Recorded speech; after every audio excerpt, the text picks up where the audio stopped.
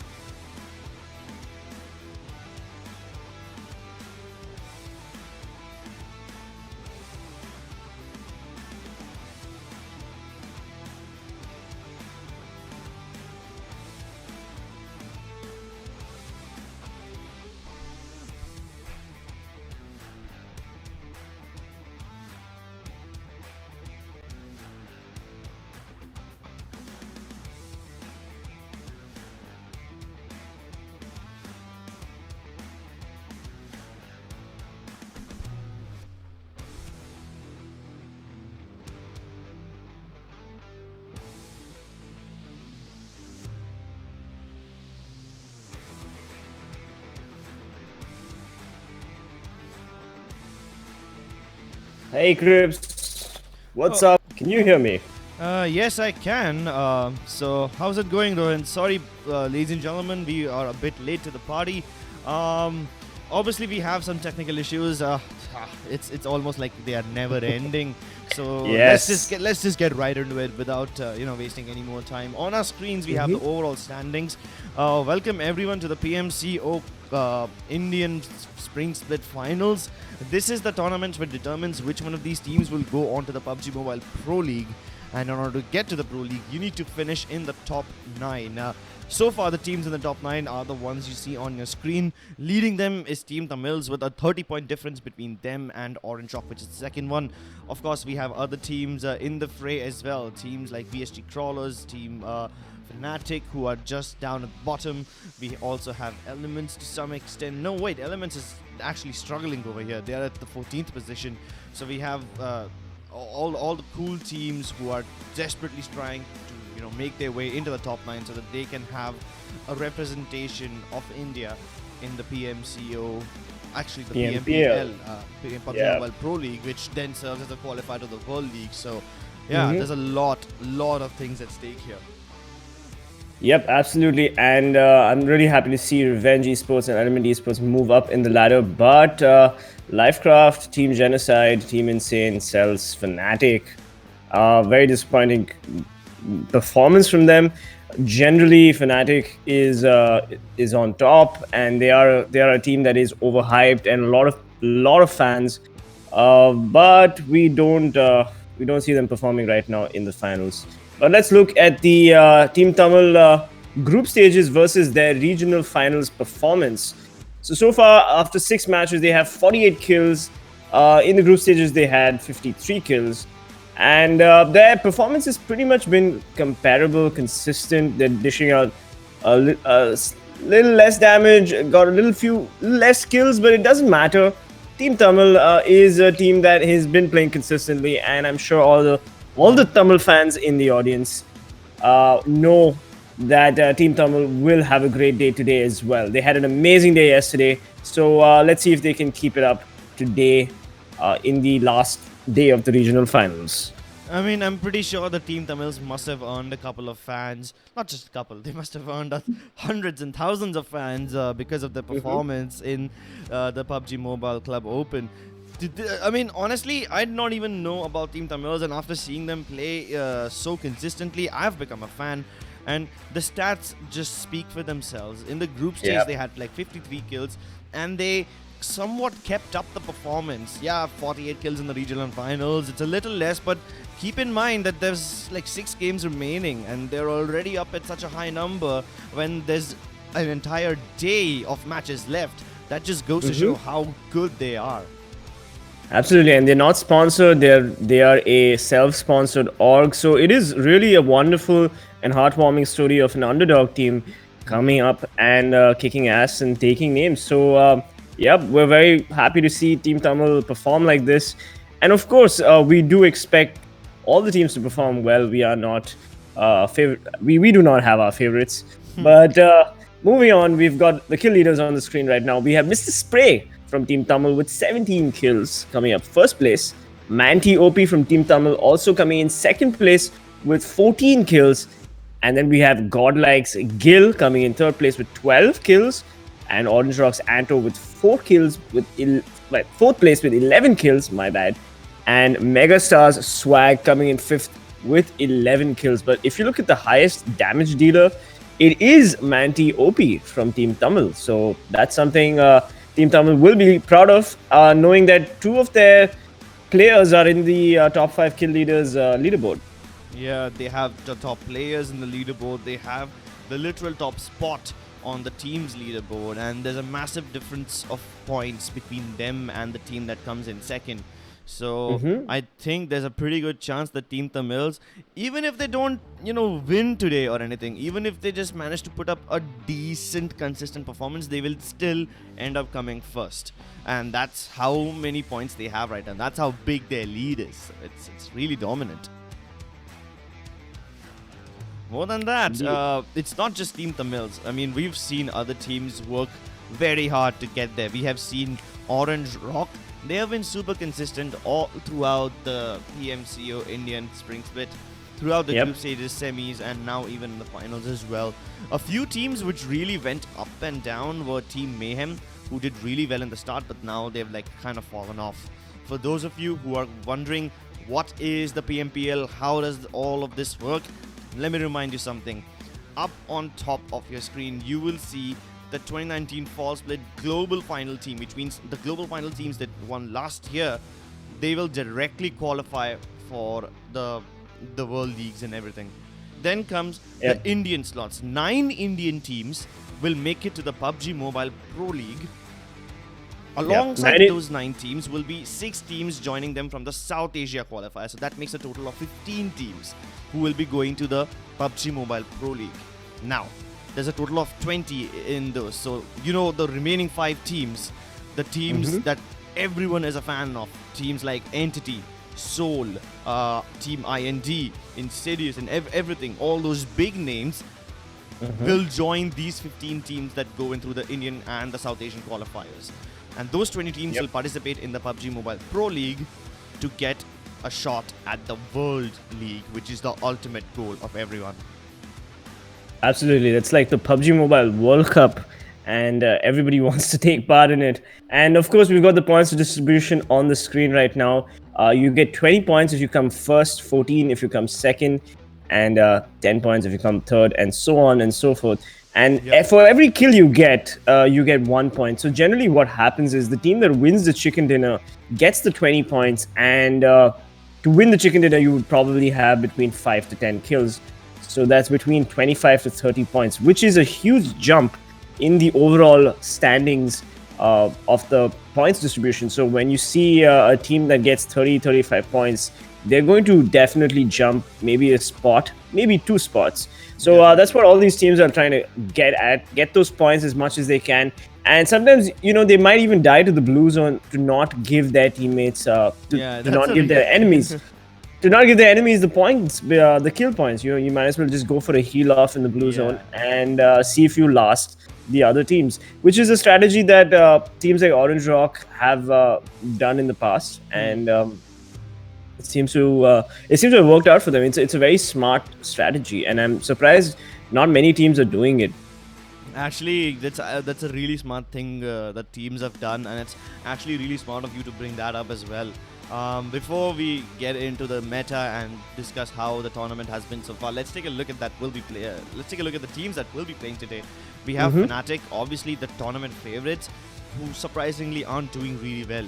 We have VSG Crawlers, who have been performing consistently, and I'm actually impressed with them. Then come Team Tamils, who have won all our hearts. They are on the top. Revenge Esports, they had a good time in the group stages and the semis. Over here, they're struggling a little bit, but still there's a chance that they might just make it through. Yuma are the surprise contestants who have blown the competition out of the water by catching everyone off guard. They had a horrible start at the group stage, but then they are absolutely owning everyone right now. Yeah, even Marco's Gaming, who were killing it in the semifinals, they haven't had the greatest couple of matches in the finals so far, but here's hoping that Marco's Gaming does come back. In the second roster page, we have Orange Rock, of course, who is on fire as usual. MegaStars, again, a team that has been having a lot of success in the first day of the regional finals. Aztecs and Elmnt Esports are very strong teams, but their finals performance has not been the greatest. And then we've got Team Insane and Celtz, who are also struggling. So unfortunately for this page, only Orange Rock and MegaStars have been consistently performing. Team Celtz, of course, did win one chicken dinner yesterday with Erangel. Their player Rocks was the last man standing. But other than that, Genocide, Insane, and LCraft have been struggling. Yeah, all these struggling teams. This is the last chance. This is it. You put the pedal to the metal and don't let go of the gas. You just need to make it in the top 9. Just somehow yeet yourself across the borderline and get into that top 9 and climb the rankings somehow. Because if you don't climb the rankings, this journey of yours comes to an end right here. But we'll discuss that journey later. For now, our journey starts on game number 1. Starts from Yasnaya, goes all the way to George Pole. It's a pretty standard plane path, heavily skewed towards the north, and that will make it difficult for teams to get to military base. Rohan, you want to take over where the teams go? Yeah, well, we've got Marco's Gaming, who generally drop at Razok. We've got Orange Rock, who go for Watertown. We have the Aztec boys, who generally go for Primorsk. Team Tamil will always drop in Georgia Pole. And let me see. We've got MegaStars who love going to Novo. So these are generally the drops. Fnatic has, of course, Fnatic Nagar, as we love to call it, which is outside farm and the south of farm, those warehouses and the compound on the far west of the gas station. So they generally drop there. We've got Godlike, who generally drops at Pochinki as well. And yeah, and it looks like Elmnt Esports is going for Stalva, which is something that they have done in the past. And 7 Seas Esports is committing to Severny. Meanwhile, we've got, I believe, Team Aztecs also going for Lipovka. And VSG Crawlers are moving slowly towards, I believe, Milta. But the circle's on the screen right now, and it is a pretty central circle. It does not occupy military base, so the military base island teams will have to rotate quite a bit into the circle. But most of these teams which have dropped in their usual spots are going to be safe. But the teams that haven't, they haven't really dropped on their usual spots is someone like Team Mark. On our screen right now is Team VSG Crawlers. You saw that they are very close to shelter, and they usually do end up dropping directly inside shelter, but this time they're going for compounds nearby. Also, at the same time, they haven't occupied any presence in prison. I think Aztecs are the one who will occupy prison after they're done looting Lipovka. But for now, prison seems to be completely uncontested, which is rare. I mean, usually someone or the other does go there. Either way, Team Mega is something that I would be excited to see, because Mega usually go Novo. They always get into their cars, even if the plane path is high up in the north. They go down south as much as they can, then get into cars, cross the bridge into Novo, quickly loot up, and then back. I don't think that's going to be possible in this game, and if it is, then they're going to have to be really, really quick with their looting. Well, Crips, we've seen some really long rotations in Erangel for these Indian teams, especially guys like Team Tamil. They're always the last people to rotate, and it has kind of weirdly worked out for them. They just don't take any of the early fights, and they loot up for the late game. So you never know. I mean, even MegaStars yesterday for Erangel had dropped at Novo, and the final circle was around Razak's cool. And yeah, these guys rotated all the way and they survived right till the end. And maybe that is a smart move. Maybe that is a meta for some of these teams who are going for the long rotations.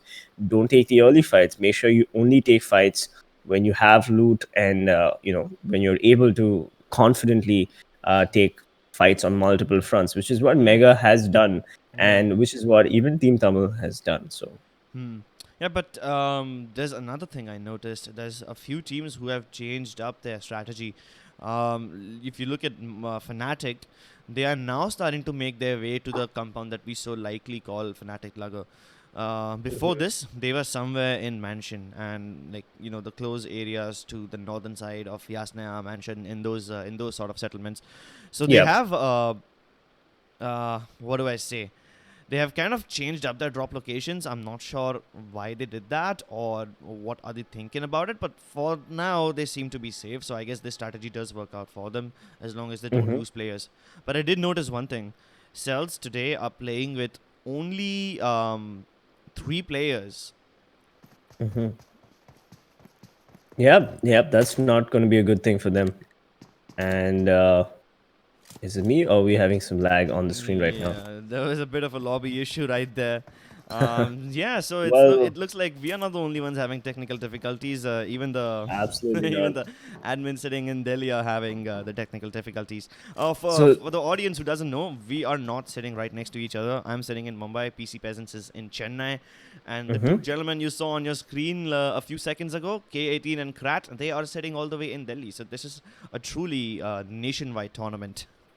absolutely, and I'm literally casting this over mobile data. Oh my So god. Yeah, man, so the if struggle you is real.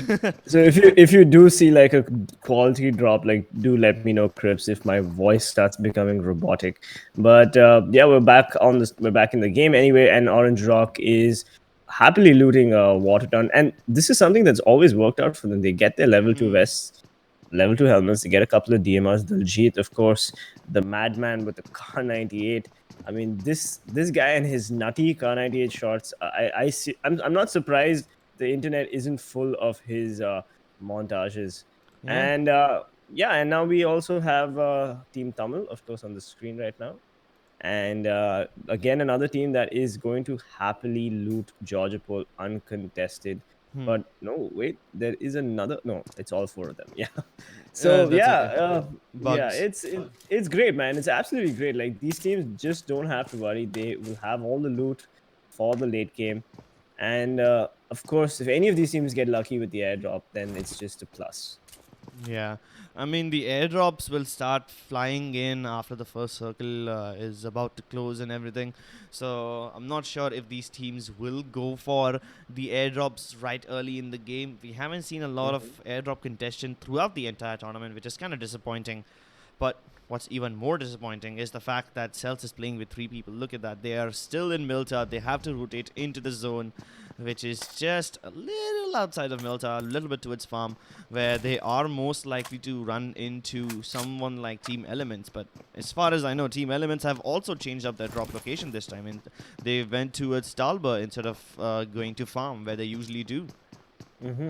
Well, I've noticed that Team Elements generally like switches between Stalber and Farm. It's not the first time that we've seen them drop at Stalber. And when they generally drop at Stalber, they have had decent loot and they've actually been able to take fights. So yeah, maybe the Stalber loot is better than Farm for them. And let's see I'm not see sure what about happens. that. I mean, I don't know, or maybe it's just like a superstitious thing where the times they have dropped at Stalber, they've managed to rotate into the circle quite well. They've yeah, managed to I take a agree. couple of I fights. agree. Their rotations have been much better whenever they were in Stalber. Obviously, Stalber is at the high ground. You get a good idea of where the teams are because nobody usually goes to Stalber, and at least for the first few kilometers into the circle, you're pretty safe. So there definitely is a good chance that the rotations are nice whenever they drop Stalber. The loot, though, I'm not too sure. Does Stalber even have good loot? I mean, I don't know because I don't usually drop Stalber. The few times I've gone there wasn't solo, so I got enough loot for myself, but I'm not sure if Stalber has enough loot to satisfy the 4-man, entire squad. yeah. Stalber not the greatest loot for a 4-man. Yeah, But all right. But anyway, I like Fnatic's losing strategy. They are moving all over the place. Meanwhile, Godlike's carry has Team Aztec in their iron sights. Yeah, not really something you would want to pick up a fight with. The iron sight's not the best, not the best kind of weaponry or the weapon attachments to have.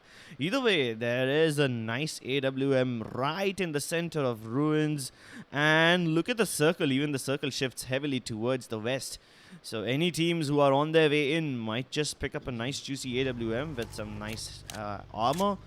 There is Godlike, which is close to school, and they're just starting to make their way in towards the ruins dunes where the drop happens to be. Even Orange Rock, they're awfully close to Watertown. That's exactly where the airdrop is. So if Orange Rock just posts one man up on that sniper tower in Watertown, he should be able to have a vantage point over literally everyone entering the circle. And it's an awkward rotation for a lot of teams because the second circle, it usually stays in the center, so that doesn't really, make a lot of difference. But here, look at this. We see Fnatic, Revenge, all of them just literally driving past each other, and the circle is so unfair that they don't even care about fighting each other. There's just one man in a car, so they just wave high and just walk right by. Well, we don't know so far. We've not seen any rotation fights, but if we are lucky, we might see some drive-bys between these teams. Of course, Revenge Esports is quickly going for the rotation, and I think this is interesting to see how these teams have started over the entire duration of the PMCO spring split. All these teams were much slower in their rotations initially, and now the moment the circle changes, all these teams have been like snapping to rotations. Look at Team Insane setting up a ambush almost at this choke point here. So that's going to be an interesting firefight just waiting to happen. TeamTamilas, of course, is blessed with the circles anyway. And Team Celtz is also rotating in pretty aggressively. Yeah, your voice just became a little bit like Optimus Prime for a few seconds, then it came back to normal. Either way, we did understand, at least I understood most of what you said. Yes, Team Insane definitely have a very interesting spot up for themselves. They usually do camp in that little compound. And Orange Rock, this is a lovely compound because it lets you peek all over the rivers, have a good amount of view over anyone who's trying to rotate from the north side of the river and anyone who has control of the bridge, the little island in the center of the river. Those ones are really important to hold, and I'm happy that Orange Rock, Insane, or these teams are going for the choke point holds. That's going to make it difficult for Fnatic and Mega, the teams who are coming in from Mansion, to get in there. But what is Fnatic even doing? Look at this. They are taking the longer way around. They are staying in the blue, taking damage. They don't care. And they will go all the way north from Yasnaya, cross the river from Yasnaya, and then continue their journey into the circle. And look at this. Scout OP, I think he wants to stop his vehicle and he wants to get into the fight. No, he was just stopping his vehicle to heal. Never mind. I thought he's going to step out of his vehicle and start firing at Team Mega, but I guess that was just a bit too much of an expectation. It's not like Scout to get out in the blue zone and pick a fight, but anyway, looks like Fnatic's playing bumper cars right now, trying to get into the circle. Yeah. They've gone for the long rotation. They've gone for the really long rotation here, and yeah, well, I guess they're going to want to pick the north side of the map, but there's already VSG crawlers, I believe, who have occupied that. Oh, but the circle's changed again? Oh no. Now all these teams who were going for the lengthy northern rotation, they have to come back downstairs. It was, oh my god, this is a massive betrayal. This is a massive betrayal. At first the circle moves north, we have ruins at the edges and Rozhawk at the edges, and then everything is up there. Savern is in the zone and all. Every team starts going for a lengthy northern rotation. They try to go safe, but here the circle comes back down south. and all that lengthy rotation, it's pointless. You have to come back to your original places. And Revenge are in perfect position right now. They have one of the only few safe compounds in the zone. Meanwhile, everyone else is scrambling for cover and play area inside Rozhok. Look at Team Marcos. They are standing on top of Rozhok. They have elements on their one side and another team surrounding them in every direction. But this is interesting. You see, Jason from Team Elements, he's a new player over here. Well, we did see Jason play yesterday, so I do think we're having some technical issues. We'll be right back, and we are back. So yeah, Jason, yeah, as you said, yeah, new player. But we did see him play yesterday, as well, for the first time, I think. And yeah, let's see how it works out for Team Elmnt. But right now, Elmnt is a little pinned down, and Team Genocide are going for the risky push, but they get caught out. They take a couple of bullets on their SUV, but they are not going to stop, and they are going for the push on Elements. Meanwhile, Pansing and his teammates, Marcos Gaming, are setting up shop in Rozhok. They decided to give up the hill. Yeah, Team Elements, they had their 2 players inside the town of Rozhok, and then the remaining 2 players up on top of this hill. It's a good position for you to stay if you want to keep all the other teams moving into Rozhok, but now they've given away their position. They're firing at Team Genocide, and that's gonna, you know, attract all the other teams where they are. We have VSG crawlers who are just starting to move into the background, and they know for a fact that someone is present over there, so they're gonna be really careful when they now move in. Team Aztecs have occupied Rozhok, peacefully coexisting with Team Marcos. Team Mega, on the other hand, they are trying to keep 7Cs at bay, and they knock out 420 OP. He's the strongest player in the team, and losing him will definitely be a big hit to 7Cs. Meanwhile, the other players like Final Boss are coming in from the other side of school. They might just crash the northern side of these school apartment buildings, where Mega won't be able to necessarily stop them, but they are dishing out plenty of damage. Will their Jeep explode before it makes it to the safe zone? No! Zigsaw, he's gonna get knocked out. Tempest on the other side of the map. He is taking a fight with TeamTamilas. But for now, I think what am I saying? Not MegaStars. MegaStars, they have Final Boss pinned. Viru drives right by them, and it's going to be difficult for them to revive their teammates. Oh man, Vexy almost getting the thirst on the 7Cs players, but the circle has not been kind yet again, and Mega will have to rotate. But meanwhile, Pansing with the Kobe on TGE XDD, and yep, the Genocide player is now isolated. He's not going to be able to be, no one's going to be able to res him, and Pansing goes for another nade. Oh, and it is GG for Team Genocide. XDD at least. The rest of this team is still alive, so yeah. And speaking of teams alive, Mega and 7Cs both in imminent danger of being knocked out right now. The zone is not friendly towards them. They have to move into the circle, and I don't think that's gonna be possible because it's difficult. You see, Team Revenge, they already lost a player to Fnatic Scout. Akshay is down. Trilok, he was trying to desperately revive him, but he's gonna bite the dust as well. And one Revenge player is somewhere inside the water town, surrounded by a completely different team.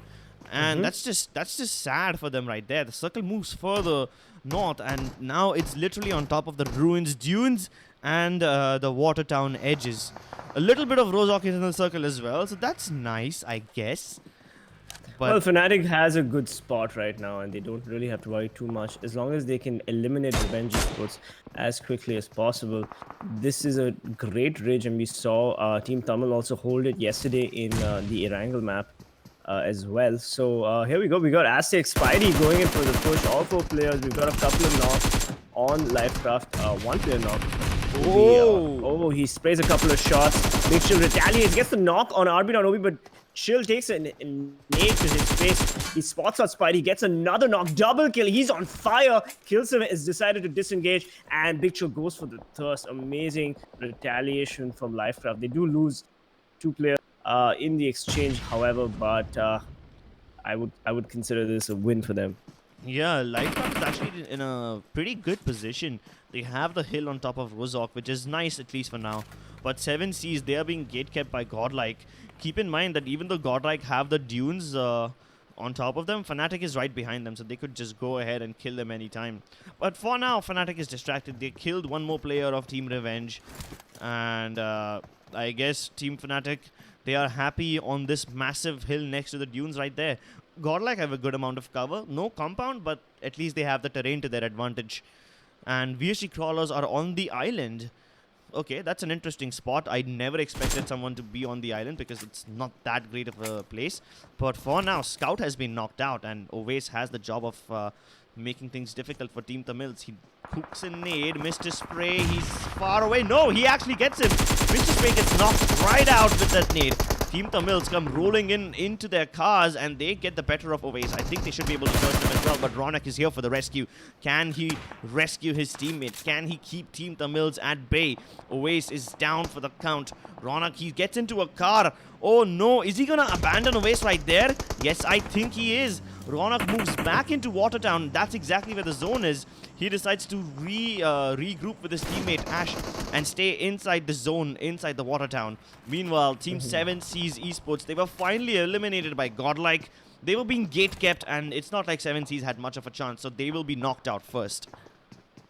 Absolutely. Fnatic had to do that. They had to disengage. If they didn't, they could potentially lose a lot of players. And that was a great force a play by Team Tamil. They had everything under control.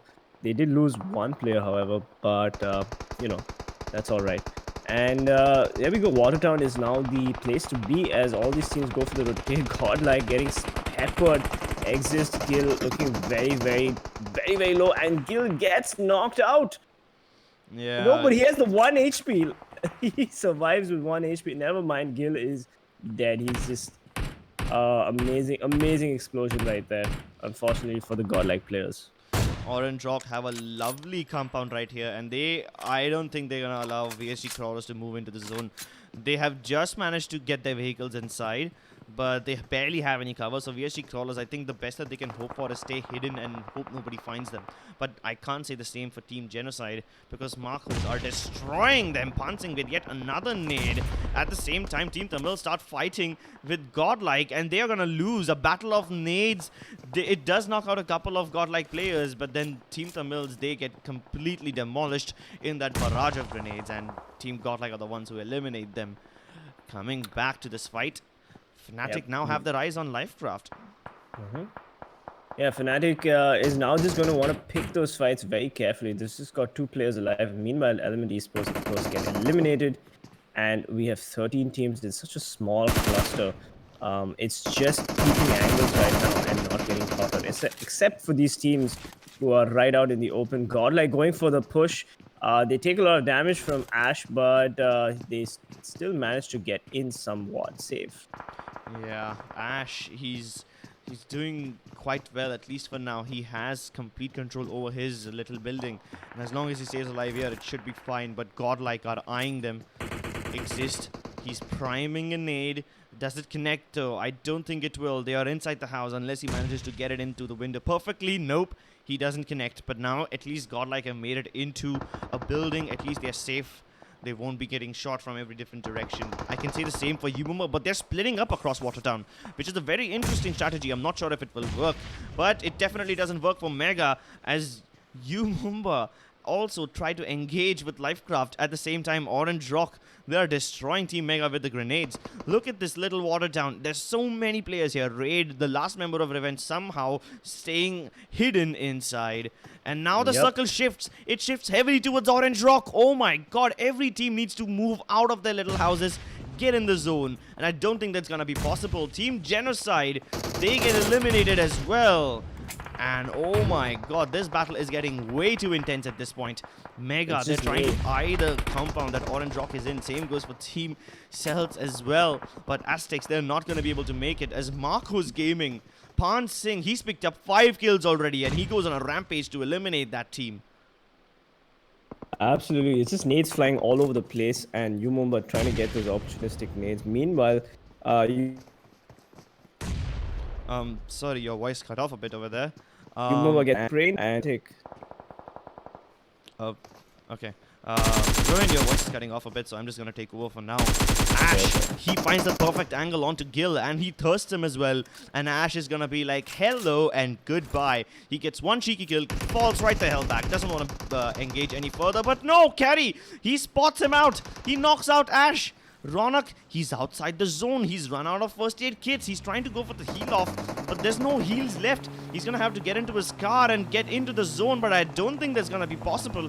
His car is already smoking. He's taking too much damage. He just makes it in barely alive, but he's on 1 HP, and Marcos are the one who puts him out of his misery.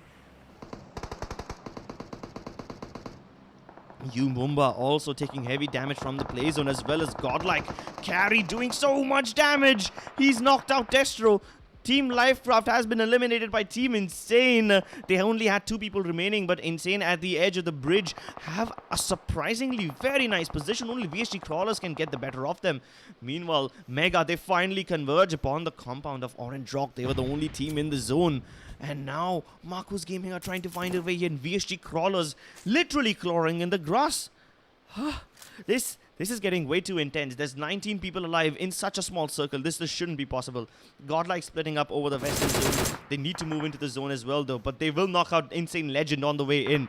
At this point, I think it's safe to say that Team Insane are in a lot of danger. Tempest, he does save them a bit. He's outside the zone taking damage, and he's damaging Godlike at the same time, but he manages to knock them both out. Marcos Gaming, they eliminate Smokey, and Insane, they eliminate Gil. That is the end of Team Godlike as they get picked apart by multiple teams. Team Insane and Team Marcos, they combine forces to knock Godlike out of the game, but I don't think they're going to be too sad. Godlike have 14 points. They have so many kills. And Godlike definitely got enough kill points in this game to take them into the top echelons. Meanwhile, VSG Crawlers, they were fighting with Team Orange Rock at one point, but now they have decided to focus their attention on Celtz. And there's only MJ left. Both VSG Crawlers were hiding in... Not even in, they were hiding under the little bridge. And now they found the perfect spot. One of their people on the beach and the other one hiding in the water. This might just be a perfect strategy because there is there a little bit of zone in the water? No, there's not. The zone is going to converge upon the compound that Orange Rock is in, and they are in perfect position. I think Orange Rock is going to take this chicken dinner unless Marcos Gaming managed to nade them to oblivion. Although that also is a very difficult scenario at this point. Well, they have one man down, and Pansing needs to be rezzed also. So, but they decide to leave Pansing for the dead, and it is Marcos Gaming going into cover. As you rightly said, they now have cover, and all Orange Rock needs to do is keep up the pressure. Meanwhile, Surya gets knocked by Mega Swag and gets thirsted. Yeah, Team Mega, they are actually turning up the heat upon Team Marcos Gaming. Marcos have a little bit of cover, that's nice, but I don't think that's going to be able to keep them safe. No, wait, what? Orange Rock, they knocked out MJ, but Team Celtz steal that kill. Not MJ, they knocked out VSG Crawlers, but Celtz, they steal the kill upon VSG Crawlers. Okay then. MJ, the last man alive for Team Celtz, he's been in this situation many times before. He's been the one who kept Team Celtz alive for a long time, and now he's stealing kills as much as he can. Either way, I think Team Mega are safe for now. They have a little rock for cover, and that should be enough. Team Marcos Gaming, they have a little house for themselves. A single nade in there should be enough to get rid of them though. Here comes the smoke. Celtz is deploying it. And he wants to go in to the other side of that little beach. Daljit with the AWM is keeping an eye on him. But surprisingly, Daljit hasn't been spotted yet. He's just ducking on the balcony and trying to keep an eye on everyone. There's 4 teams left. Orange Rock with all 4 people alive. Marcos with 2. MegaStars with 2. And Celtz with 1 lone man. Well, Orange Rock clearly has this game in the bag as Daljit surveys the entire map with his AWM, and Team Celtz's MJ has to go for a last-ditch push if he wants to at least... Oh, but the smoke dissipates, so he's now in a very sticky situation. And the Marcos Gaming boys finally jump out. The dude goes for the push, and he makes it. Mavi spotted him out, but could not get any shots in, and he's given his team info that the Marcos players are now pushing forward. Yeah. Daljit, meanwhile, keeping an eye on Mega and Team Celtz. He's going to go for either of these teams if they try anything funny. Yeah, but the circle is the 8th one, and the house that the dude is in, it's not in the zone. In fact, half of Team Orange Rock's house is also not in the zone. They're just gonna have to settle for half a house over there. No, what? Celtz dies to the play zone? Oh, geez, that's just sad. Either way, let's focus on what Mega is doing. They are trying to keep Molotovs deployed so that they can, keep Team Marcos inside that house, but they escape and they make it into the garage. Obviously, Orange Rock, they take that chance and they get rid of Team Mega. They have just one man standing, and even he's gonna die to the zone. That's it. Team Megas are out of this game. Marcos Gaming, they have secured second position. 4 versus 2. It doesn't matter if they lose this one. They have at least managed to get into this top spot. Well, the flash just went out and the dude got flashed quite hard. And right now, it is Marcos Gaming just waiting for the blue to come up. But here we go. Vampire goes for the jump and goes for the push here. He's going to do a drop shot, hopefully. And he's just waiting for these Marcos to come out. But Mavi goes into the blue and... Oh, he gets knocked, unfortunately. And they managed to spray him down. But Marcos has been eliminated. That was a nice try from Marcos, though. I'm actually pretty happy. Like, imagine what would have happened if Marcos actually managed to pull off that 2 versus 4 clutch. That would be the most ridiculous thing I've ever seen in my entire career. And yeah, of course, that's not possible. Orange Rock with the man advantage. They come out on top. But it was a good game. This was surprisingly very chaotic and a bit structured at the same time. These are the kind of games that I personally like watching the most. Yeah, absolutely. Like, we did not expect the circle to go like all over the place, and honestly, the rotation phase was the most confusing rotation phase I've seen in the PMCO 2020 Spring Split. But hey, all these teams still managed to kind of make it to Watertown, and then the circle again changed, and that was just the last straw for a lot of these teams. So we've got Orange Rock's Vampire coming in as the MVP with 4 kills, 336 damage. And, Orange Rock just consistently played really well. They made sure they always had the circle. They made sure they always had the compound. And it's no surprise that they won the chicken dinner. Yeah, I'm actually not surprised as well. Orange Rock, they had zone upon zone upon zone. It's just their day. Vampire with 4 kills. I'm surprised he didn't get more because he was in such a good position.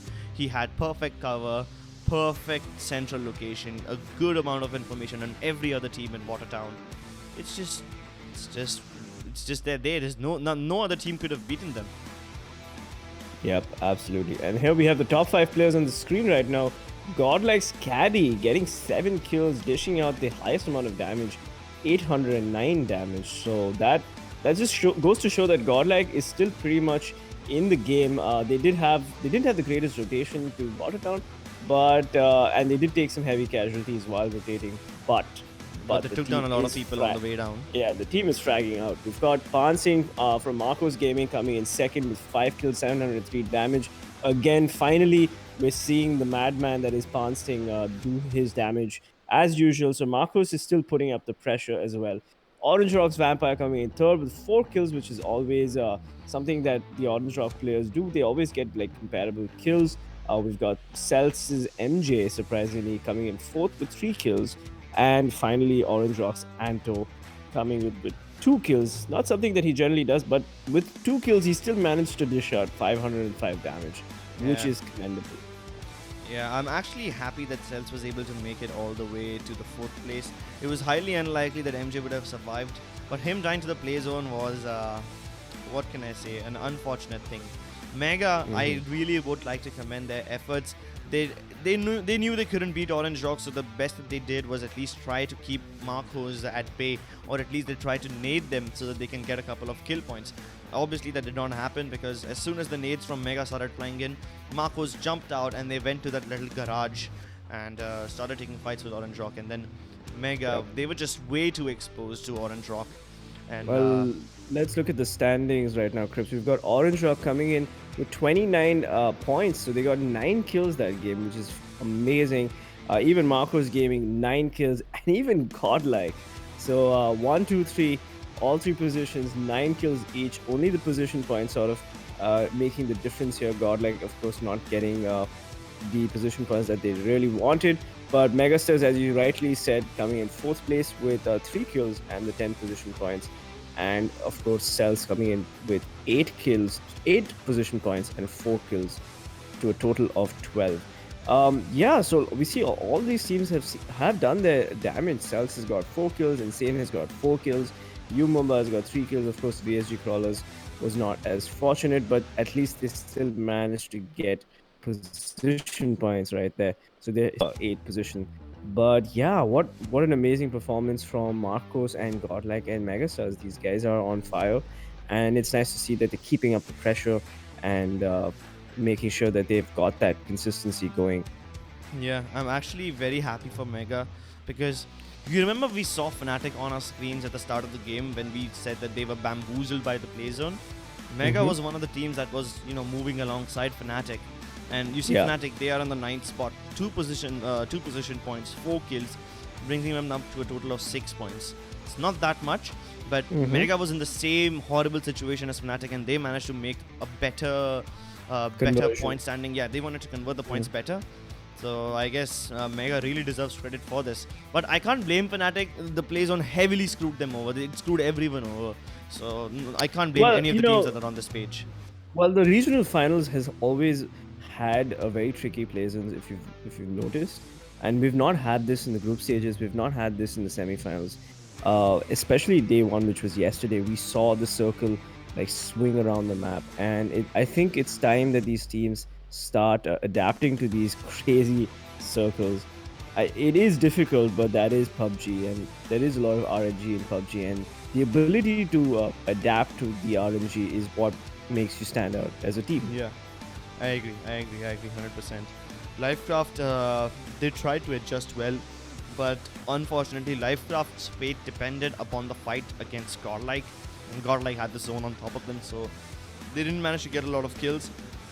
Surprisingly, they have 3 placement points, which is like how even that's a bare minimum. So they managed to get to 4th place. Every other team though, sitting at 1 placement point and barely a couple of kills.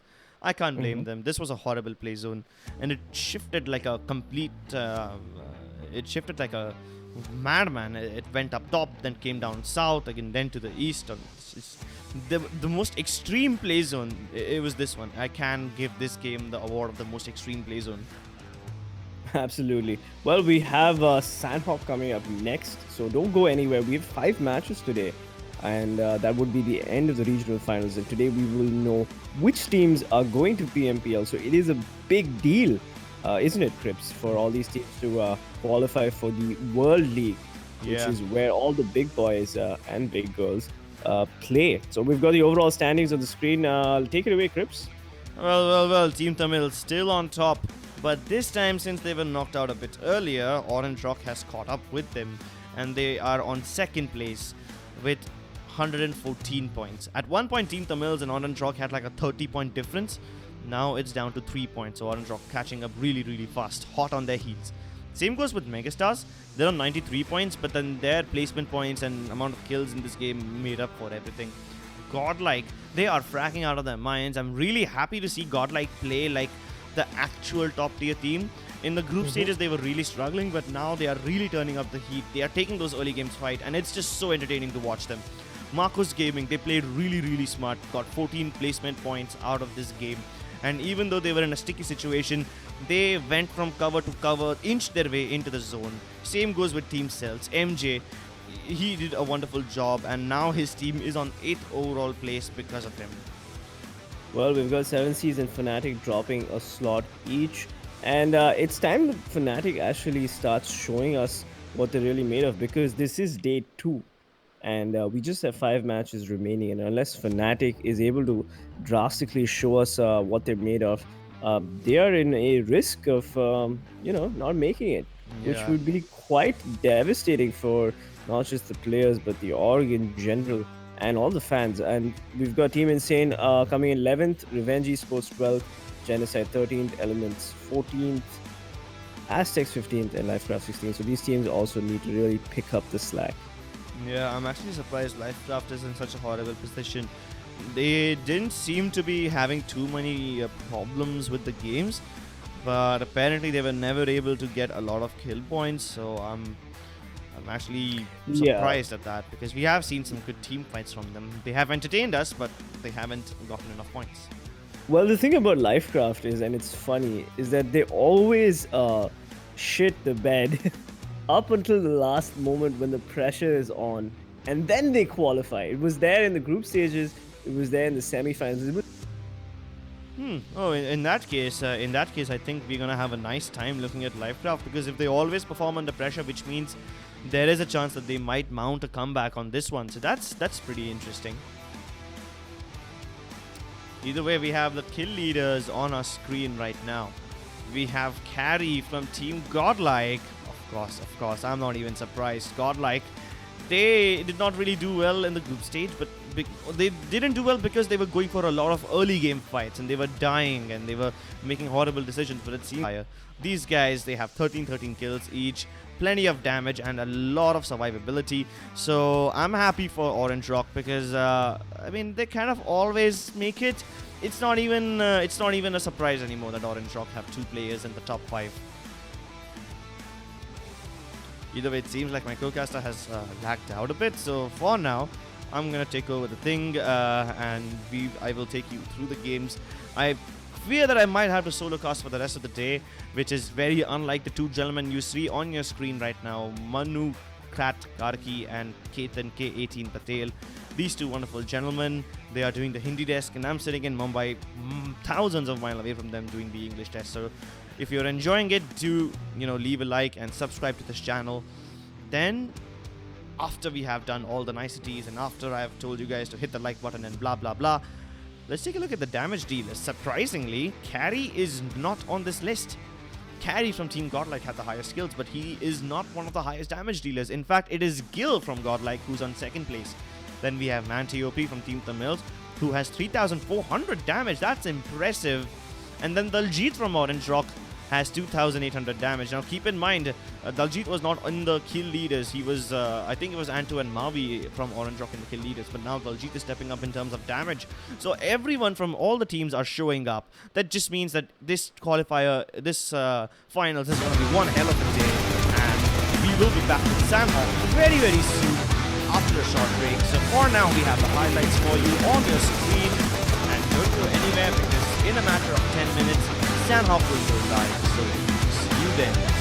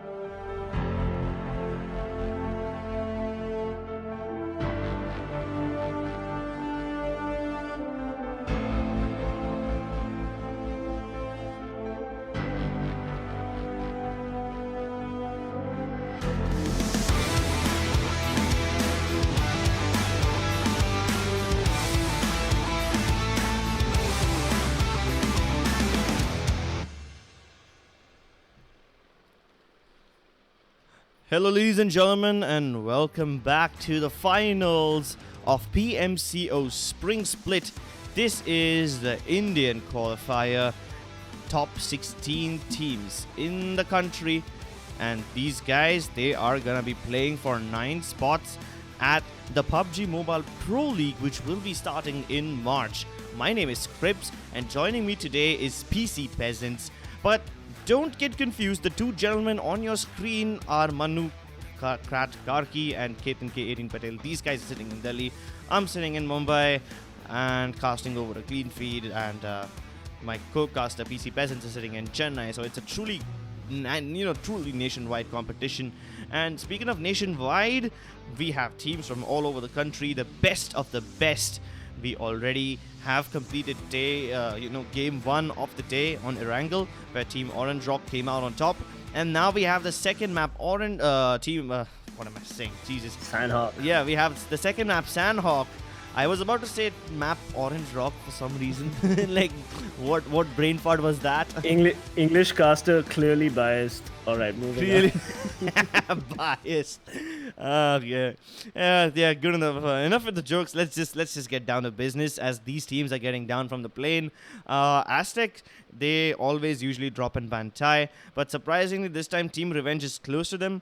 I think they are eyeing for the spots of Camp Charlie, or they want to take that early fight with them somehow. I think the firefight between Team Revenge and everyone has already broken out. One of the players is already knocked. It was too small of a name to read on the screen, so I don't even know who went down. But I know that the fight in Camp Charlie has already started. Meanwhile, we have the standard teams going towards Bootcamp and Paradise. Mega and Paradise.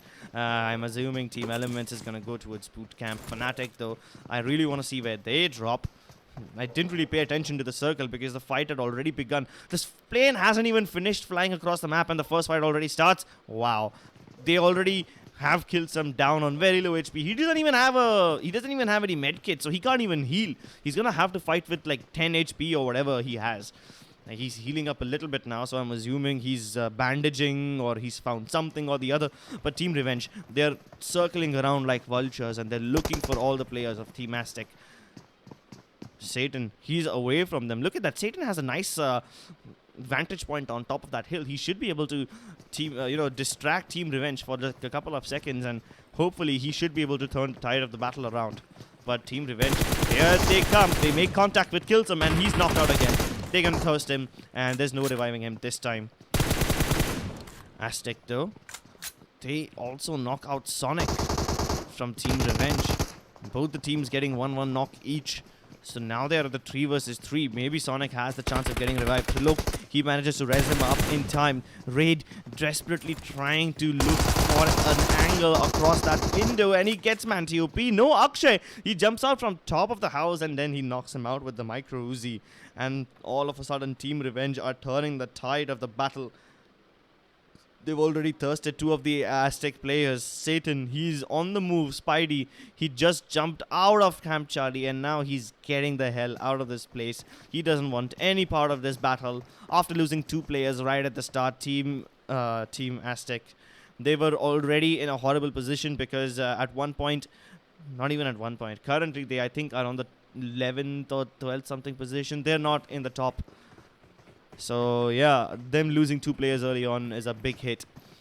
Either way, look at Bootcamp right now. Team Element, they were in Bootcamp like they always do, and Fnatic always drop near the 3 warehouses towards the side of Bootcamp. And this is interesting. Usually Elements just loot up Bootcamp and then they wait for Fnatic to push from the warehouses into the Bootcamp. This time it's different. Team Elements pushes into the warehouses, and Fnatic, they fall back from here. They are up on the hills, and I don't think they want to take the fights right now. But Team Elements, at least they managed to scare Fnatic away, which means all of Bootcamp now belongs to them, and they can peacefully roam around looting their stuff. We got the circle on our screens now, and this is a pretty fair circle, I would say. For the first time, the circle is on the main island. Last time it was on the main island, it screwed everyone over by giving them a quarry circle. This time, hopefully, it will be different. Usually, it's like a Hatin Island or a Ruins Island circle, which is very difficult to deal with. Let's take a look at the teams who will be having difficulty this time. So far, I see that the only team who has a bit of problem moving into this circle is Team LifeCraft. If they manage to make it to the mainland and they come in from the north, from near Paradise, they will run into Team Mega. At the same time, they have a chance of running into Team Tamils, who are currently sitting in Cow. So these two teams, they're going to have problems. All the other teams, though, they are nice and comfortable. They are sitting in their respective towns. None of them are even close to each other, so I don't think we will be seeing any more, starting game battles, unless the teams near Cordy decide to engage with each other, or somehow the teams who are outside the circle, if they manage to like run into each other, or have some unexpected guests visiting them, then maybe we will see some early games fight. But for now, Sanhok is off to a rather peaceful start. Oh, and as I say that, the peace is about to be threatened. Team Genocide, here they go, making contact with VSG Crawlers. Evo sprays a couple of bullets, but he doesn't connect. So he's going to go for the nade instead.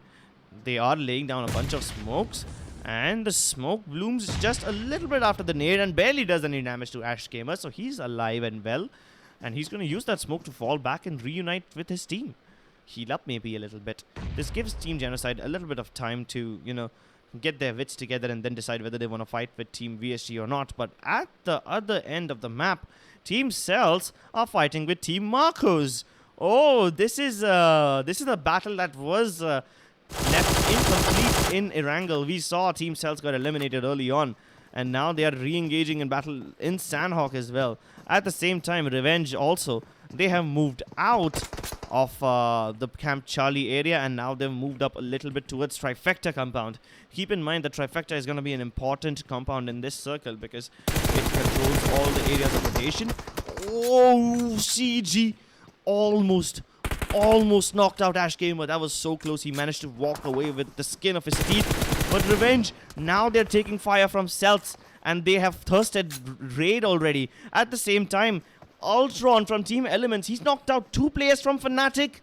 How many fights are we gonna see off the screens? Oasis, Ash, they are down already. It's up to Paritosh and Sona. Surprisingly, Scout is not playing in Sanhok this time. I don't know why, but usually Scout is the one to die first. This time Fnatic have lost 2 players already, and it's Team Elements who are doing this wipeout. Keep in mind that Fnatic are just on the 8th spot, which means if they get knocked out early, they might not make it. And Paritosh gets knocked as well. Team Elements, they are down on the leaderboards, and they desperately need this points. Knocking out Fnatic right at the start of the game is going to give them a massive boost of points. Not to mention the massive boost in confidence that you get from eliminating a top-tier team like that. Ronak has been spotted, and they're firing bullets at him. He's desperately trying to hide behind that little rock, but Frost is flanking left. The others are flanking right. Here comes Ultron. Oasis, he somehow managed to get rezzed up in time, and they knock out Ultron. That's good enough. Ash gets the better of Frost. Fnatic are turning the tide of this battle around. Somehow, they managed to keep themselves alive, and now they're getting back in this fight, but Oasis hits the ground once again. Fnatic, they're back to square one. It's all up to Ash. And Gabbar, he knocks him out as well. Ronak, where are you? Where are you, my friend? He is so far away from his team. He can't save them. And Elements should be able to lock down Ronak on the bottom of that hill. Then they finish him off. Team Fnatic, they are eliminated in the first place. And Gabbar on a dominating streak with 3 kills in this team fight, taking out one of the best teams in the game. Oh Absolutely. My god. What a intense battle, and I'm so sorry my audio issues have been has been keeping me away from the cast, but amazing cast right there, Cribs. Thank you. Team Element on fire. I had not seen them play like this in a while, and it's nice to see this team come back. I see that you've changed your mics. Have you? Yes, I have. I like the old one better. But hey, given the technical difficulties we're facing today and all the power outages and the internet outages, I think we can just make work with this. Although if you can switch to your previous mic, it would be better. No pressure though. Just saying. Either way, speaking of no pressure, look at all the pressure that the circle is gonna put on these teams once it finally starts to shrink. You see, now that we have some time, let's just discuss where these teams are, okay? And then I'm going to get into the meta and give some gyan. Look at Team Tamils. They're in the water on the eastern coastline, and they're taking a long way around. I think they're going to land up at docks. They are in a boat, and they're having a nice time, at least for now.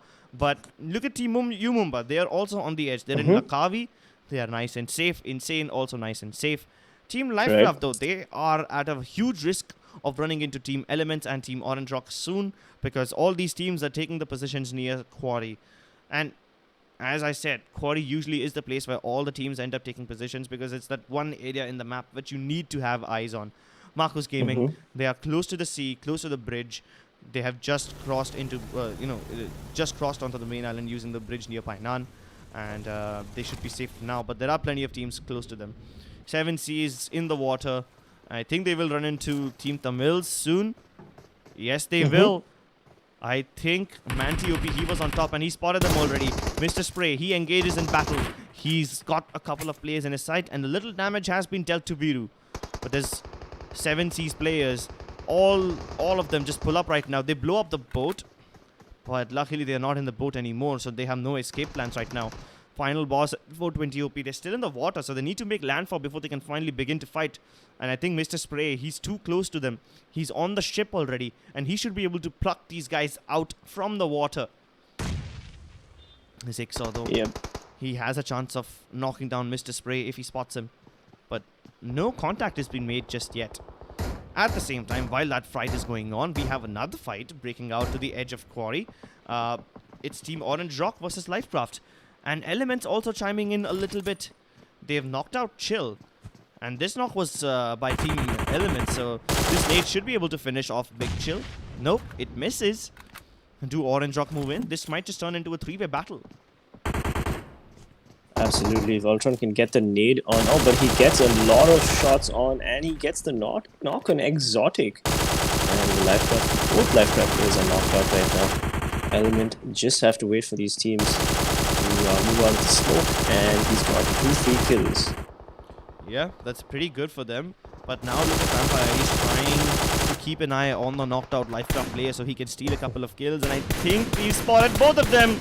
Daljit, he finishes off Exotic with the Kar98, and Vampire taps away at Big Chill with the M4. And that's how you steal points, ladies and gentlemen. 2 free points for Orange Rock. And all the effort was put in by Team Elements. Quite a cheeky move from Orange Rock, but Orange Rock is always doing stuff like that, and they don't really care. Like, if they can get a kill, if they can get a knock, they just go for it. They're just one of those aggressive teams that does that. But Elmnt Esports, I mean, they did take a lot of damage, but hey, eliminating Fnatic must give them a lot of confidence. And let's see if they can survive till the end of the game, because Orange Rock's Vampire still has them in their crosshairs. Yeah, but Team Elements is trying to reposition now. Look at them move around. Ultron's far away from his teammate. They still have control of that compound, but it wouldn't hurt to get one more. Either way, on a completely different side of the map, near the glory hole, or as I like to call it, cave. We don't call it the glory hole ever. Okay, never mind. It's Satan from Team Aztecs along with Team Revenge.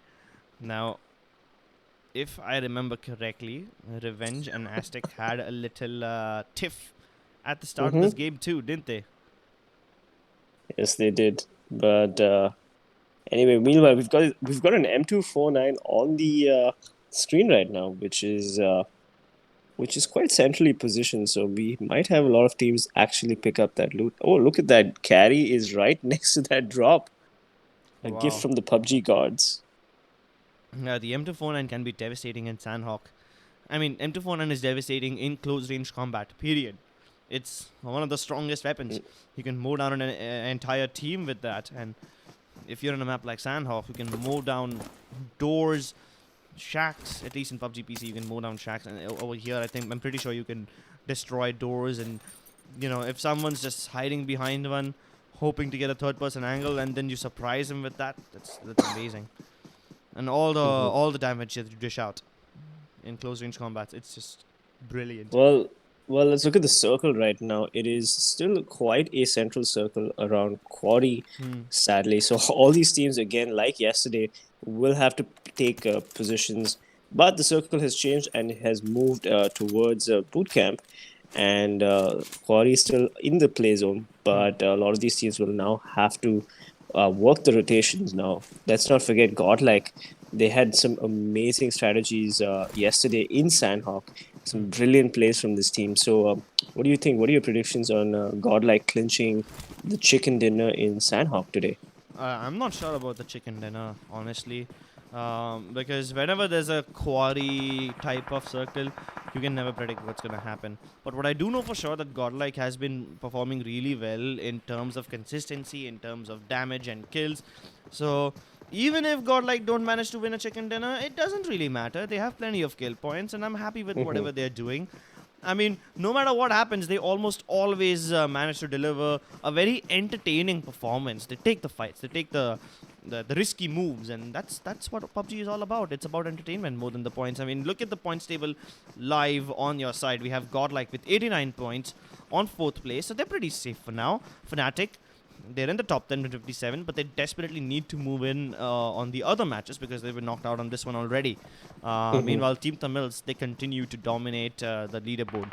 Either way, if I do remember correctly, we had a fight between Team 7Cs and Team Tamils going on in docks, but we're going to talk about that later because on our screens right now is Genocide versus UmexRxn, and they've already managed to kill one of their players. Oh my god, look at that. Insane Tempest. He knocks out 2 players of Team Godlike. I think they walked into a compound unaware that he was over there. And now he's got the better of them. He's got 2 knocks from Godlike. I just said that Godlike is a team that get plenty of kills, but I've been proven wrong already. On the other side, we have Team Max Cash, Team Marcus. They are moving upon Team Revenge, and one of the players is knocked out already. Exist, he is very low on HP. Meanwhile, Naruto and Insane, they just continue to dish out punishment. 7Cs, they engage with Aztecs finally. There's so many battles breaking out at the same time. It's all up to Exist to get the better of Tempest. He dodges the Molotov, opens the door right there. Tempest has an advantage over here. The third-person advantage is in the favor of Tempest. He's priming a nade. And does he get to land it in time, though? I think Tempest has dodged it well enough. And this should keep him alive, at least for some more time. But Tempest is priming a nade of his own. No, that's a Molotov. Now Exist, he can't get out of that door. He has to jump out of the window or go around the other side of the house. That should buy Tempest enough time to heal up, have his energy drinks and whatnot. But here comes the cavalry. Here comes the push. He's trying to third-person peek. And the Vector is devastating in close range. He knocks out Gale, but Smokey gets the trade back instantly. Exist. He is safe, at least for now. Here comes Pansing on the other hand. This is another fight between Team Marcus Gaming and Revenge. Sonic, he threw a nade, but Akshay knocks out Pansing. Back to the first fight. It doesn't really matter because even if Pansing does get knocked out, he does manage to knock out Sonic with that nade eventually. Now it's up to Surya and Max Cash. I don't like the fact that we're switching in between 2 fights at the same time. Just focus on one of these. For now, our focus is going to be Revenge versus Marcus Gaming. Look at how brilliantly Trilok is playing. It's just the third circle. It won't damage that much. So they can stay outside the zone and revive each other. The 2 remaining players of Revenge. Meanwhile, Trilok, he moved in first towards the zone, and he's going to keep an eye on Team Marcos Gaming and hope that he's able to secure enough room for his teammates to move in. Yep, absolutely. Marcos Gaming is just going to want to pick this fight and win it as soon as possible. Whoa, on the kill feed, we just saw Team Tamils knock out 2 players of 7Cs with a single nade, and even Zixaw's down. It's all up to final boss. I think he's the last man standing for Team 7Cs, even though we don't see it on the screen right now. Here it is. Yes, it is indeed true. Raven are about to eliminate final boss, and they have destroyed Team 7Cs. They get eliminated at 15th spot. Impressive stuff from Team Tamils. Striker from Team Tamil really needs to heal up and get into the play zone ASAP. Meanwhile, Team Genocide, all 4 players are alive, and they have UmexRxn in their sights. Let's see what Ash Gamer and his teammates have in store for the UmexRxn players. Keep in mind that UmexRxn don't really perform well on Sanhok, and Genocide, they perform quite well over here. Either way, UmexRxn are really turning up the heat as they do get the knock onto LifeCraft Clowny. And Insane steal the kill away from them. What? That's brilliant. Team Insane, they steal the kill away from UmexRxn, and UmexRxn is definitely not going to be happy about that. Either way. No, they're not. Orange Rock, they are on the other side of the hill from Team Mega. And Aztec has been eliminated somehow. We didn't even see that fight. We're missing a lot of fights on Sanhok. That's exactly what this whole game is about.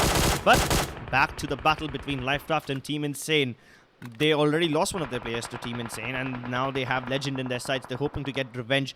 Meanwhile, Umumba on the other side, they are they are wiping the floor with Team Genocide. I was gonna say knocking the floor, my bad, but Okay. in the heat of the moment, things happen. Celtz, MJ trying to pop a smoke. Don't think that smoke is going to help him all that much, but since he's prone on that little sniper tower, he gets plenty of damage onto Trilok and Akshay both. Also, obviously, ends up taking a lot of damage himself.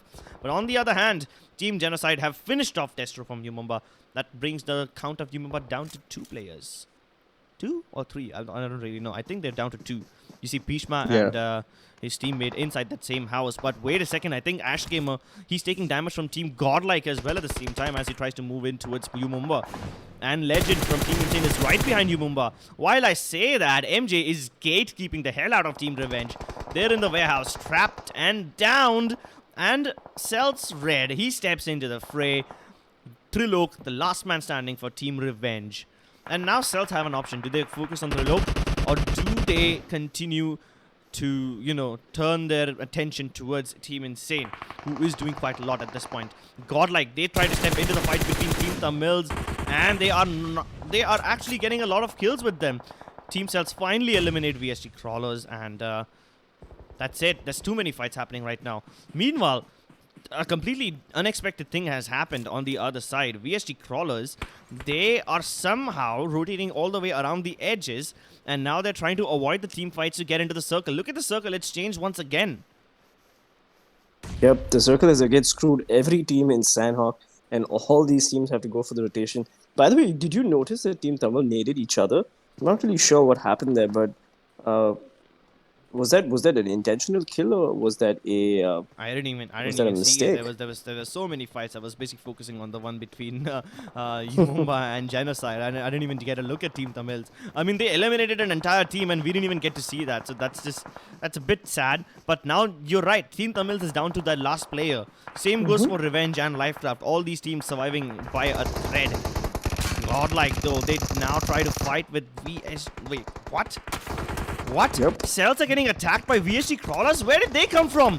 Oh my lord, I thought VSG Crawlers moved away, but now this is completely different. They are still here, but in that little battle, they take the fall, and Celtz, Insane, both of them join forces to knock the hell out of VSG Crawlers. Even Marcos are taking shots at them.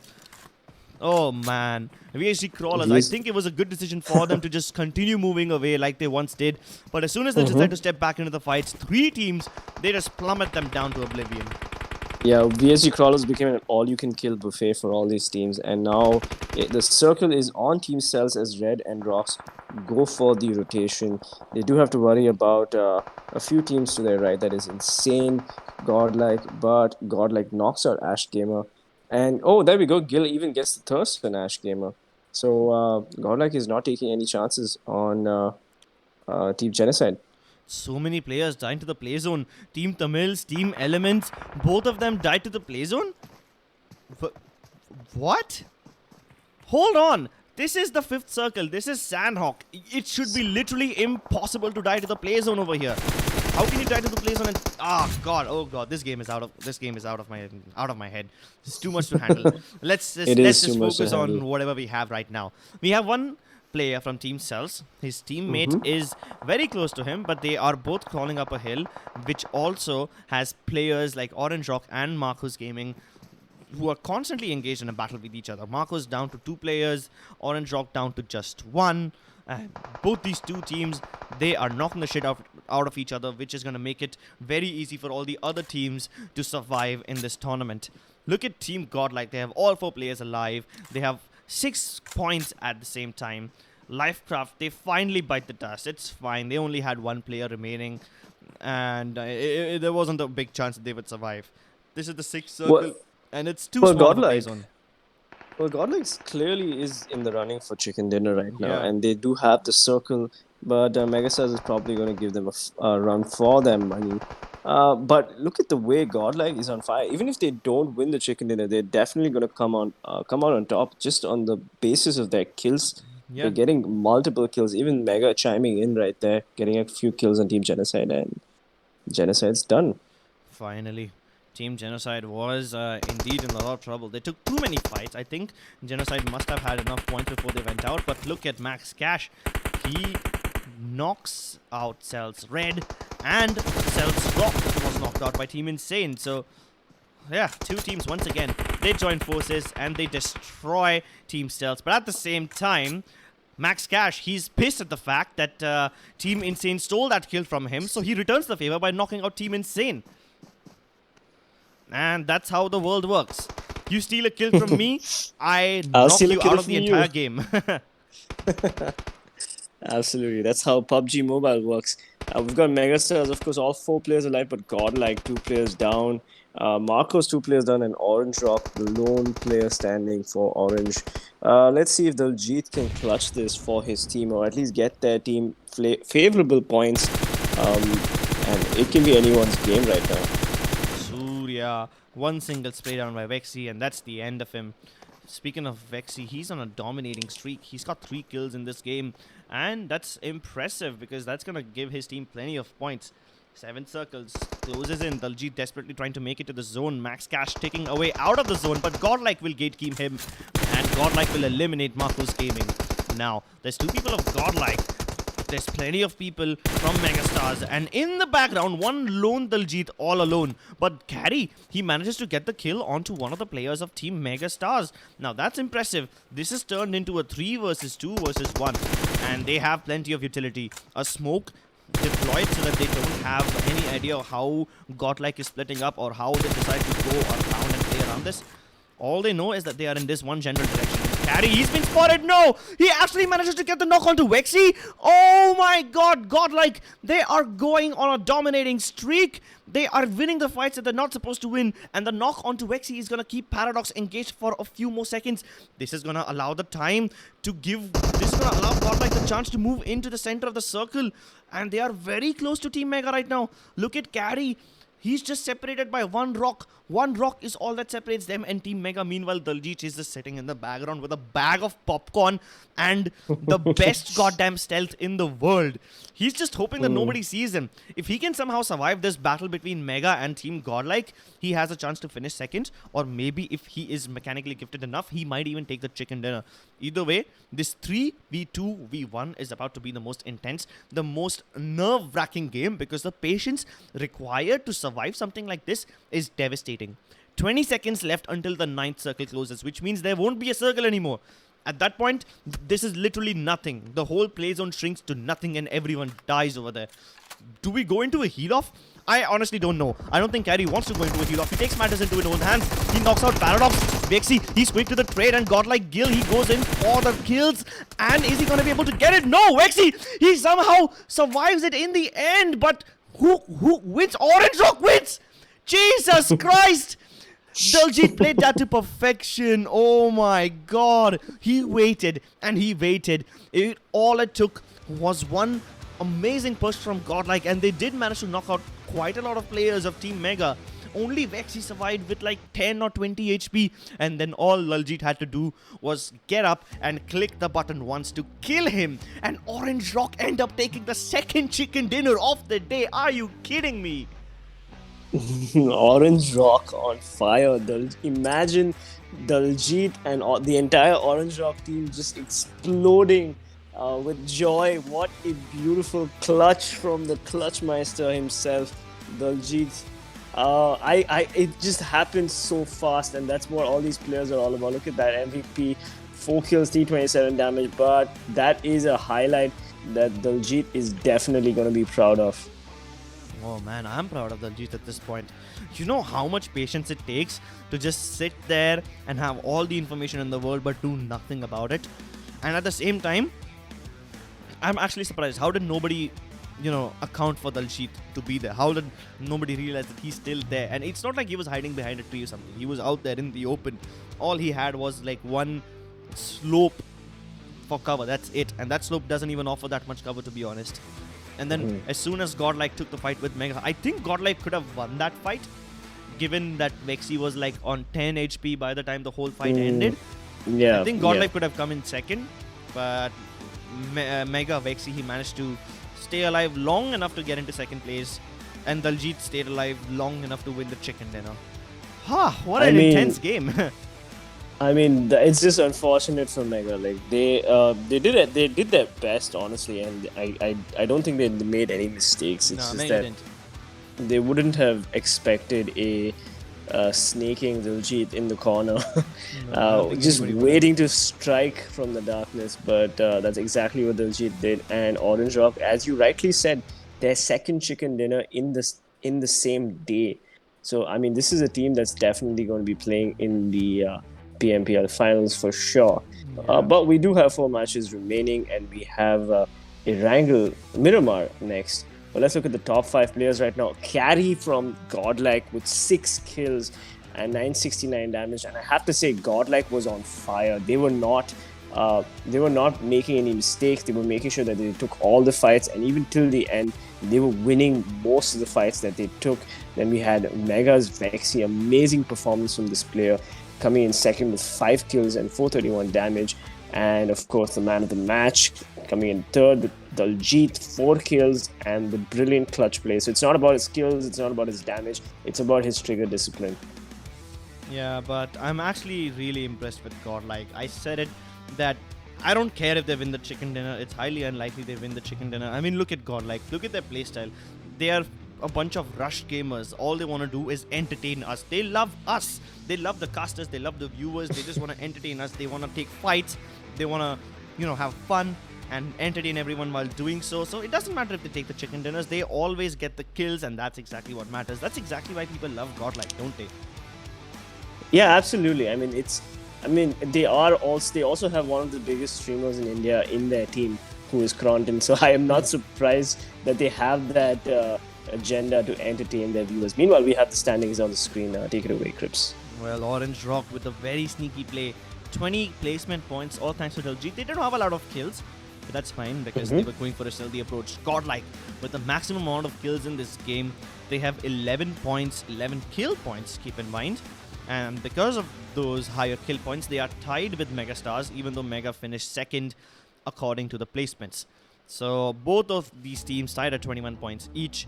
Then comes Marcos Gaming, a team that surprisingly was in the battle for a long time, but eventually was wiped out because they could not make it to the last one, and then Godlike caught them off guard, and Mega caught them off guard. But then let's focus on Team Celtz a little bit. Celtz was stealing kills, and I can't blame them because they had to steal kills. They had some kills stolen away from them as well. And Team Insane, Marcos, and Celtz. These 3 teams were just, stealing each other's. Then comes Genocide and Elements. Now, if I'm not wrong, Orange Rock stole a couple of kills from Team Elements as well, didn't they? Yes, they did. And, that was just unfortunate. But we also have VSG Crawlers on the screen right now. And VSG Crawlers was just was an all-you-can-eat buffet for all these other teams. And it was just unfortunate. They did manage to rack up 5 kills, but they got heavily screwed in the rotation phase. Actually, they were doing the rotation right, but I think they should have just stuck to their feet, ran into the safe zone and get the rotation done rather than getting into the fight. Because the moment they fired that first shot, 3 teams were like, "Okay, thank you for giving away your position." Bam, get the hell out of here. That's what happened to VSG Crawlers. Then comes LifeCraft. Well, LifeCraft again. I'm not sure what happened. These people, they were sandwiched in between Orange Rock and Elements. Yeah, so this team has just been unfortunate in the regional finals, and we have 4 matches remaining. And if LifeCraft doesn't show us what they're made of, they're not going to be making it to the PMPL stages. Yeah, teams. The other teams who are struggling a bit, especially in Sanhok, was team like Aztec. They are only 1 placement point, 0 kills, and Aztec is already down at the bottom of the ladder. So yeah, that's a bit of a concern. But surprisingly, Fnatic, they finished last in this game. They were the literal first team to get knocked out, and that's going to be a heavy blow. We already saw that Fnatic was on the 9th place, which is like they're just barely in the safe zone, barely able to make it to the PMPL. And now this loss in Sanhok is going to knock them down even further. That means they have to outperform themselves in Miramar, Erangel, Vikendi, and all the other games to come. Absolutely. Here we go. We have Orange Rock still top place, podium place, three chicken dinners, 139 points, which is an unbelievable. TeamTamilas coming in second with 121 kills, 121 points, and the chicken dinner, MegaStars third place with 114 points, and the chicken dinner, and Godlike also 110 points coming in fourth place with the chicken dinner. But after that, it's two no chicken dinners from Marcus Gaming and VSG Crawlers, and then finally Celtz with the chicken dinner with 72 points, tied with the VSG Crawlers, and New Mumbai right below them with the chicken dinner with 68 points. If you look at the kill distribution, the highest killing teams have been Godlike and TeamTamilas. TeamTamilas, mamma mia, I love them. I've become a fan of them over the course of the last few days. I know I'm not supposed to be biased, but I don't really care at this point. It's all about the entertainment, and they entertain me to the max. Then comes Team Insane. Now, Team Insane, these are a bunch of cheeky players. You see, they keep stealing away kills, and that's why they have 23 kills in total. I think they could have had more if they get into tough fights more, but then I think they're going for a safe approach this time. Either way, they're still in the 9th spot, which is fine for them, safe at least for now. But 7Cs and Fnatic, they went down a spot, obviously, because Team Insane climbed up. Fnatic, they've slipped down to 11th, and they're only on 57 points. Now, that's a bit of a concern because all the top teams, they are like 80, 90 something points. So they have a massive amount of, point difference to cover up. Yeah, Fnatic and 7Cs, you would not expect them to be in position 10 and 11. These are some of the best teams in the country. And we will hopefully see a comeback from these two teams. They are big organizations, and they seem to know what they're doing in general. We've seen amazing performances from them in the semis, but the finals have not been the greatest. Meanwhile, we've got Team Genocide pushing up also with 43 points, overtaking Revenge Esports, and LCraft is just a small increment in standing by just the one place, but they're tied for last place as well. So LCraft needs to really buck up as well if they want to see it to the PMPL stages. PMPL, one of the most prestigious tournaments in the world, acting as a qualifier for the World League. So this is a 3-stage tournament. At first, the PMCO regionals, and then there is a PMPL, and then there is a World League. So there's a long journey ahead of us. If you look at the big picture, Indian teams have a very good chance of making it to the foreign tournaments and competing with the best teams in the world. And here are some of the best players from the country who have a very good chance of making it to PMPL. Take it away, PCP. Yeah, we've got Carry with 24 kills and 3k damage. Mr. Spray coming in second with 17 kills from Team Tamil with 2996 damage. Godlike's Gil with 15 kills coming in third with the highest amount of damage, 3660. A nice whole divisible by 5 number, which is what I always like. And we've got Max Cash from Marcos Gaming coming in fourth with 15 kills, and I missed the guy in fifth. Doesn't really matter. Honestly, it's not about the players individually. Of course, their individual skill matters over here the most. Especially, we saw how this game, an individual Daljeet was able to clinch the whole game. So that's beautiful. But overall, this all boils down to how good your team synergy is. So let's take a look if the players will outshine each other or the teams will synergize really well in the next game, Miramar, because Miramar is an intense map which requires a lot of teamwork, and sometimes it requires individual players to step up and rescue their teams out of hot water. So don't go anywhere, because we will be back very, very soon with the next game. My name is Cribs, and joining me is PC Peasants. We are sitting in our own respective studios in the other parts of the country. Meanwhile, on screen, we had Mannu Karki and K18. And on your screen right now are the overall damage dealers. Now, the damage dealers were a bit different from the kill leaders, if I'm not wrong. I didn't see Kill anywhere in the kill leaders, but here he is with the highest damage in the tournament. Then comes Mantiop. I think this is one name which is similar with kills and damage as well. So he's doing them both. 3,518 damage. Impressive stuff. So now we have 2 players from Godlike, 2 players from Team Tamils in this mix. We have Carry BTC also with 3,143 damage. And then we have Team Tamils Mr. Spray. who is Crips. just on the verge of touching the 3,000 damage mark. Crips, I have a question. Out of these 5 players, who stands out for you the most? For me, I would have to choose Orange Rock. Daljit, Yeah, same. so I mean, I don't know. Given whatever After he did that in this last game, game? yeah, it's Yeah. obvious that we choose him. Plus, Daljit is one of those players who was very in demand. You see, he's not originally an Orange Rock player. He used to be in Team INS or INT, and then they bought him up. So it really goes to show how much in demand he is. And a lot of these players will be in demand and in action as well in the next game, Miramar. So don't go anywhere, as we will be back after the short break.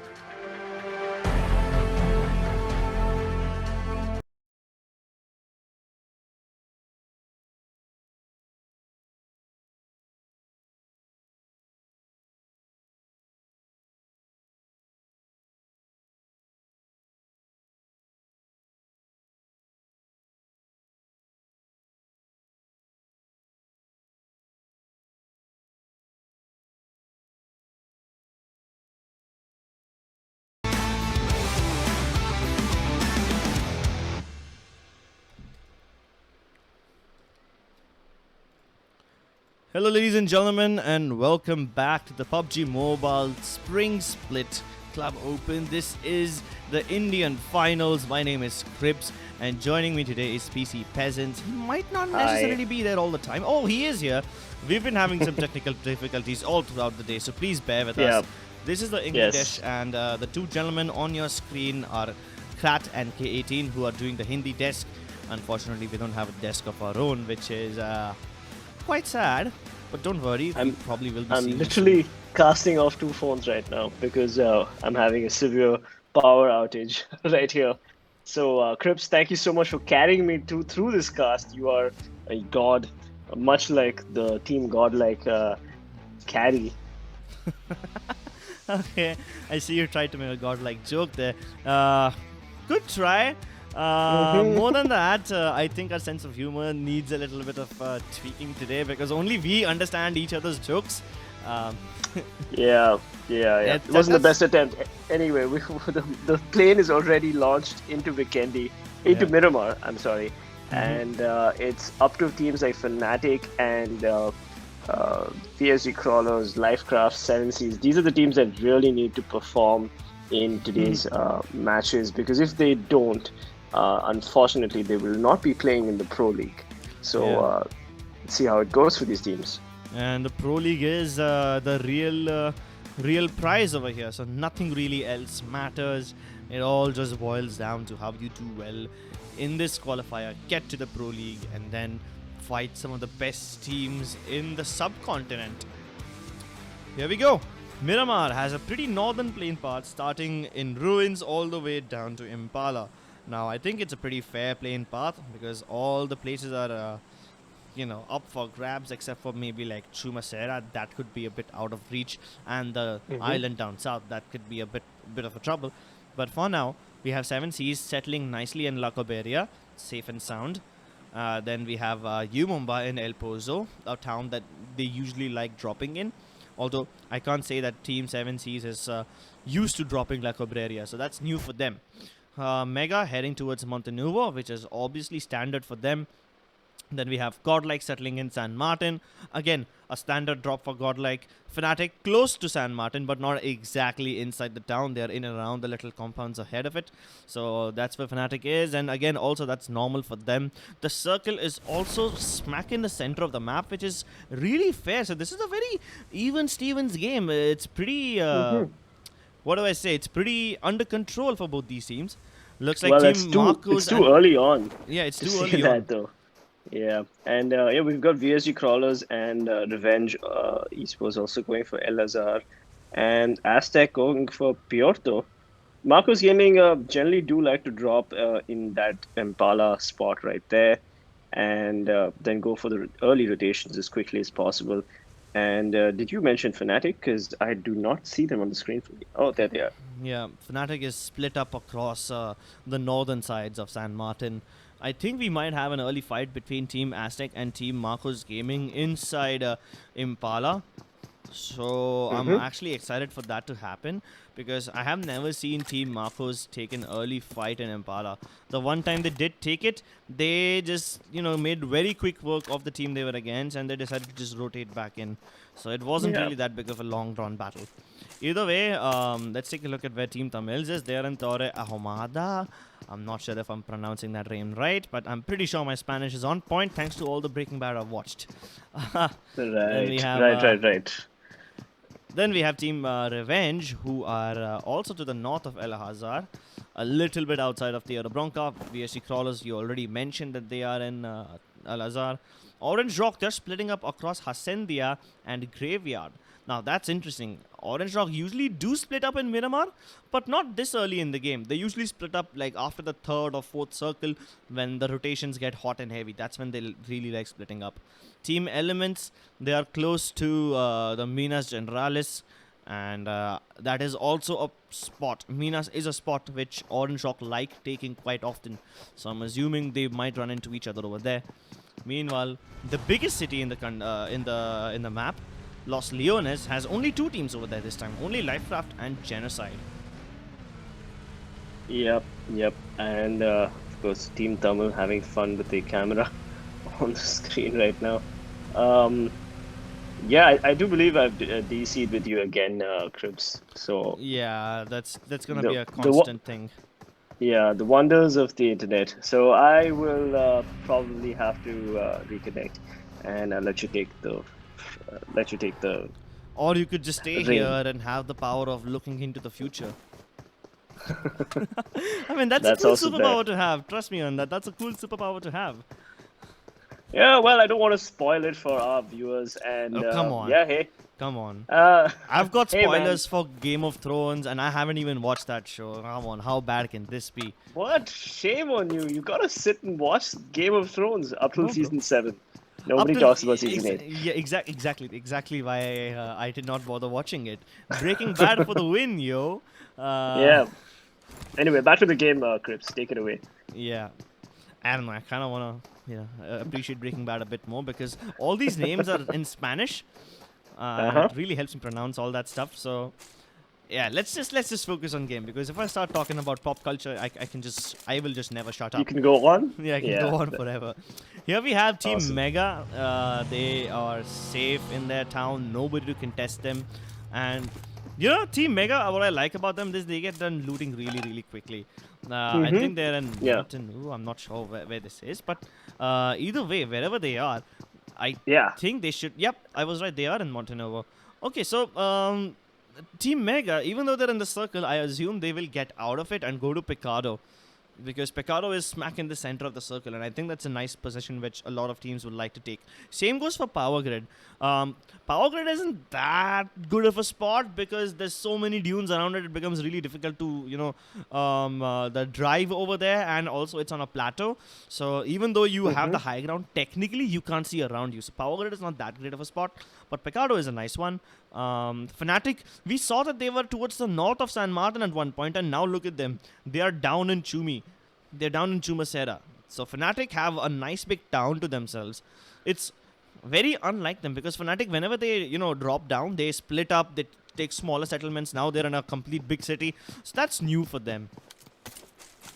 Yeah, I mean, you're right. Fnatic is playing this game a little differently, but I gotta say, trust in Fnatic. They do have some of the best rotations, and Chumacera also has pretty decent loot for a entire squad. But coming to that question about Picado and Power Grid, honestly, at this point, teams will not want to push to Picado unless they have the gear to take a fight because they're going to assume that Picado is occupied. But it's not. Yeah, and it's not, but they're going to assume that. They're and gonna it's- assume it that, is a yes. safe assumption. So Power Grid might be a slightly easier location to take for these teams because they can see what's happening in Power Grid. Meanwhile, we have some action on the screen. Crips. Yeah, LifeCraft, they are in the distance and they have spotted a couple of enemies. They spotted Celtz, and I think there's only MJ over here. His teammates are not anywhere close. Yeah, now we see them. MJ has spotted out Noob YTP. He's taking a couple of pot shots with the Mini. It's a great weapon to have in Miramar, especially with an 8x. Pretty low recoil, at least as compared to SLR and SKS. Not enough damage, but you can just spam shots with them, and this is a nice weapon to have. Which is your favorite DMR? My favorite DMR is the Mini 14. I love my 5.56. I love my recoil. And it's just you just need a compensator and a extended mag, and you're good to go. You don't need any of that light grip or that cheek pad. It's just the easiest DMR to kit up quickly with and use in Miramar. Like my favorite is the SKS, but yeah, you're right. Finding the attachments to make the SKS effective enough is a very big pain in the side. Especially finding that cheek pad. You can't imagine how good the SKS is once you have the cheek pad, and how horrible it is when you don't. Honestly, I generally have decent luck finding a cheek pad, but I always struggle with the lightweight grip. Yeah. And that's something that and you really need it because if you're going to be tapping, you need that recoil control, which the pros don't clearly need, but we do. Well, either way, the pros of Team LifeCraft have spotted a couple of players, And they are taking another fight with Team Godlike at the same time. So LifeCraft, they've got themselves in a little bit of a pickle as they fight two teams at the same time. Now, this could be interesting. Let's see how this works out. But for now, we have on our screens 7C's 420 OP, who I accidentally and very embarrassingly sometimes call him 720 OP just because I mix the two numbers. And that's very wrong of me to do. But I apologize if I ever do that accidentally. Either way, the circle has shifted. And now the towns that we were discussing, towns like Chumacera, Mount Novo, Power Grid and everything, they are out of the circle. Pecado is now in. And there's a beautiful AWM up for grabs. Pretty much close to Pecado as well. So any team that go over there might just run into this one. The circle is a bit too small for me to see which team is heading where, but I do see that Critic has eyes on Team Aztec. So does he take the shots or does he just let them pass? It's interesting to see that Team Genocide are not taking early game fights. Are you stifling a yawn, Crips? Because it sounds like you are. Stifling a what? A yawn? Were you just yawning back then? No, I had a little a swallow thing. I was having water at the same time. Oh, okay. Because yeah, I mean Miramar is a very slow match. It takes some time for the action to sort of build up. So we do encourage the viewers to have some patience as well, as the grenades of course start flying between Team Celtz and LifeCraft. And Tanki firing a couple of shots, getting the knock on Exotic. Crips. Yeah. Venom looking into the future with all his powers. He's already told us Exotic's gonna get knocked over here. And Tanki just needs to connect one shot. There you go. Exotic finally knocked. And LifeCraft is nowhere close to him to revive him. Either way, we have the other members of LifeCraft in a buggy right now. What do they do? Do they even come close to him? Do they even try to take revenge from Team Celtz? Or do they just leave Exotic, do they just let him turn into a little box in the desert? I think he's going to turn into a little box. I don't think anyone's coming to save him. Do you want me to tell you? Because I have the future powers. Oh, man, yeah. The power of the internet, the power of looking into the future. Who is that superhero that can look into the future? Is there someone like that? I think there's an X-Men for sure. I wouldn't know. No, I was thinking of that too. But then I realized that X-Men you're talking about is Professor X. He can read people's minds, but he can't look into the future. I'm pretty sure there have been some comic books where he has looked into the future. I'm just not a huge comic book buff, so I wouldn't know. But anyway, let's talk about the circle for a minute, Crips. The circle hasn't changed too much, and a lot of these teams are firmly in the circle. So, what are your thoughts on the rotation phase now? All of them will depend on how the third circle pops. Actually, even the third circle doesn't change much. It's really the fourth and fifth circles that destroy most of the teams in terms of rotations. For now, we have most of the teams centrally located. Some in Bandita, some in Los Leones. We have Godlike sitting in the middle of nowhere. That also is pretty central, if I'm not wrong. But then you look at Graveyard, you look at Pecado, it's so unoccupied. Meanwhile, on the other end of the map, we have Humumba in Junkyard, who are playing Edge. And I think they should be able to get into the next circle as well. But Team Insane and Orange Rock are splitting up inside the circle currently, across Minas Generales. And Orange Rock splitting up to the north of Minas is a devastating thing. We have seen that Orange Rock has been able to punish so many teams from that very position. And they're in that same spot once again. So this is going to be, I think, maybe Orange Rock setting themselves up for a third chicken dinner in a row. But I guess it's a bit too early, for us to say that. Yeah, absolutely. And you know what? Orange Rock is an amazing team. Like, they will rotate as well as they can. And that's something that a lot of these teams need to pick up from Orange Rock. But back to you, Crips. Yeah. We have 7C's 420 OP who's taking shots at Celtz. Now, he stopped the car in its tracks, but he's disengaged. And very close to him, or should I say very far away from him, is Team Fnatic. He takes a couple of shots at Oasis.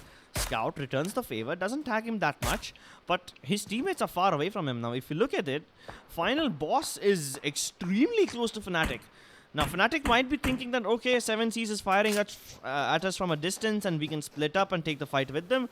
And at that time, Final Boss will come in and surprise the hell out of Fnatic. Because look at that, he's behind Fnatic right now. I don't think Oace and Ash will ever expect this. They're going to have to be geniuses with 2000 IQ in order to figure out that Final Boss is over there. Meanwhile, we have Marcos Gaming who are peering upon everybody like a hawk. Okay, wait, did Manti OP just fall and die? Did Manti OP just fall off a cliff or something and get knocked out? Yeah. Because I believe he did. And yeah, that's not going to be something that Team Tamil will be happy about. But yeah, the circle again is fairly concentric, just moving a little smaller than it usually is.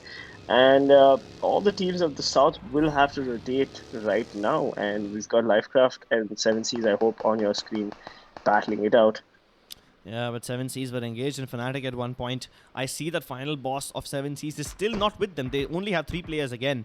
420 OP takes a little bit of damage. And oh, there you go. Finally, we have Final Boss on our screens. And he's once again playing away from his team as a scout. So that's nice. I've never seen 7 Seas go for the 3-1 split. Usually they play all 4 together, and even if they do split, it's a 2-2. They have never gone for a 3-1 split, so this is gonna be exciting. But look at the next. Hey, by the way, we have. By the way, Crips, it's Doctor Strange that we were not getting. Oh, he's the one who can look into the future. Oh yeah. Oh, somebody in the chat just let us know that. Doctor so Strange. Thank you, chat. Yeah. How can I forget him? Benedict Cumberbatch, such a lovely boy. Either way, let's look at the lovely shots that Celtz is taking at 7 Seas. They've already knocked out Final Boss. They've decimated Viru. And 2 players of 7 Seas are already out of this game. So, Celtz are doing pretty well for now. And Celtz have a safe entry into the next circle as well, because it shifts heavily to the south. Look at it, we have La Bandita in circle, which means Orange Rock, who had a perfect position at one time, will be forced to come down from their spot, and they no longer have a chance to win the chicken dinner.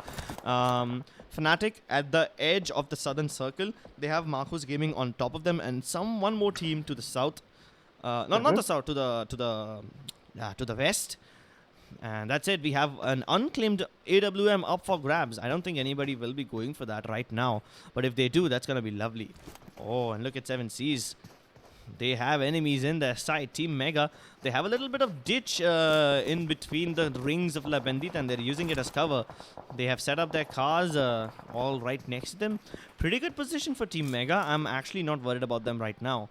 But Godlike and Celtz, they are exchanging so many nades. And finally, Rox hits the floor, and he's been knocked out. Nobody's coming to save him. And it doesn't look like Team Celtz's red is also going to be in the greatest position.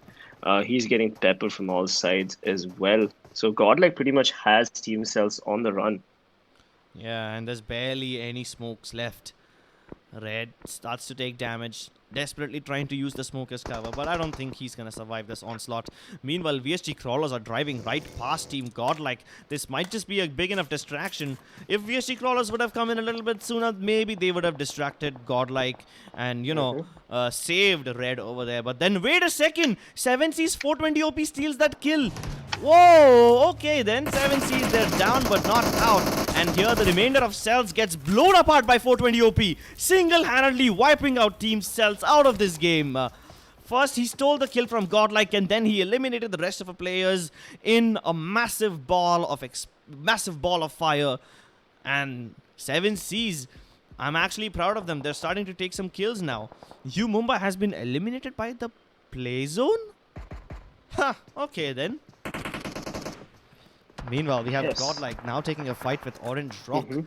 And Orange Rock are safe inside this compound. So they've been consistently getting nice compounds. I'm actually proud of Orange Rock for that matter, because they keep it safe and they keep it fresh. But Godlike, as always, they always want to entertain us, and they're going in for this fight. Finally, let's see if Godlike and Orange Rock actually duke it out. And I'd love to see which of these top teams comes out on top. But as you said rightly, so Orange Rock with the perfect rotations. But right now they've just been on fire. This has been their best day so far. And yeah, it's like almost like how Mayhem had been playing in the group stages, if you remember. Orange Rock seems to have taken a page out of their book and written their own version 2 of that book. Well, all these books are about to be set on fire. The strategies, the predictions, everything's gonna go out of the window as soon as the next circle pops, because it's gonna screw a lot of teams over. On our screens right now, Mega versus Genocide versus Aztec. Aztec are safe inside the rings of Bandita, and Elements, they are outside it. Look at the next circle. It is so bad. Aztecs are in perfect position. They should be able to gatekeep literally every team coming in. And they have the northern edge of circle. So if Aztecs play this right, if they don't get stormed in, they might just be able to survive this. Meanwhile, Team Revenge, they're trying to push in from the south, and Mega have them in their sights. They've already destroyed Trilok and put him out of his misery. Meanwhile, the other teammates of him, Trilok, are desperately clinging for cover.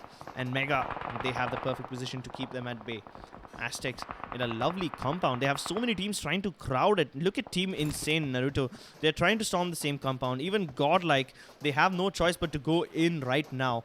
And Exist from Godlike is awfully close to 7 Cs, so he might just die if he's not too careful.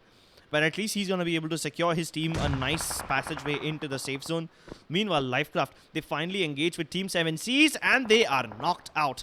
VSG Crawlers also chime in and take a couple of shots at 7 Cs to knock them out, steal a couple of points away from Elements, and that's nice. Oh, Mavi, he takes a bit of damage. Should be fine if he goes for the heal, because he has the little slope for cover. Anto, here he goes. He steps into the car. They're going to go around the zone and hopefully get into the safe place. But I don't think Revenge will be able to get into the safe place. Raid close to his team. And Mega Paradox on our screens right now. He's trying to take pot shots at them, but he primes a nade. Does it connect? I don't think it's going to connect, though. He probably isn't even aware of the fact that Raid is close by. He just has his eyes set on Sonic and everyone. Meanwhile, LifeCraft, they are kicking the shit out of Orange Rock. At one point, Orange Rock had a brilliant position, but now we saw them get into cars, and they're getting into a fight with Fnatic, with LifeCraft. Meanwhile, at the same time, that fight has come to a standstill, and Mega continue gatekeeping literally every team. TeamTamilas on the other side of the circle. If you look at the top right-hand side of your screen right now, TeamTamilas are engaged in a massive battle with Godlike and VSG Crawlers. And they are actually winning it. Manti OP, he does manage to get the knock onto Smokey, but Mega, how are they trying? How do they move in over here? Finally, we have a camera on TeamTamilas. Thank you so much, observers, for letting us observe this wonderful, wonderful team. And as soon as I say that, they're back on Team Mega, just in time to watch them knock out Team Revenge. They are down.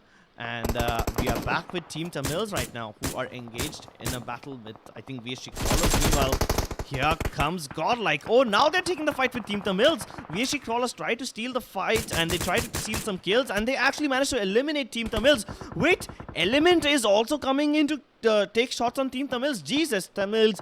Oh, man, they were in a horrible spot as they get fired upon by 4 teams. Same goes with Team Revenge. Team Revenge, at least, they were only losing to 1 team, so at least they weren't caught out in an awkward position like Tamils was. But Revenge, they gotta be feeling bad because they could have dealt with Team Mega all by themselves. Either way, Mega has a lovely position, still using the Rich for cover, and the cars are still available, even though they're not using them as cover. Yeah, I gotta say TeamTamilas was just unfortunate for them that they got into so many fights. And oh my god, is that Orange Rock fighting the VSG Crawlers? Yes, it is. Yes, it definitely is. And here we go. Orange Rock finally putting VSG Crawlers out of their misery.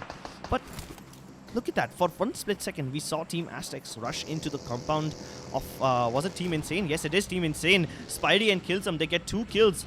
And Tempest knocks out Spidey with a nade. Now, this is interesting. Whoever wins this fight will have control of one of the only compounds in the game. Meanwhile, look at Clowny. He's in the buggy. He's trying to go towards Noob. And he just manages to get there in time. Oh, this is perfect. But Scout OP, he's not going to let that happen. He's going to go ahead and finish Noob by TBE. And his teammates can't do anything about it. Meanwhile, Owace, he gets knocked out by Team Marcos Gaming, and he's thirsted as well. Scout can't do much to help him out. But at least he has Ash near the little truck over there, up south. So maybe Scout can set up a distraction long enough to let Ash move in. And as soon as I say that, it's actually Ronak from Fnatic who starts taking pot shots at Team Marcos Gaming. Look at Marcos. They're desperately trying to move into the zone. Meanwhile, Fnatic have a nice position and they're splitting up nicely well. So they should be able to hold their ground as long as they manage to not let any team get in between them. And as I say that, Godlike, they get Team Orange Rock in between their crosshairs and they are eliminated. Elmnt Esports, they try to take the fight with Aztec, but Insane, they step into the fight and now they're trying to third party in. Elements will be knocked out as well. And Mega steal a couple of kills away. Jesus, either the skill feed is moving too slow or the fight is moving too fast. Either way, this is one hell of a bloodbath. Yeah, absolutely. And now we have Fnatic also fighting on Mega. Mega, they are indeed in a lot of trouble as Scout repeats with a wonderful knock onto Exy. Brilliant spray control with that Scar L. He's also paranoid about getting backstabbed by Team Godlike, but I think Team Fnatic are safe, at least for now. Look at the way they've split. Scout, he's playing away from his team. Meanwhile, Ash and Ronak, they are together. And that nade was brilliant! It does plenty of damage. It knocks out Pansing as well. His teammates using a wall of smokes as cover. Marcos Gaming, they don't have the zone upon them. It's only Fnatic who have the zone. Everyone else is going to have to fight their way in. Mega versus Marcos Gaming. This is a rematch of Erangel. Let's go, baby. Megas are rushing in. This bot Pansing. Here comes the spray. The bullets connected. Surya hits the floor. Mega Encore is down for the count, at least for now. But the trades come in and they have lost most of their players. It's just down to Max Cash. He is the lone man standing for his team and he single-handedly clutches it.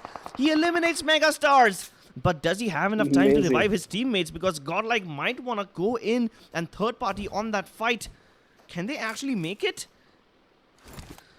No. Well, it looks like Marcos Gaming is going to be able to res all their teammates and get back safe. in. So it's Fnatic and Marcos versus Godlike skill. Yeah, only one man for Team Godlike. Now, last time Orange Rock were the ones who managed to, fool Mega and Godlike and then steal the chicken dinner away from them.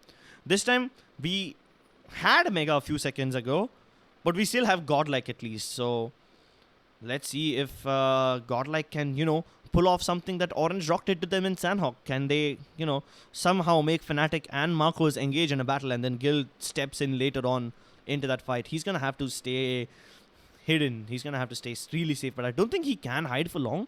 He's not in the play zone, so he's going to have to move in eventually.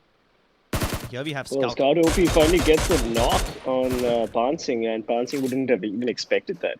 Definitely not. And now Scout OP, he's making a very risky rotation. He's trying to go in and join his teammates, but instead of doing that, he just settled behind the ridge. And Gil, look at him trying to heal off. I don't think he's been spotted yet. Scout, he has the ridge for cover, and Marcos Gaming are all on the edges, but he goes prone and he does plenty of damage to the dude. He still has plenty of HP left, but Max Cash finally puts him out of his misery. But as soon as that happens, Ronak with a nice Kar 98 shot, he knocks out Max Cash. Even Surya is down for the count, and Marcos Gaming have been decimated by Team Fnatic. Godlike Gil, this man, he somehow managed to get his team to second place, and it doesn't matter if he wins this or loses this.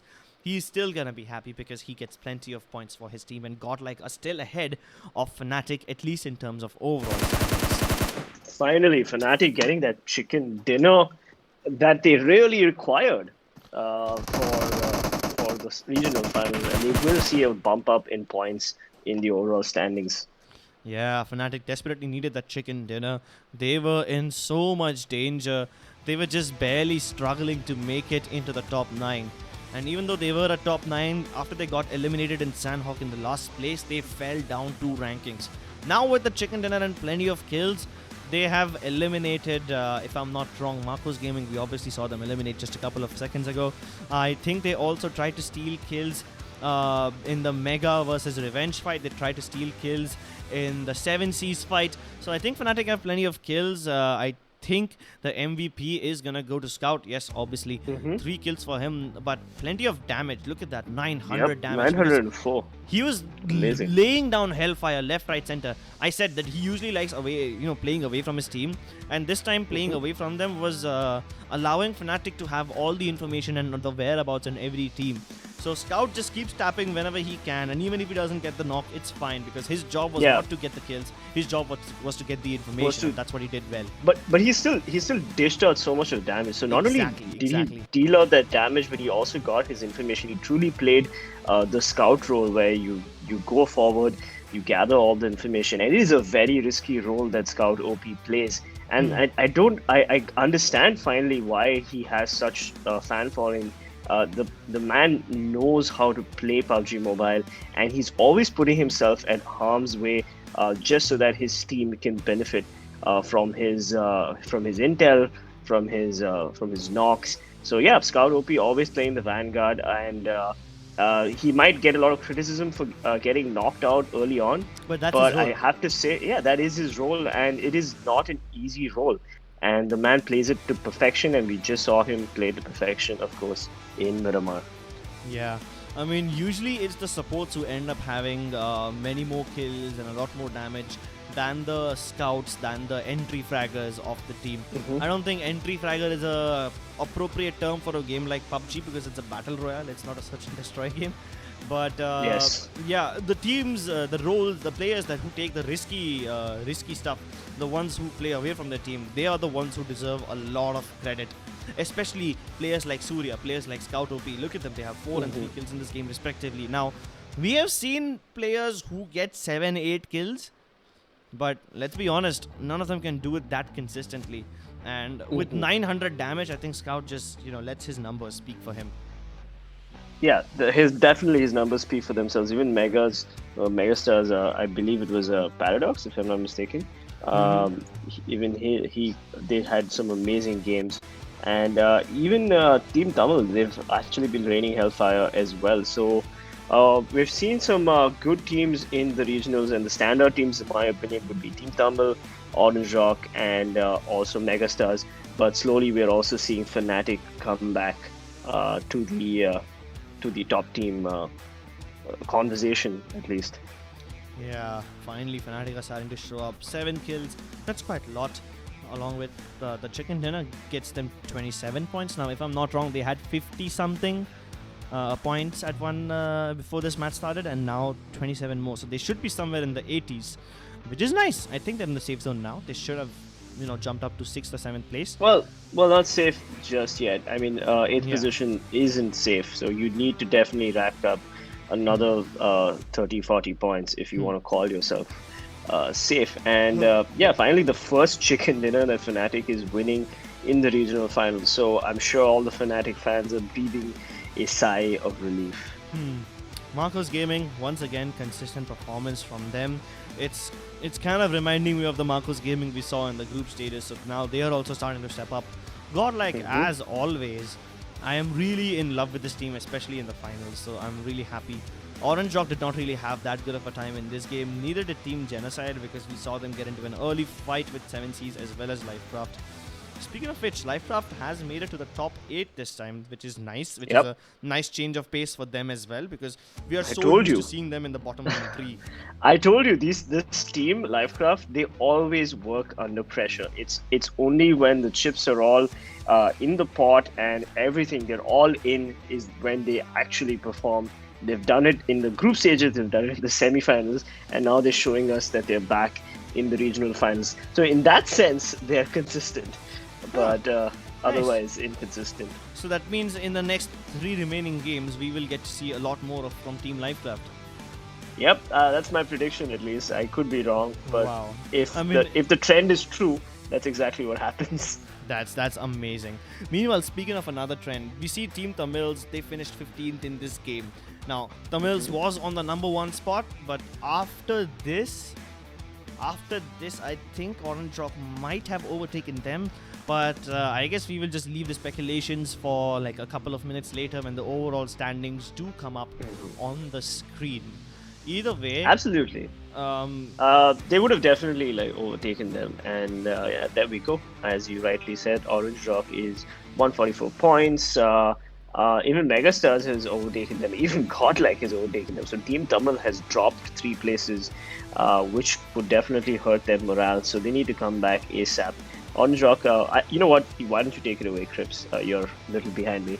yeah, so Orange Rock, as you can see, 3 chicken dinners, 144 points. And Team Tamils has taken a massive drop from 1st place to 4th place. MegaStars, Godlike, all of them overtake Team Tamils in the Miramar game. And I'm gonna be honest, MegaStars and Godlike both performed really well. MegaStars, they even got plenty of kills in this one, so that's why they are on 130 points. Godlike, 128. And Team Tamils just close behind them. But Fnatic, yep, you were right. They are in the top 8 now, but they're still not out of danger because Team Insane might just overtake them anytime soon. But UMumba, they keep on slipping, and now they're in danger. At one point, UMumba was in top 5. Now they are in top 10. So, yeah, it's not a good sign. Even though UMumba have a chicken dinner, they have 69 points. Nice, but it's still not good enough, at least in terms of standings. They need to get many, many more. Meanwhile, teams like 7C's, Genocide, Team Revenge, they are struggling quite a bit. 7C's maybe not that much with 64 points. They are way ahead of Genocide, but still the problems don't end. Yeah, absolutely, man. Mumba, 69 points. I mean, they really definitely need to step it up. And we do have a Vikendi next, which is a map that Mumba tends to perform well in. But also a map where Marcos, Orange Rock, and Fnatic tend to perform well in. So if Mumba can make it to the top, that would be great. I'm very concerned about 7C's Esports, as you rightly said, because what is happening with them? They had such an amazing semi-finals, but the regional finals has not been kind to them. And I'm really hoping to see this team come up because they are, as you know, initially when I called them an underdog team and people rioted in the chat, well, they're clearly not an underdog team. They're one of the best teams in the country, and to see them in the 11th position is just heartbreaking. Yeah, 7C's, they were in a not a good fight. They were in plenty of good fights. In Miramar, they were taking shots at Team Genocide. Then I think at one point they even tried to engage Fnatic, which did not really, pan out much. But 7C's, they lost most of their players before the final circles even popped. And they got in plenty of early game fights. So they did end up having plenty of kills after the end of this game. But the cost of getting those kills was a bit too high, and that's why it's 7C's. They are not in the top 10, and they still need a lot of points to make it to the PUBG Mobile Pro League, which will be happening somewhere in March. Well, up next we are gonna have Erangel on our screens after a short break. So Erangel is again one of those maps which the teams know exactly everything about. And these teams definitely must have studied each other. They studied their playstyles as well. So I'm really excited to see that game. But before we actually jump to that, let's take a look at the kill leaders. Godlike, they have overtaken everybody. Absolutely everybody. Carry with 25 kills. Yep, Jesus he's almost hitting Christ. that 30k. And let's not forget Gil in second place with 18 kills. But the Team Tamil player coming in third, of course. Gil has 4,000 damage. He's like a whole 700. Not 700. What's the math? He's a whole different points. league. Yeah, he's a whole 1,000 points ahead of Team Tamils, and very close to his teammate too. Meanwhile, Orange Rock, they are on the 6th and 7th place respectively. 3 mega players in the top 10. We have Swag, Vexy, and Encore. 14, 14, 13 kills respectively. And they are also doing pretty well. Yep, they are. I'm a little ahead of you, so you're going to have to finish the entire kill leaders. Oh, okay. Alright, the magic of the internet. I forgot that we have been granted superpowers. I don't know. If I had a superpowers, if I had a superpower, I would probably pick the superpower of reading my opponent's minds. That way I would be a PUBG god. I would pick invincibility, but that's because I'm a pervert. Never mind. Continue. Let's get back to the analysis. Alright, we will keep the analysis for later. I'm too busy laughing at that. Either way, we have the highlights on the screen. We will see you in the next game really So don't go anywhere.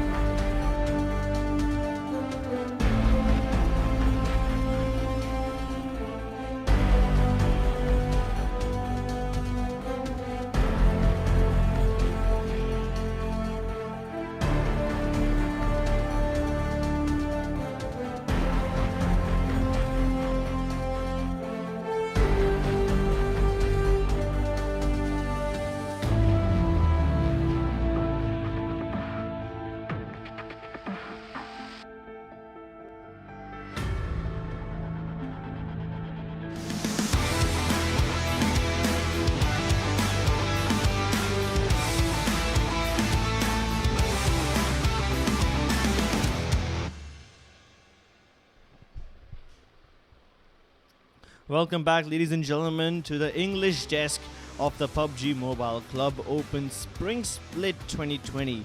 This is the Indian Regional Finals and we are halfway through the day already. 3 games are over.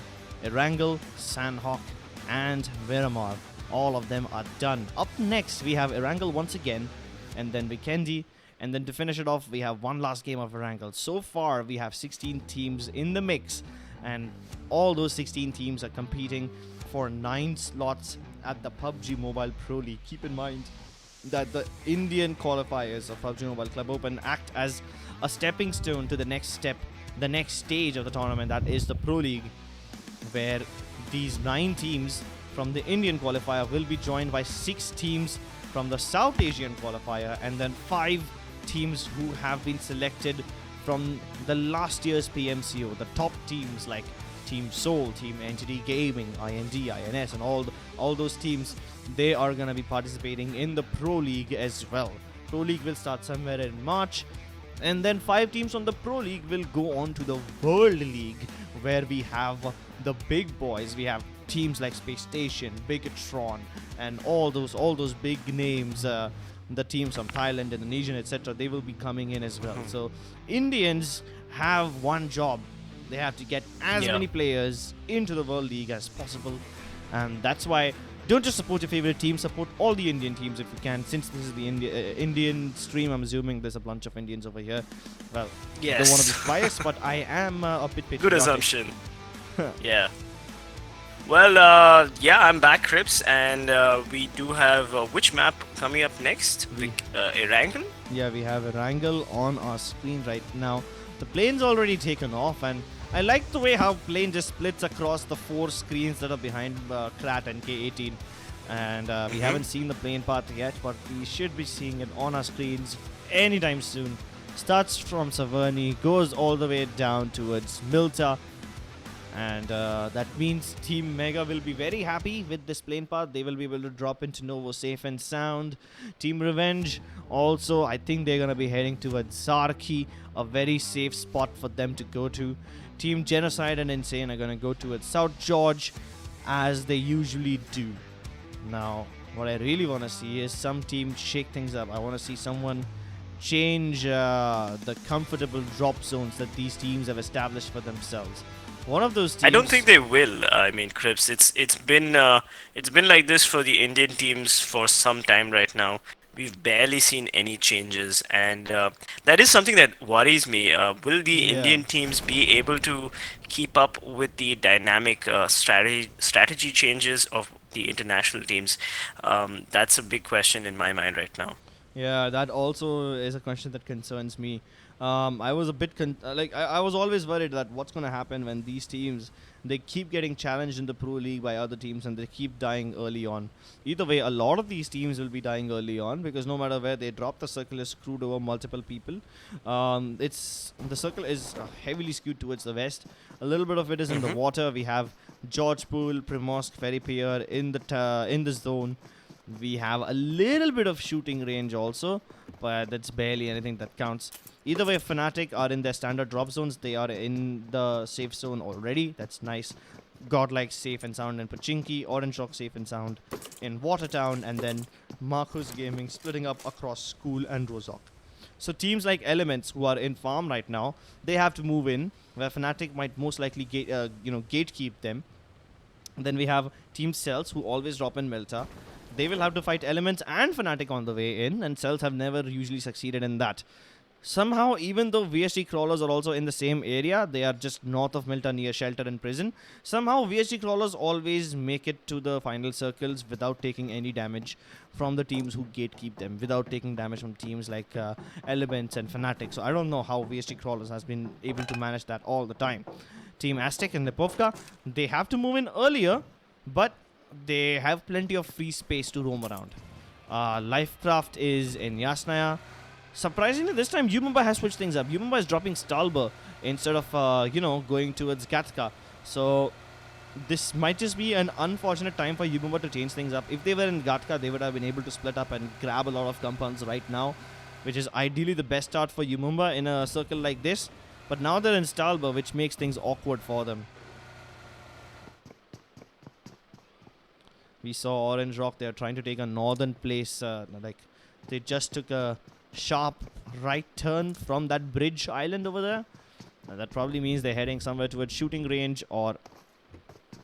Excuse me? What? Why did Mavi die? Did he disconnect or something? Did he lag out? Yeah, I'm Mavi not drowned very in the sure. water. Maybe he had a disconnection, and yeah, that's something that the admins will have to tell us about. But yeah, losing Mavi so early in the game is not going to be a good sign for Orange Rock, as they really needed that fourth. But hey, we've got Daljit, Anto, and Vampire still playing for Orange Rock, and it's not like Orange Rock really need the points, do they? I mean, they're pretty comfortable they right don't now. need the points. They're fine. They're up there on the top. They don't need it. At least it's gonna allow all the other teams to move in and grab some points. Hopefully now that Orange Rock is a bit weaker. Either way, we saw them take a turn. Now they're back. It seems back to Watertown, and they're back to the compound in which they won the first game of the day. So let's see how that works out. Fnatic are awfully close to Pochinki. They're passing just right past it. Umemba have already started the rotation, but they are rotating in from the northern areas instead of taking a turn down south from Yasnaya. So I'm assuming they will either rotate via Rozhok, or they won't just rotate at all. It's like they're going to stay up on the north of that river. So if that happens, they are safe.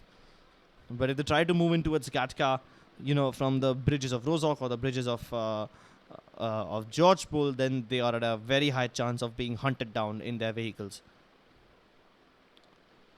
Yeah, interesting. And well, Team Aztecs are going for the rotation, and it's going to be a tough rotation for them.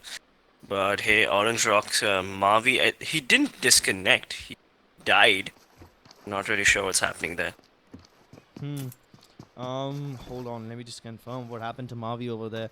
I mean, his teammates are fine, so I don't know. Now, why would he just die in the water like that? There's only one way if he dies in the water. If he just stays in the plane, doesn't jump out while it's flying over, and then he falls at the end of the plane path in the water, and that's how he dies.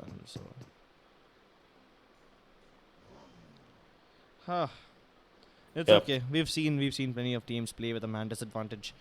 At one point, Celtz was playing with 3 people in the start of the day. Then we've seen Mayhem get completely kicked out of the game because of an anti-cheat issue. Then we've seen several other teams play with 3 players each, so it's fine. I think Orange Rock shouldn't be that sad. Do you remember how the community freaked out when when Mayhem stopped performing in the semis? Yeah. I mean, it was just funny. They had a little anti-cheat incident, and then they stopped performing at all. And people were like, whoa, hold on, wait, does that mean Mayhem are cheating? Just because they've been caught, that means they can't play anymore, they're not playing well, and all the accusations started coming on. Absolutely, yeah, I remember that. It was hilarious. It's hilarious, but it's wrong to, blame Team Mayhem like that. Yeah, I mean, at this stage, I think the viewers and the teams need to understand that PUBG Mobile know what they're doing, and they know how to host professional tournaments. They will be able to find cheaters, and the anti-cheats that are being used for these pro matches are definitely going to be way different from what the casual players have access to in the public client. So yeah, it's never going to be a problem of cheating. I'm pretty sure Tencent know what they're doing here. But meanwhile, we've got Fnatic on the screen doing some looting. A few seconds ago, we had Umemba as well. Now, if you remember, I spoke about Umemba being in an awkward spot if they wanted to rotate to Gatka. Well, guess what? They rotated right past the bridges of Georgepol. And at one point, we had Team Insane chasing them, but Team Insane stopped following them. And now Umemba is safe. So that's like wonderful. Aztecs, though, they are very close to Fnatic. We have a lone Umemba Destro and Kiki splitting up. Kiki stopped his car already. Destro still continuing to move. Fnatic, they start taking shots at Umemba. Now, Destro should be able to make it away without taking too much damage. He does lose a little bit of HP, but I think he's still safe. Kiki also has stopped, so I think Yuma are out of this fight, at least for now. But now that Fnatic started firing, Aztec are aware about Fnatic's position, so Aztec might just, use this information, try to converge upon Fnatic, but it depends. Do they want to take this early fight, or do they just want to stay in this compound and look for it? So all these, technically, all of this counts as two different compounds because there's so much gap in between them, but all of them are near the trenches. So, yeah, at the south of the trenches, these teams might engage in a horrible battle. And the chances of any one of them keeping their players alive and making it to the last circle reduced drastically. Either way, look at the circle. They just moved a bit. I think only Team Orange Rock and Tamils are out of it. Otherwise, everyone else is pretty much in the game. So it's fine. The teams have already taken central positions. We have Celtz close to Quarry, 7 Seas, in Aztec, Fnatic. They also have Godlike. Godlike is moved out of Pachinki. We just saw that airdrop, and Marcos Gaming Surya drop right next to it. So all these teams are going for the central positions in Gatka already. And it seems like this is the flavor of Erangel. And whenever the circle moves towards Gatka and the open fields near Quarry and everything, towards the west, central positions are the flavor of the game. Absolutely, that's the meta so far, and it will be for the rest of the regional finals of the Indian PMCO Spring Split. But I do wonder how the meta is going to change in the international space. Of course, with Team Mega sort of rotating into the bridge, and are they setting up a bridge camp, or they're just scouting to see if they are getting bridge camped? Yeah. Nobody else was on the military island, so it doesn't make sense for Mega to, keep the bridge camp going. Meanwhile, but yeah, definitely they have to be Godlike. careful. Oh, here we go. Godlike. They take the fight with LifeTrap. They've already knocked out Clowny. And another nade is going to knock out Exotic as well. It finishes off Clowny. This was a very nice Kobe. And Godlike are wiping the floor with LifeTrap. Only villain remains. And he's going to get knocked out as well. That's it. Godlike, without losing a single player, they decimate Team LifeCraft, and they're already knocked out in the first place. They dominated.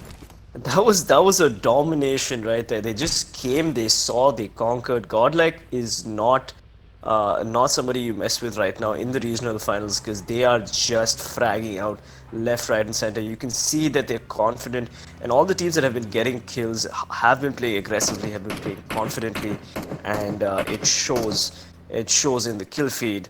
It shows in the way they just swiftly outmaneuver the lower teams in the standings and eliminate them. Yeah. And now that Godlike have gotten rid of Team LifeCraft, they've taken their compound, which is very close to Fnatic.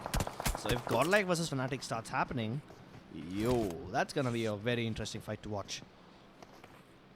Either way. Well, I don't expect Godlike to actually win that fight, because I still think mechanically Fnatic is more gifted. As much as I have been praising Godlike, Fnatic isn't a team that I'd want to fight in a 1v1 team situation. They would most likely come out on top. They have Team Genocide, who have taken the observatory close to the swamps. There's a nice Groza up for grabs, but I don't think Groza is going to be too useful in a play zone like this, where it's wide and open and there will be plenty of long-range fights. The only short-range battles we will see will happen if the teams decide to crash into each other's compounds, which might just be the case right now, as 7 Seas and Insane, they are about to lock horns. We have a nade already being primed, and it might just get chucked into the window of Insane, but nobody takes any damage. But now Naruto knows that there's someone nearby. Final Boss, he's in the same house as them. He's trying to climb up the stairs. But does Final Boss get the jump on him? It's actually Tempest who gets knocked out first. Viru, in his crosses, is able to thirst him as well. But Legend, he returns the favor and he knocks out Viru. Now it's up to Final Boss. He already has Naruto in his sights. And here comes the fight with the Beryl M762. Final Boss still wins the fight against Naruto. And he should be able to thirst him as well. There's nobody else coming in to help him out. Fnatic, they are on the move in the background, but I don't think they will crash into this fight anytime soon. Here comes the nade. It doesn't connect because Final Boss is already on the lower floor. Naruto is up there and he's gonna tick away. Zigsaw, he's reunited with his teammate Viru and he's going in for the revive.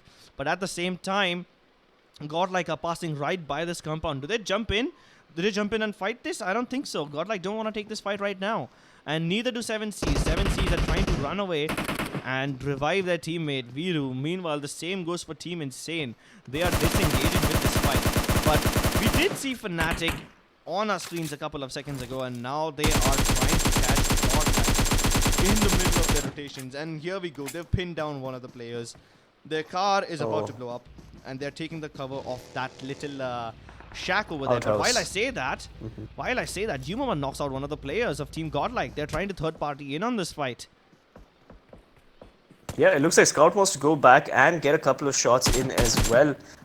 Godlike is right now out in the open. Smokey and Exist could really desperately need some help, but Carry and his teammate don't want to commit to this.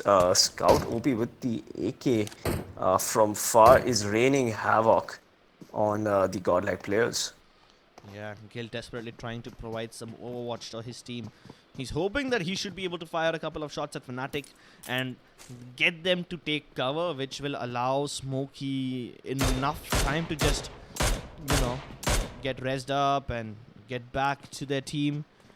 But I don't think their car is healthy enough to make it to this safe spot. And that's exactly why Gil is also getting into his own car. He's just getting there to give these players a lift, but he's in a buggy, so he's only going to be able to pick up one of them at a time. Yeah, Godlike not doing really well in terms of rotations and cars and sticking together.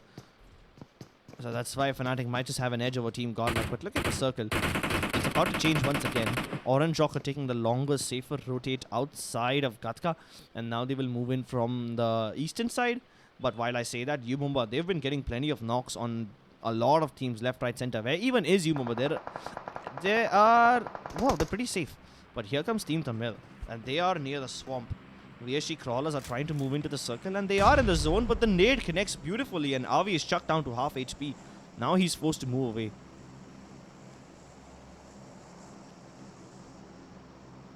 Well, I don't think this fight is going to go anywhere.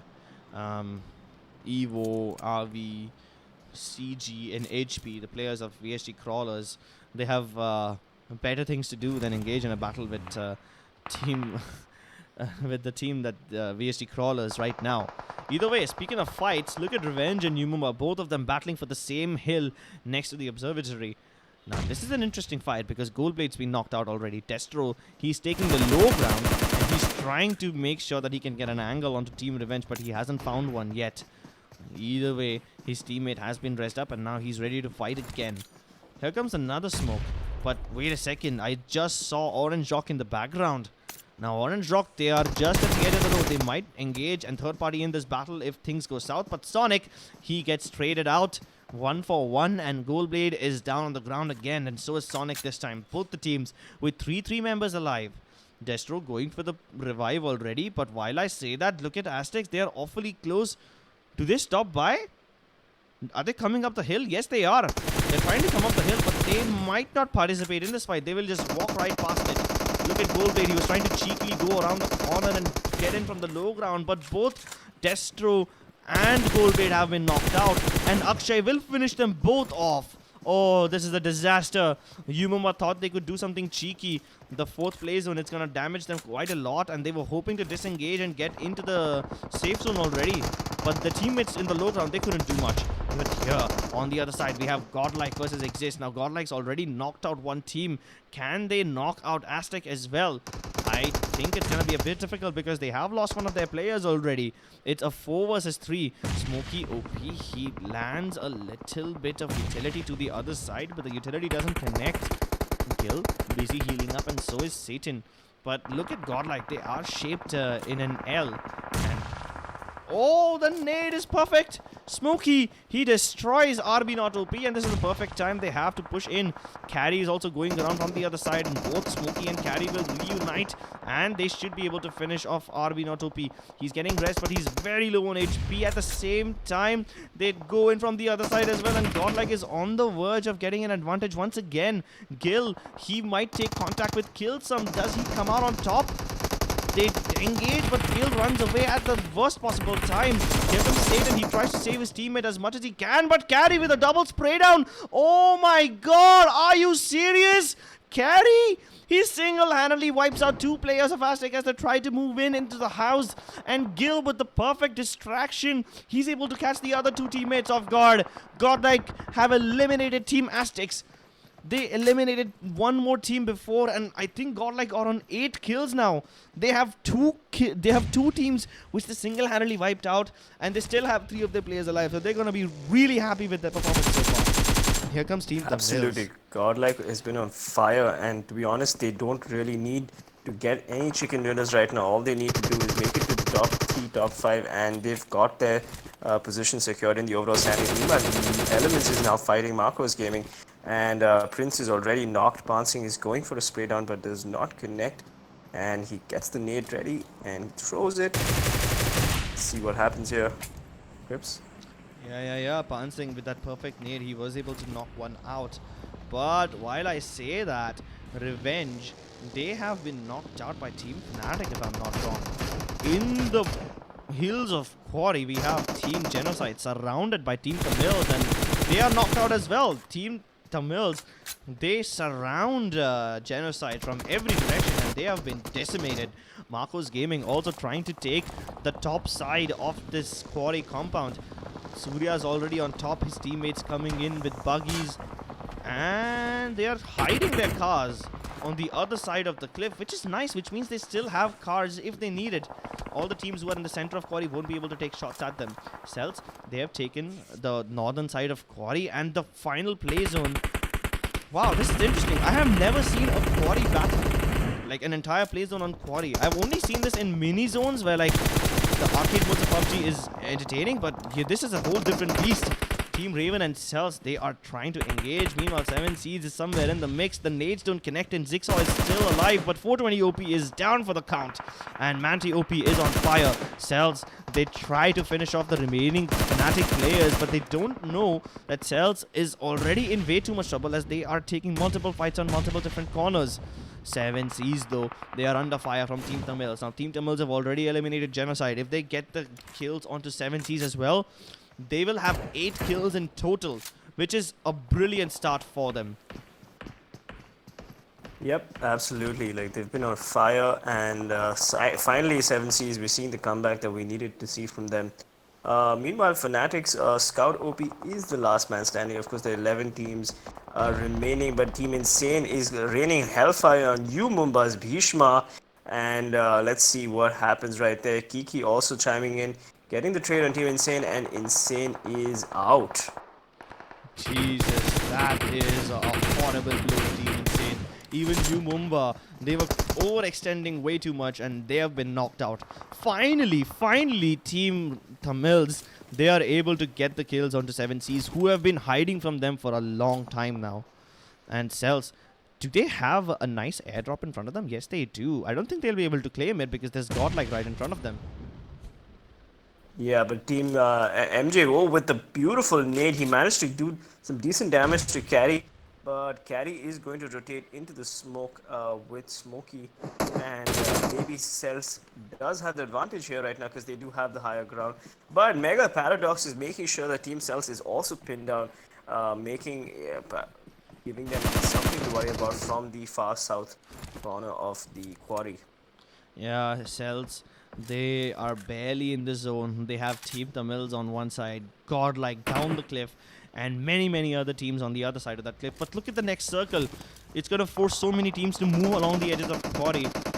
And I think Team Orange Rock is one of those teams that has been circle screwed at this point. They are on low ground, which puts them in a massive disadvantage. But speaking of disadvantage, look at the position of Team not Celtz. Who's Team 17? I keep forgetting. Either way, it doesn't matter because Fnatic has been knocked out. And Fnatic getting eliminated is a bad thing because they desperately needed points. They were just barely in the safe, but now I don't think they will be anymore. Look at Marcos Gaming. They're going in for the circle push around the edges and the top of Quarry. They walk right into the crosshairs of Manti OP, and he does get one knock. But while I say that, VSG Crawlers have been eliminated from this game with only 5 points in the bag. Mega, they are down in the low ground, but that does not mean they are at a disadvantage. They continue to fire away at Team Orange Rock, and then down Daljit. Anto takes a little bit of revenge. Vampire steps into the fray as well, but now they're going in for the finish. And while Orange Rock and Mega duke it out, TeamTamilas, they are trying to third party in on this fight. No! He's been caught in the middle of a reload, but Paradox is missing so many shots. He finally does manage to knock out Anto. And how did he ever manage to do that? Oh, this was not supposed to happen. He has plenty of teammates that he needs to res, but luckily he has a bit of cover, so Mega might just be safe at least for now. Meanwhile, TeamTamilas and Marcos Gaming, here they go, engaging in battle at the top of the hills, and a barrage of nades are going off. All of them end up knocking each other out. Both the teams take multiple losses, and Barton just randomly spraying in the smoke, hoping that he can connect some shots. Here we go. Harry, he tries to flank around from the right-hand side, but Pansing is ready with the Groza. He's gonna knock him out. He goes into the crate quickly, but Pansing, he's back there, and he's providing cover to his team, and he successfully protects them from TeamTamilas. TeamTamilas going out in the 6th place. They should be pretty happy. They have plenty of points in the bag with them, but Mega are not done yet. Orange Rock, they barely have any players alive. Vampire and the Sniper Tower just holding and clinging onto life desperately. Yeah, but absolutely. Like, Orange Rock is going to want to at least place a little bit, but now the focus has shifted to Marcos Gaming. Marcos Gaming is going to need these points to cement their position in the top standings right now, and even Team Celtz for that matter. So both Marcos Gaming and Team Celtz really require the points, whereas Godlike, Orange Rock, and Mega are quite comfortable, and they don't really have too much of pressure on them. Yeah, but look at Godlike. They have such a massive rotation ahead of them. Godlike are on the other side of the quarry compounds, and they're gonna have to go uphill and into the zone. Meanwhile, look at the zone. It does force all the teams up on top to come down a little bit. But I think Marcos Gaming have a safe passage for themselves. They have plenty of smoke. They should be able to lay down enough cover and get to the little shack where they can hide. Although, I have to remind that the Orange Rock is also waiting over there for them. Meanwhile, I think Marcos Gaming, they're going for a very unusual rotation around the edges of Quarry Hills. More than rotation, they're too focused on Team Godlike for now, which is a valid reason because Godlike and Marcos Gaming both have equal chances of winning this game. But here comes Celtz, and Celtz are taking damage from Team Godlike. They decide to engage them at the worst possible time. This is not the fight you want to take, MJ. He does knock out Mega Swag, but I don't think he should be focusing on this one too much. Swag gets knocked out by MJ in return, and this is just bad. Celtz, they don't need to take this fight against Mega. Just focus on Godlike for now because Godlike are the real threat who are... Oh my god, look at the position of Dude. The Dude, he's going in for the lower flank. He gets a lot of damage onto Smokey, and now he is putting Godlike in way too much trouble. The Molotov is not going to let Godlike come downwards. It's not like they were wanting to come down anyway, but Smokey walks right into that fire, takes a little bit of more damage. The Dude is the only man who can actually keep Godlike at bay. Meanwhile, the remaining two players of Marcos Gaming, Pansing and Surya, they have to worry about the other teams. And the Dude, can he single-handedly take care of Godlike? Yes, he can. Actually, it's Celtz who does him a favor. Celtz read through in a Molotov, and that knocks out Smokey from Team Godlike. This is the perfect time for him to move in, but Celtz are moving in for the kill as well. And Godlike, Celtz, Marcos Gaming, they engage in this battle. Celtz, what a bad decision from them, but they somehow managed to come out on top. It's MJ who manages to lay down covering fire and knock out Godlike out of this game. They were the biggest threat to Marcos Gaming and both Celtz. And now Marcos Gaming have to be thanking Celtz, but they have a player down. This is the perfect time for them to move in. Somehow, Mega Paradox died to that play zone, which is unfortunate. He could not climb up the hill. It was too steep for him to move in.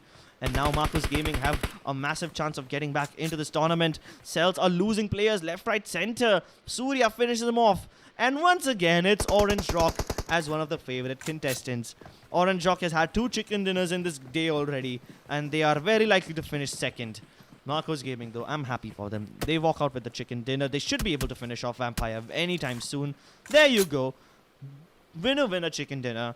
Orange Rock very, very happy with 2 chicken dinners in the day already, and the second place finish in this one. But Marcos Gaming desperately needed the points. And when I say desperately, I mean it. They were down at the bottom, and they finally have enough points to maybe push themselves in the top 10. We get it, Crips, but I mean, hats off to Marcos Gaming. They not only pushed Team Tamil, eliminated them, they eliminated VSG Crawlers, They even managed to get a elimination on Godlike and then Team Celtz. So I have to say, Marcos Gaming really earned their stripes this match, and that chicken dinner is very, very well deserved. So it's nice to see that the semi-finals Marcos Gaming is finally surfacing in the finals, and the performance that we're generally used to from Marcos is on display today. Of course, the MVP is Pansing with 4 kills but a whopping 763 damage, which is unbelievable. Yeah, Pansing might have the higher kills and the highest amount of damage on Team Marcos, but in my opinion, I think the dude also did a phenomenal job of keeping Team Godlike distracted. That's what happened. Godlike were trying to make their way up, and Godlike was only focusing on Marcos Gaming at one point. Celtz was not even in the picture. And then when the dude tried to go in for the flank, and he managed to put a little pressure on Godlike, that's when Celtz walked in.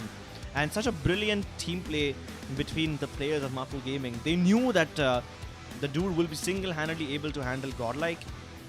And then the two remaining players, Pansing and Surya, they were able to plummet Team Celtz with bullets.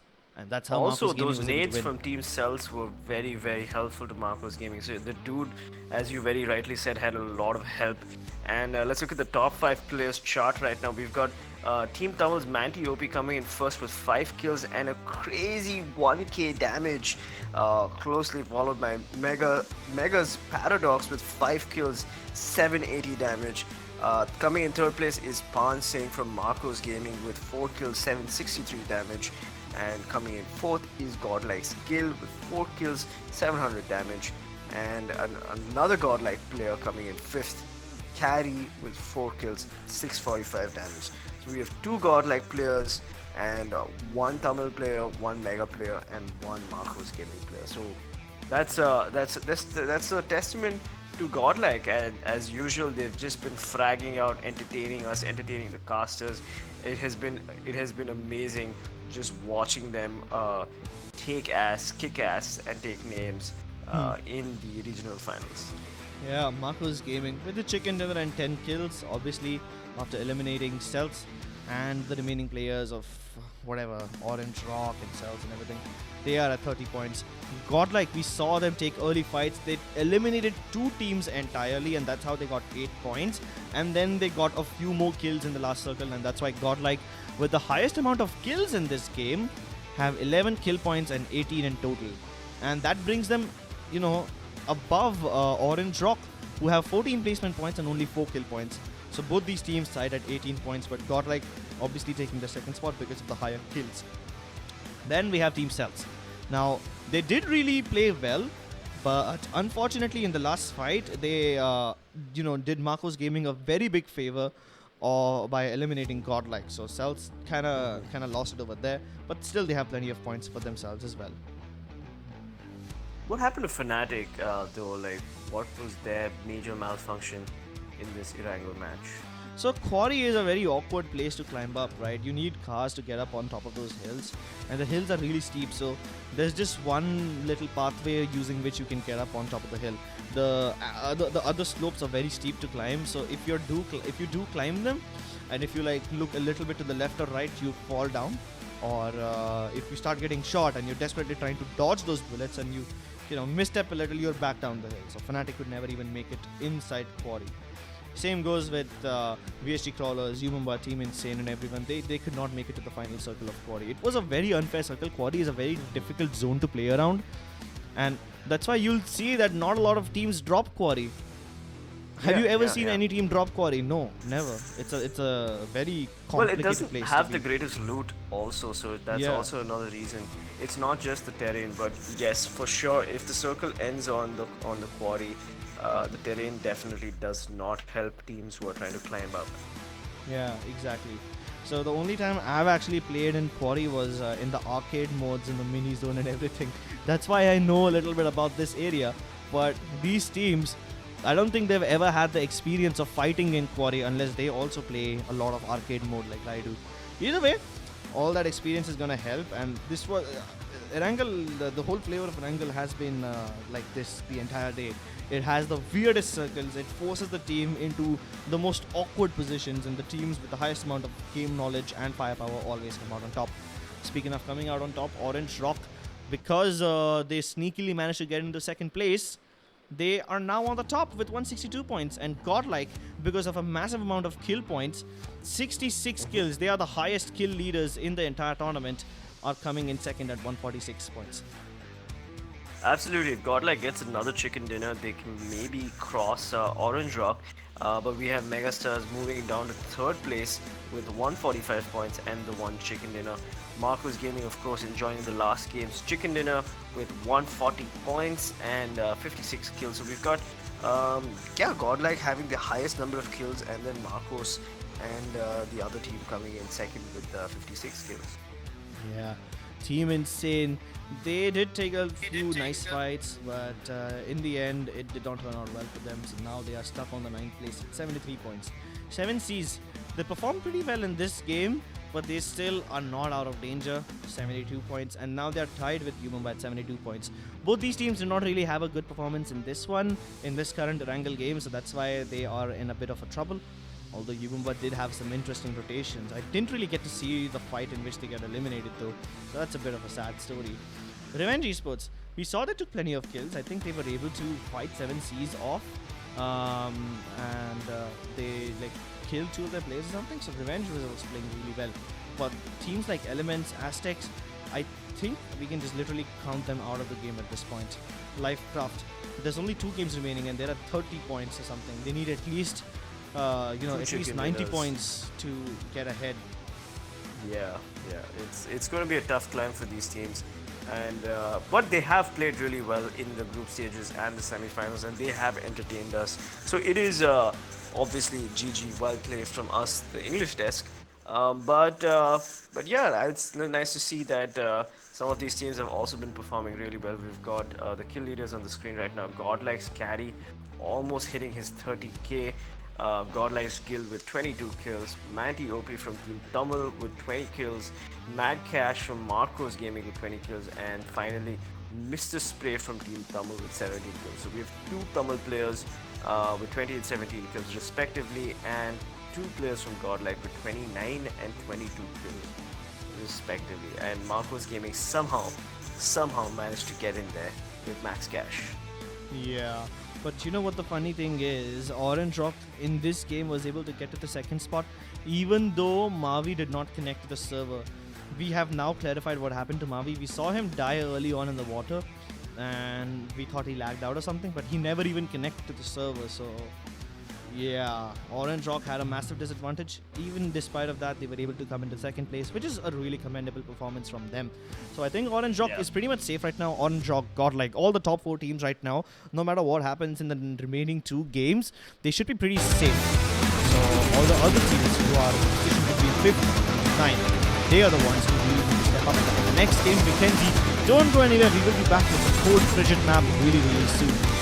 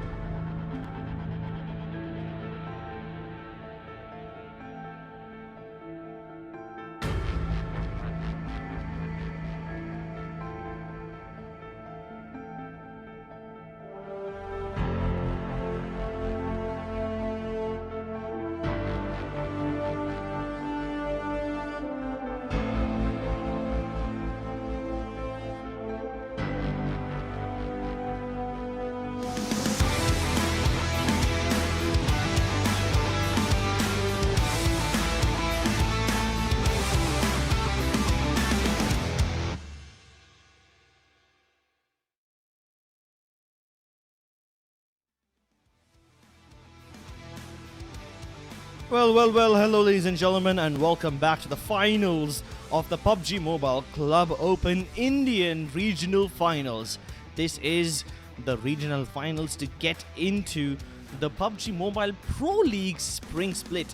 Now, keep in mind that out of the 16 teams we have participating in this tournament, only 9 of them will make it to the Pro League, where 6 other teams from the South Asian PMCO will also be joining them, and the top 5 teams who were the winners of PMCO last time, teams like Entity Gaming, Soul, IND, INS, Synergy, those teams will be joining them in the PUBG Mobile Pro League, and that's going to be a whole different beast.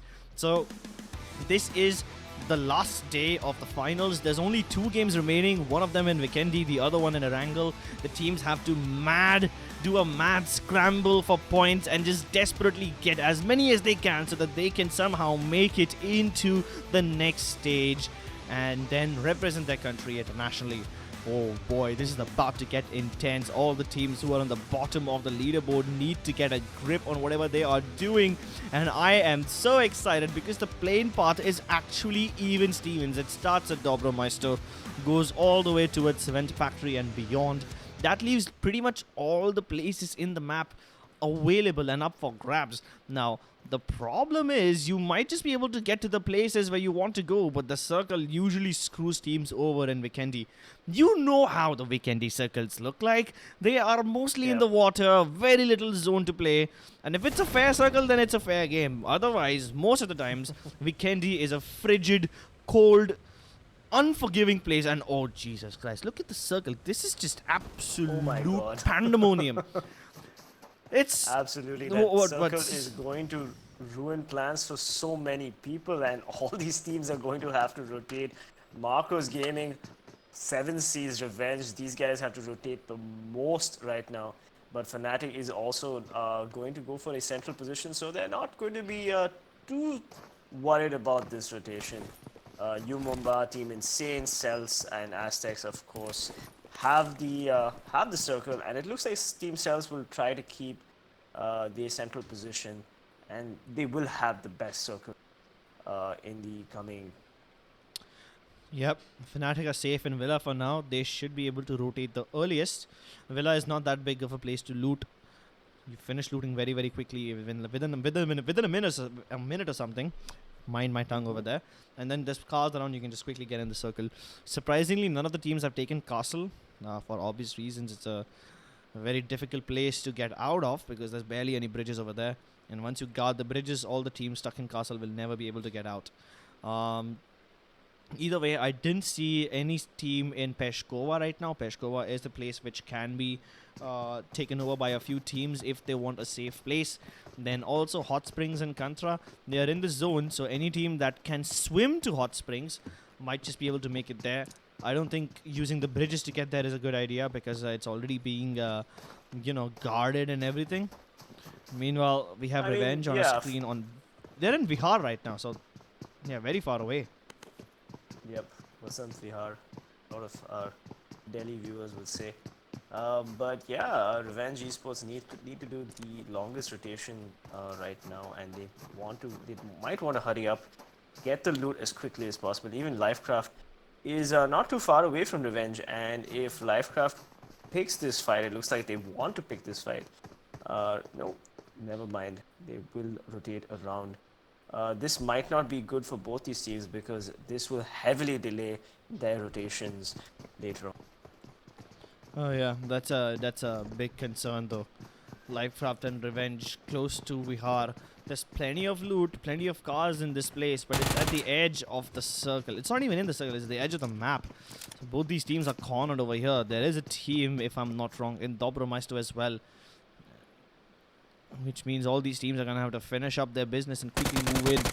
Raid, he spots out Noob by TP, he knocks him out as well, takes a bit of damage, but somehow manages to make it to the safe spot. Nope, Big Chill comes in, and with his G36, he's going to knock out Raid. Does he get the thirst on him though? I don't think he has time to do that, but they should be able to revive Noob by TP pretty soon, which is nice.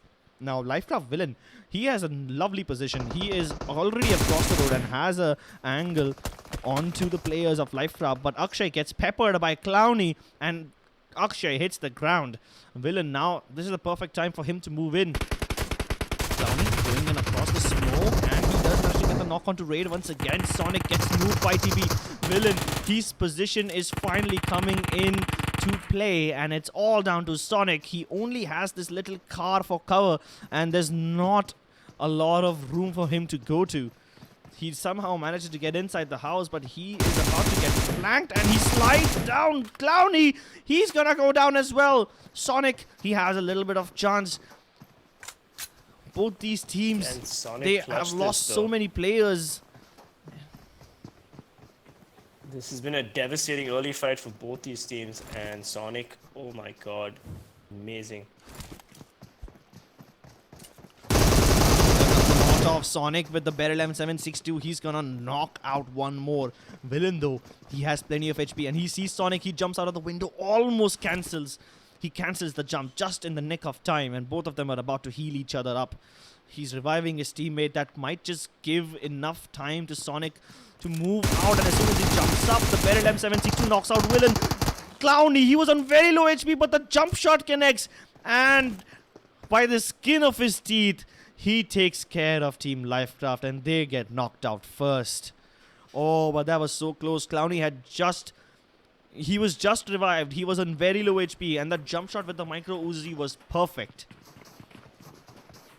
Yeah, not sure what happened there, but I am a little bit behind you. Oh, alright. The internet issues are back, and it seems like we're desynced. Yep, wonderful. So, yeah, Vikendi is going to be your map anyway, so I'll let you take the lead on it. We're so sorry we're having so many technical difficulties with the casters right now, but this generally does happen when you don't have both casters on the same desk. Yeah. But no worries, Crips is going to keep you entertained while I just chime in here and there. Crips, it's all yours. Thank you so much for the warm words. Here we have Mavi. He's ready to give 7Cs a warm welcome. Well, I'm not sure if it's warm or hot, but they managed to get away. This should be good for now because 7Cs are not stopping. They're not hitting the brakes, and Mavi doesn't connect the shots. It's fine. He'll meet them later on in the circle anyways. And even if he doesn't, it's fine. Orange Rock, they don't care. They have so many points. They're already through to the Pro League. Even if they, get knocked out very first in the remaining 2 games, I think they still qualify for the Pro League, so they don't really care. It's about these teams like 7Cs, teams like Umumba, Aztec. They are the ones who really need to get going. Godlike, they're using the bridge to rotate, and Final Boss definitely hears them. His teammates, they are ready. TeamTamilas has also finished rotating from the south part of the map, where Team Aztecs is just ahead of them, but they're not fighting each other. Mega is holding close to Volnova, the other side of the Volnova River. And look at sophisticated rotation, a very safe one. And I don't think anybody will take such a long rotation as long as Orange Rock is taking.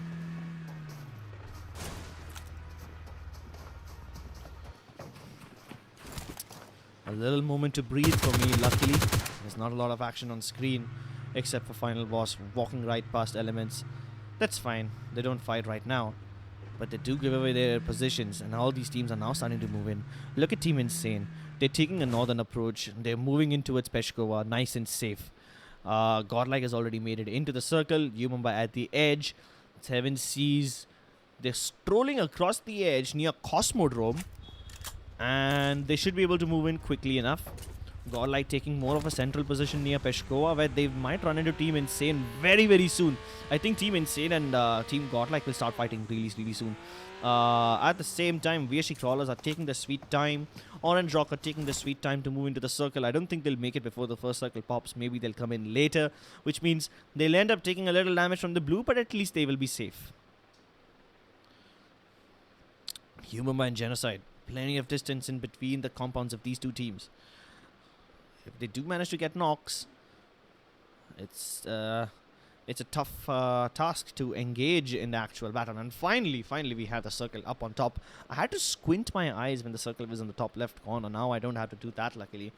But look at this. Look at the area to the right-hand side of Cement Factory. There's so many teams there, all of them going for central position. We have Celtz, Umumba, Genocide, Even Aztecs is moving in. TeamTamilas also tries to get a little piece of the compound near Cement Factory. All of them for going for central positions. Meanwhile, Godlike, they have Carry alone in Peshkova, and the other members of Team Godlike are also moving in towards Cement Factory inside that big mess. There's so many names over there. They have to. I mean, these are the teams that are very close to getting relegated in the top standings right now.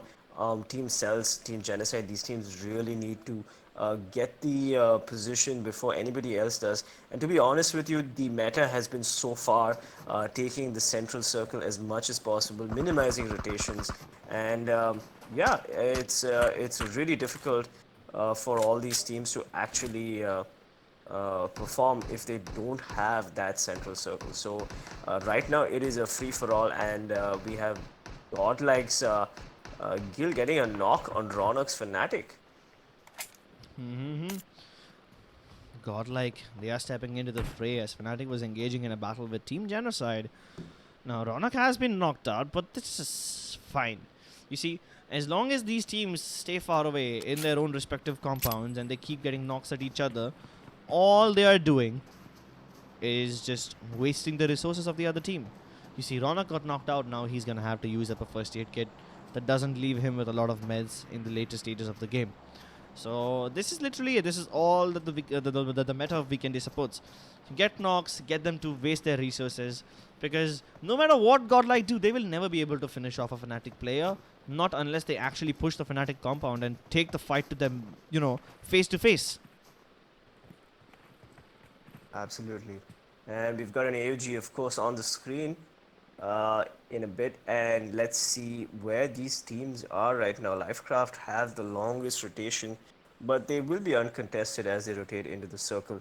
It's the next circle that I'm really concerned about, Crips, because if the circle decides to go north or south, all these teams at the center of the circle are going to be in the worst rotation phase ever. Yeah, and a lot of teams are actually taking the compounds close to the water, which means you might be safe for now, but then as the circle progresses, getting into the mainland is difficult, but getting towards the coast is considerably easier. Either way, look at LifeCraft, they're still ticking away in the blue. LifeCraft has not made it into the circle just yet. Now, they could have taken the bridge near Castle because it's currently unoccupied, but unfortunately, they tried to take the bridge near Volnova, which is being guarded by VSG crawlers. So I think we might see a VSG crawlers versus Elements fight right now. But wait a second, Elements are fighting with the MegaStars. Not MegaStars, Marcos Gaming, my bad, sorry, I'm making a lot of mistakes. Look at that Gabbar, he's trying to jump spot Surya, and Ultron jump shots Surya. Brilliant stuff. Marcos Gaming, they need to get into the groove and pouncing jumps out of the walls. He should be able to revive Surya for now, but his other teammates are going to have to cover him really well. VSG Crawlers, they are now engaging in a battle with LifeCraft. Evo with the Bison 6X, not really the best of choice of weapons. It's not a good weapon. But Avi takes a massive chunk of damage, somehow manages to make it into the corner where he can revive Roach. Meanwhile, Clowny continues to be revived by Villain in the side. Both these players reviving each other side by side. It's a comical thing to watch, honestly. It's funny. But which one of them comes out? Here comes the micro Uzi of Villain, but oh my god, Avi, he actually fends him off. Clowny, he's trying to third-person peek around the corner, but Avi, I think he has a little influence where he is. The micro Uzi, he runs out of bullets. Reload comes just in time, and he's got him. Avi knocks out Clowny as well. They finish off Villain, and here goes LifeCraft out of this game. What was Villain thinking in that moment, pushing out? He should have just waited for his team to heal up. He just went for a eager, greedy push, and it just didn't work out. Alright, now we've got Team Elmnt taking on Marcos Gaming, and oh my god, here we go. Friends, wonderful stuff. Sprays down Pansing, and he bursts him as well. But Max Cash is just a bit too late. He does eliminate Team Elements, but he could have saved his teammate as well. Either way, I think Marcos Gaming should be pretty happy that they only lost one player in this fight. You know, I've had a conversation with the Marcos Gaming owners, and the philosophy of the team owners is very interesting. they really don't care about winning. All they care about is putting on a good show and just qualifying for the Pro League. That's all they care about. They're not putting any pressure on their players. They're just letting their players do whatever they feel like, and that is an amazing philosophy for an esports organization to have. Well, amazing philosophies, amazing leaders, and even better coaches, managers. It takes a lot of effort to keep an esports organization running. It's not just the players. There's many more people behind the scenes who also are equally important to an esports organization. Absolutely, and a big hats off to the coach, who's a good friend of mine of Marcos Gaming. Big shout out to him. I don't know if you're gonna ever watch this, but if you do, Mr. Woo Monster, a big shout out to you. Shoutouts, and here comes Mavi shouting his position loud and wide for the world to hear. Rattled off quite a lot of shots, but does he attract the attention of his enemies? Does he want to attract it in the first place? I think he did it deliberately. No, I think he was just taking a couple of shots and trying to see if he could land anything. I mean, Orange Rock has generally done stuff like that. They just go for the picks if they can. If they get an angle, they just go for the picks. They don't really care about stealth. This is a team that's very confident, and they're feeling pretty good about themselves right now. Okay. Well, definitely they must be feeling good because why not? I mean, it's Orange Rock. They're on the leaderboards. They're just fooling around. Look at the way Antu is running around and just climbing up the stairs again, trying to jump, and then he falls again. He climbs upstairs again, and he tries to get to the other side of the roof. And he has all the time in the world. He has all the luxury in the world. He's the only man who can actually have fun, who can just jumping japak around and chill out. Because Orange Rock, they have nothing to lose at this point. Although that doesn't mean that Orange Rock is going to take this game lightly. They will definitely try to keep the dangerous teams out of the Pro League. At least that's what I would do if I was them. So, yeah, like if let's imagine if Orange Rock, they somehow managed to eliminate Fnatic out of this tournament. Fnatic are already in danger. If they manage to eliminate them, that's going to be wonderful because then there's a massive team, an amazing team that you never have to fight in the Pro League. Either way, speaking of fights, the fight between Mega and Team VSG Crawlers has started. CG has been knocked out. His teammates are a bit far away. They won't be able to save him. But Paradox and Vexy splitting up should be able to, I don't know, get an angle onto Team VSG Crawlers. And look at how far Mega are spread. We have Encore on the far right-hand side corner. Vexy very close to the bottom of the screen. Paradox on the cliff. Not even a cliff. I can't even call that a cliff. That's like a little... a hillock or something. I'm lacking the geographical terminologies to describe this terrain. Just say hill. Just say hill. It's not even a hill. It's a little... It's a hill, man. It's a hill. It's not a hill. It's little rock thingy. It's... what do you call a big rock? I don't know. I'm not an expert in geography, but I think neither. hill is something our audience would understand. Let's just keep it simple. Okay, fine. Let's just call it hill, even though it technically is just like one giant stone. Forget geography. Plateau. We're here to watch some people kill each other. That's what we're here for. That's right. Exactly. And VSG Crawlers, they now start moving. Paradox, he spotted them, but they are now out of his line of sight. So he's going to have to reposition. He doesn't account for them to move this fast. Yep, VSG Crawlers are out. They're in the blue zone, ticking away, and they're taking a very risky rotation. And I don't know, this risky rotation of staying in the blue zone and then moving in later actually might just work for them if they manage to find an open, empty spot for them in the next circle. Indeed. Well, Rohin, let's be honest. We have a little bit of time on our hands. There's no fights happening right now. Which one of these teams do you think is going to make it into the Pro League? I mean, we already know the top 5 teams, so don't even mention them. What about the bottom 4? Well, if Fnatic plays their cards right, they could possibly enter Pro League. But yeah, other than that, I don't know. It's really difficult to say. What are my options here? You have Fnatic, you have Marcos Gaming, you have VSG Crawlers, you have... is Celtz in the safe? I think Celtz is not safe just yet. They're somewhere in like the top 7 or 6. But it doesn't matter because... Well, I think just- Genocide is pretty much out, so is LifeCraft, so is Revenge. yeah. Genocide and is LifeCraft are Insane. pretty much out.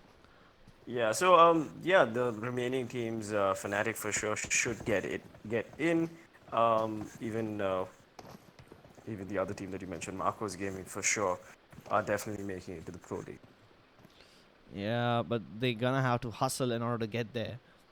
Either way, we have Umumba, a team which is also in a bit of danger. Umumba really need those points, and now they've been given a free airdrop containing an M249. An M249 is so versatile on a map like Vikendi. If you rush a compound, you go for close quarter combats, the M249 is devastating. It's one of the best weapons for close quarter combats. And more than that, since this map is very open and a lot of teams rotate using cars, the M249 is a perfect weapon to use against a vehicle because the 100 bullets can just chew through the car in a matter of seconds and you will have fiery explosions on your hands all the time. Yes. Fifth circle starting to shrink in now. We have Godlike on the eastern edge of the circle. They have a compound to themselves, which Fnatic might challenge soon. Genocide nicely in the center. Umumba nicely in the center. 7Cs at the northwestern edge, where they are gatekeeping Marcos Gaming. So I'm assuming 7Cs and Marcos will fight soon. That's one fight that's going to start. On the other hand, we're going to have a fight between Aztec, VSG, and Fnatic. So that's going to be the flavor of this game. Raven, TeamTamilas, they're moving really slowly. They don't seem to be too keen on getting into the safe zone for now. But when they do move in, they're going to have to battle Team Celtz. And we can already see them. TeamTamilas have the high ground. His teammate just telling Mr. Spray to get out of his way, otherwise he would run us over. Either way, here comes the fight. Marcos Gaming versus Celtz. It's already begun. And Orange Rock are converging upon Celtz at this moment. Right now. No, actually I was a bit wrong. Celtz are on the other side. Marcos Gaming is closer to Team Orange Rock. Keep in mind that Orange Rock and Marcos Gaming are two of the top teams in this tournament. And if they start fighting now, that's going to be a clash of the titans, I'm going to be honest. VSG Crawlers, they are just barely in the zone and they're seeing all these teams move around themselves. MegaStars, they walk right into the trap of Godlike and Encore has been finished off. Even Vexy took a little knock. This is bad. Fnatic were trying to fire at Team Mega as well, and Godlike already have them in their crosshairs. Vexy, he, I think, has been spotted already. Luckily, Fnatic start moving and that distracts Godlike long enough. But they managed to get to cover. OS almost died in that rotation. But now he's safe. And he's inside the brown fields. Oh, this is interesting. Brown fields are the only place in Pochinki where you can actually prone into the grass and have some cover. So Fnatic is in a really nice spot right now. I'm appreciating that. Godlike continue to be in the same compound, but that next circle might force them out. Meanwhile, TeamTamilas, they're storming the compound of Celtz. They've already knocked out a Tanki. Oh no, wait! Only MJ is the one that remains. TeamTamil are wiping the floor with Team Celtz, and MJ desperately is trying to stay alive inside that little shack. He's not going to be able to hold on as TeamTamil overwhelm them with numbers. And they don't lose a single player in the process, but it doesn't matter. It doesn't matter because as soon as they take that compound, the next circle pops, and they once again have to make a long journey in. Long journey indeed. That is going to be a very tricky rotation for that team. And yeah, let's hope that the circle doesn't screw them further in the last few moments of this match. Orange Rock. Let's see. Let's take a look at the circle here. Orange Rock is close to Marcos Gaming. They didn't start fighting yet, but Orange Rock already wants to get in the zone. Anto and Daljit on a snowmobile. This is bad. They're going around the edges of the circle to pick up Mavi and hopefully pick up a fight with the other team as well. But as soon as they walk in, Mavi grants Surya a nice tap to the head and knocks him out. Now Marcos Gaming, this is a bit of trouble for them. You see, since Orange Rock are pinned behind this tractor, they are going to have to eventually move into the circle. They're currently fighting Marcos Gaming. There is TeamTamilas who will be gatekeeping all of them. And at the same time, there's one more team right next to them. But while that happens, Godlike, Gil are wiping the floor with Fnatic. Look at the amount of Molotovs that are being thrown over here. They can't even heal up. They're taking damage from the fire, and they're at the edge of this compound. And the nade is perfect. It bounces off the wall and finishes Ronak. This is perfect. This is the perfect time for them to move in. Genocide. They are making so much problems for Fnatic. Do they ever get out of this? Even Godlike is trying to chime in on this fight. It's almost as though the entire server wants to kill Fnatic, and in a few moments, Team Tamil will be pushing forward. And oh my god, did Aztec just get eliminated? Yes, they did. And oh my god, look at this. TeamTamilas, they're crashing into the compound. This is about to turn into a 4-way battle. Carry OP, he's reloading right underneath his enemy. A ballsy move indeed. But keep in mind that TeamTamilas, not all of their players are here. Now they come in. The second car moves just in, and Team Genocide are split up quite a bit. But Orange Rock at the same time are crashing into Godlike. And there are two fights happening right now. The M249 rattling off heavily. It is able to destroy most of the players of Orange Rock. And Orange Rock is down to just Mavi and Daljeet. Can Daljeet survive this onslaught? At the same time, TeamTamilas, they decimate Team Genocide, XDD and Noob. And Fnatic are getting third-partied by Umumba. Oh my god, when did Umumba come in here? Where did they even move in? They're on the top of the hill. Jesus, this is a 5-way battle now. This compound is about to turn into the one place that will determine who walks out alive and who walks into the Pro League. Because Genocide, Fnatic, both of them are desperately looking for points. TeamTamilas is safe. They don't give a damn about what happens later on. But they will definitely try to make sure that Fnatic can't enter the Pro League, because that's one very important team that they will never have to fight later on. Marco's Gaming just gets eliminated. Yeah, and we've got 10 teams and not a large circle. Team player Mega needs to rotate from really far away, and Godlike finally opening fire on the Orange Rock players. Yeah, but Umumba, they are also chiming in with the kills. Godlike, they have decimated Daljeet, and Mavi. Orange Rock have been eliminated from this fight. Well, that's fair, because Orange Rock is on the tippy top of the scoreboards. They have plenty of points, and it doesn't matter if they get knocked out. But 7Cs getting knocked out early on, now that's a concern. 7Cs need points, and them getting knocked out on the 8th place does not bode well. It means that they will never be able to make it to the Pro League if they don't step up in the last game of the day, and that's too much pressure. Mega, they finally get eliminated. And now we are down to the last 7 teams. Here come TeamTamilas. They go charging in towards Genocide, and even Genocide is eliminated. Scout, Oasis, Ash, they have seen TeamTamilas decimate everyone inside this compound. They saw them destroy Genocide right in front of their eyes. Are Fnatic scared? Are they scared to take this fight against TeamTamilas? Look at MantOP. He has Umumba in his sights, and Scout is having the perfect angle. He's just not firing. Now finally Oasis tries to step into the fight, and MantOP gets the better of him. He sneaks around the other side, and he's able to finish off Oasis with that M449, and it can be a devastating Scout jumps out, and he goes right behind MantOP, but luckily Mr. Spray is covering him, and Scout is gonna be thirsted as well. Ash, the last man standing, he has just nothing to do but hide inside that little bush and hope that nobody finds him. Absolutely, Fnatic getting eliminated by Team Tamil, but in a few moments we'll see Team Tamil take on Godlike, and that's the fight I really want to watch. Harry BTC, he's being pushed ahead by the play zone, and now he's being knocked out. Mr. Spray finishes him off as well. The other members of Godlike are hiding in the smoke, and they desperately have to get out because the play zone will push them outside. It's all up to Gil. His 2 teammates are knocked out, and I think Mr. Spray should be able to finish off Team Godlike very, very soon.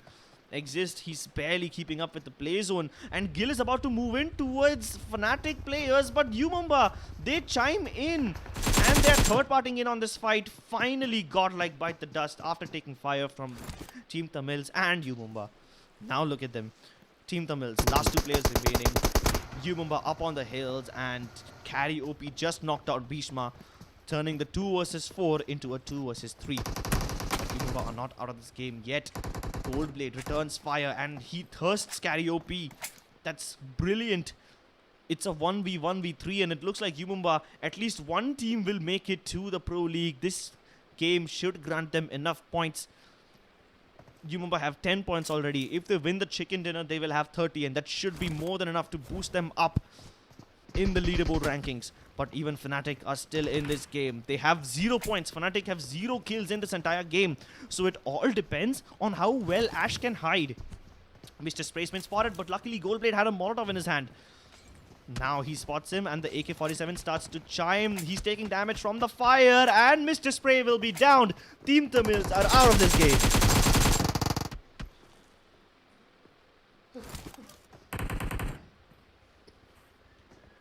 Ash. 1v3. Can he do anything? Nope. Doesn't really matter. Fnatic Ash with only 14 points. Sorry about that. Yep. And yeah, finally, Mumba wins the chicken dinner. Of course, what a beautiful comeback from Mumba as well. Again, a team that excels in Vikendi. Fnatic playing position points. It looks like they just didn't want to take any fights. You could see that Scout OP was even hesitating to push out and help Oves after he got knocked. So it's almost as though his hand was forced by the Team Tamil players. But oh my god, Team Tamil, Team Godlike, what amazing performances from both these teams, especially Team Tamil. I didn't expect them to last all the while till the end. They really held multiple fights on multiple fronts and they defended like gods. But the MVP, of course, goes to Goldblade with 5 kills and 600 damage. What were your thoughts on how Mumba played these last few moments? I absolutely loved it. I already said it many times before that Mumba is really strong on maps like Vikendi and Miramar. Yep. Now they win the chicken dinner. They get 30 something kill. They get like 10 kills in total. And the chicken dinner grants them what, 20 points. So they have 30 boost of 30 points. That should be enough to, push them over the edge and get them into the safe zone. But I'm feeling a bit sad about Fnatic because they desperately needed those points now. Even though they came in second and got 14,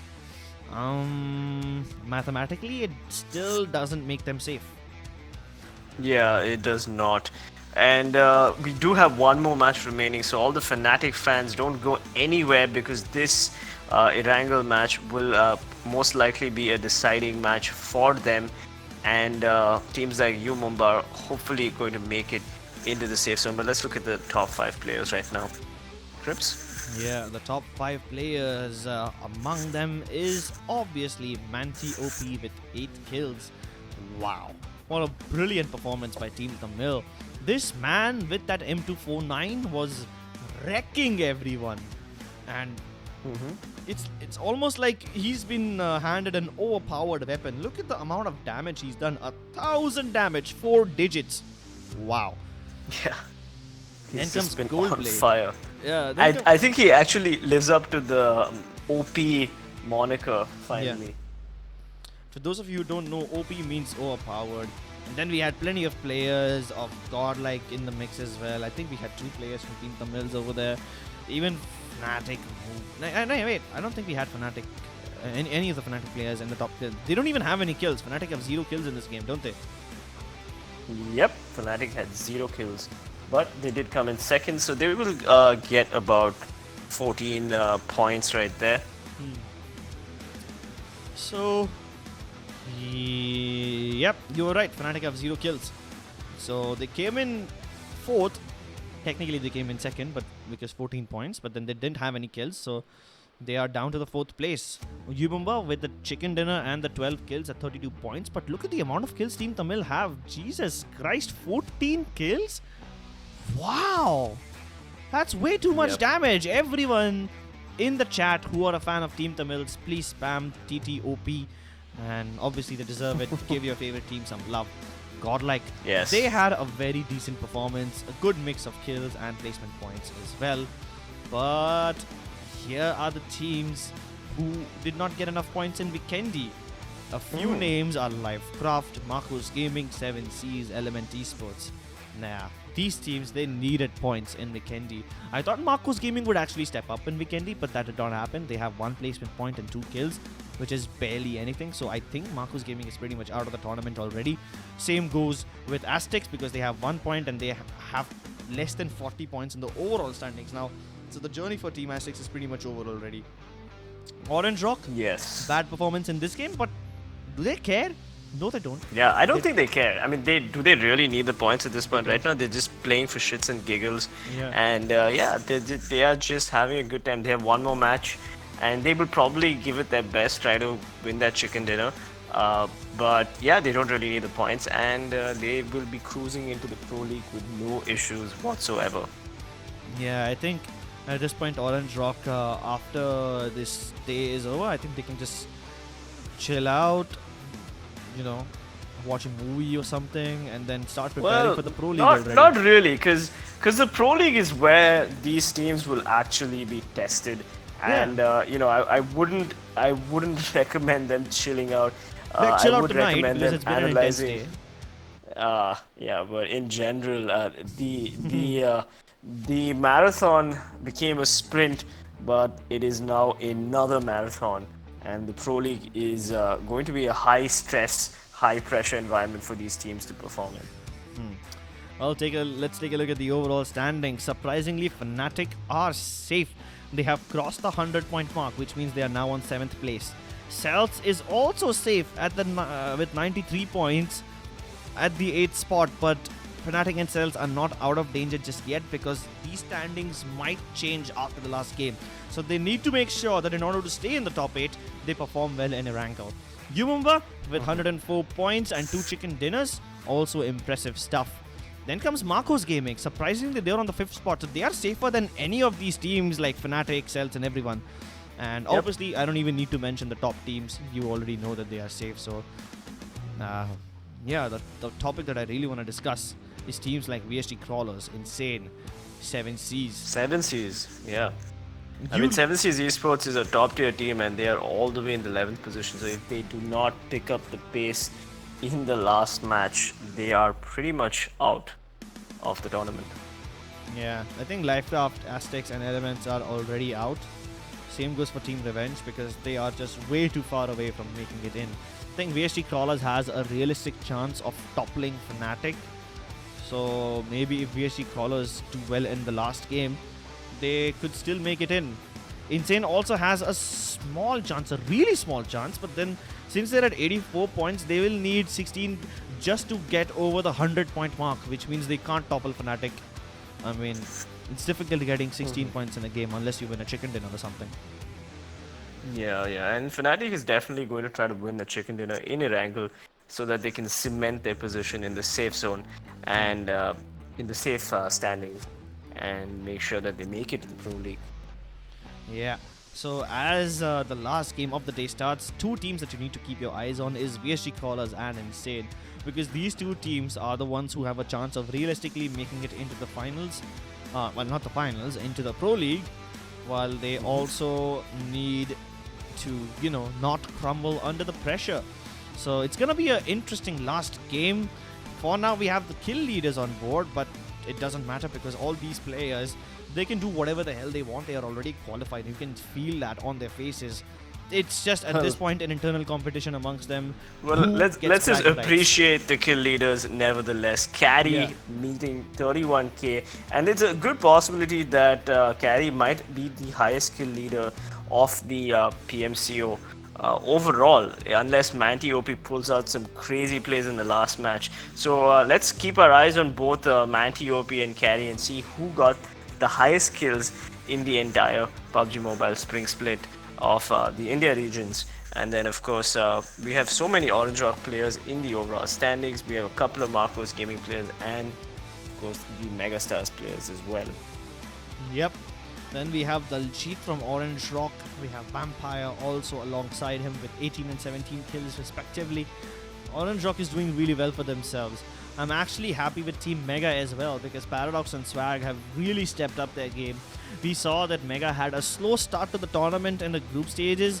They stepped it up and, you know, they started getting consistently good points in the semi-finals, and now in the finals they are absolutely, you know, letting the other teams have it. They are just absolutely owning. So I'm really happy about the progress that Team MegaStars have made. Absolutely. Well. We do have Erangel coming up next, and we do urge the viewers not to go anywhere. A big shout out to Crips, the caster right now, and I am PC Presence Gaming, his co-caster for today. We're having some technical issues, but Crips, I just gotta say you've done a marvelous job casting today, and it has been a real pleasure hearing you as not just a co-caster, but as a viewer almost today. Oh, thank you. Well, you said that you were almost a viewer. That does point out the issues we've been facing because, yeah, there've been way too many. So we're gonna try to compensate the technical difficulties by adding more hype into the last game. But for now, the players that really do deserve the hype is, of course, Manti-OP. He is leading in terms of not just skills, but in terms of damage as well. When it comes to damage, Godlike Gill, the name who wasn't in the kill list, is also here. Carry with the highest skills, surprisingly doesn't have the highest damage. So that's interesting. Just goes to show that how many of these teams are comfortable stealing kills away from each other. And Godlike is one team that does not shy away from it. In fact, none of the teams shy away from it. And in fact, some of the teams might need to do it in the next game because it's the last game of the day of the regional finals and the Pro League spots are at risk. So don't go anywhere. We will be back soon.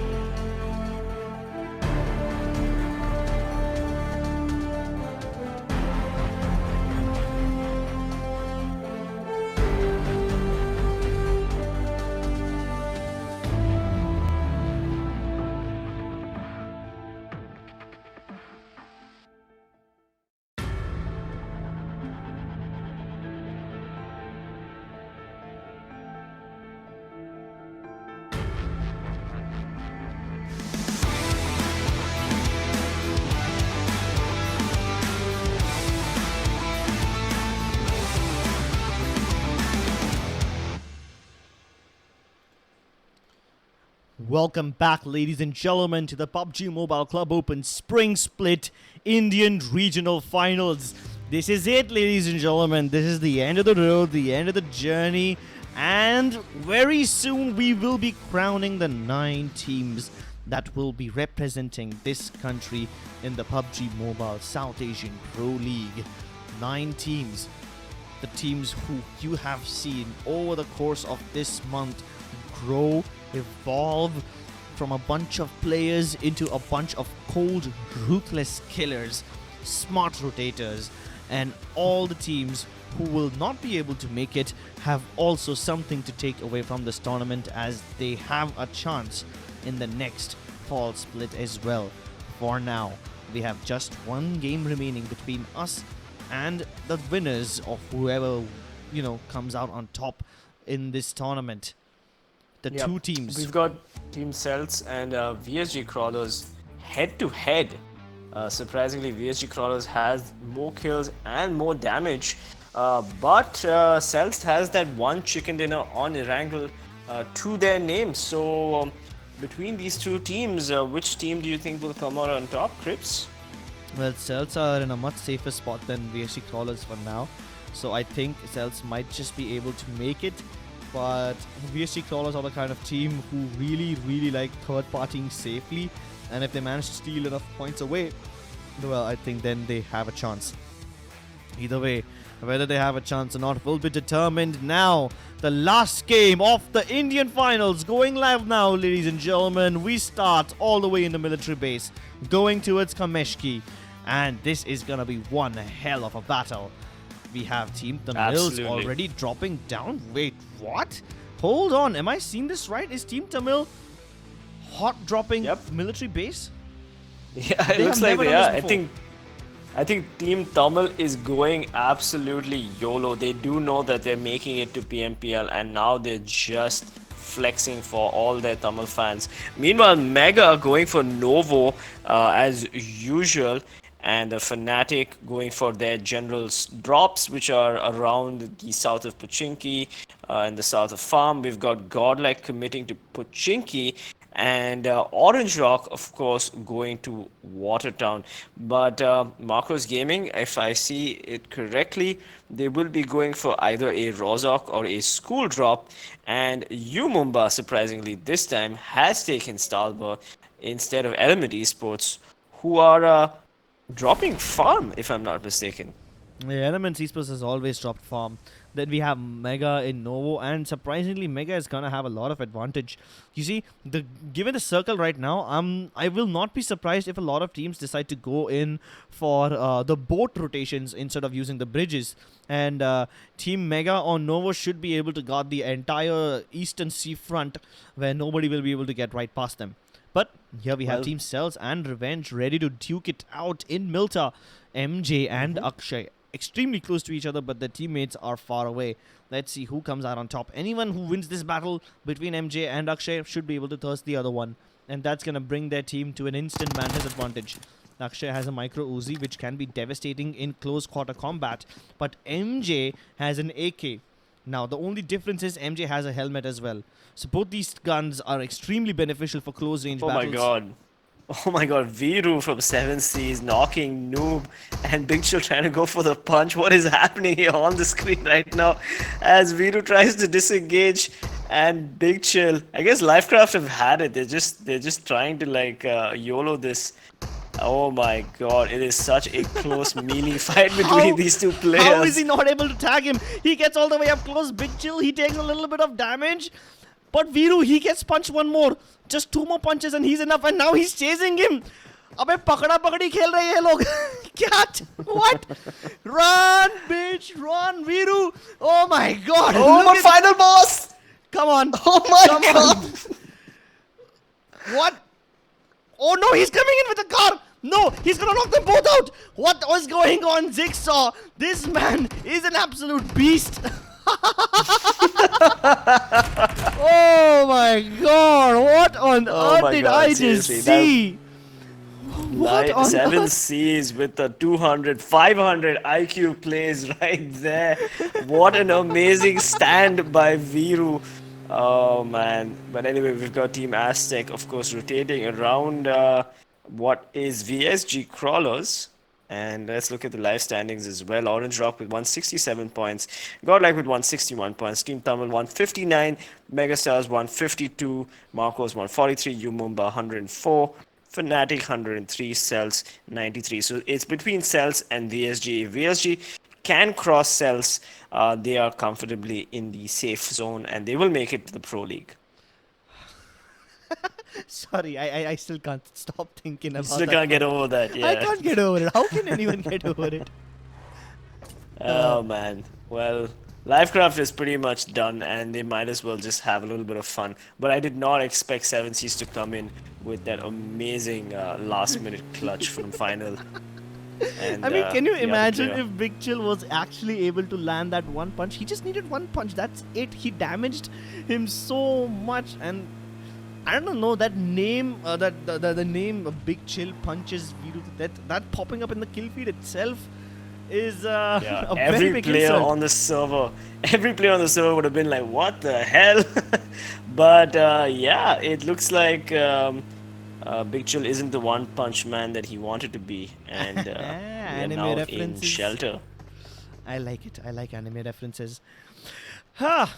Well, Aztec have actually surrounded VSG Crawlers. There's only 2 VSG Crawlers players inside the shelters, aren't there? I don't see the rest of their team anywhere close by. And then these 2 teams, they will just keep camping each other forever because all 4 members of Aztec are covering 1-1 exit of shelter each.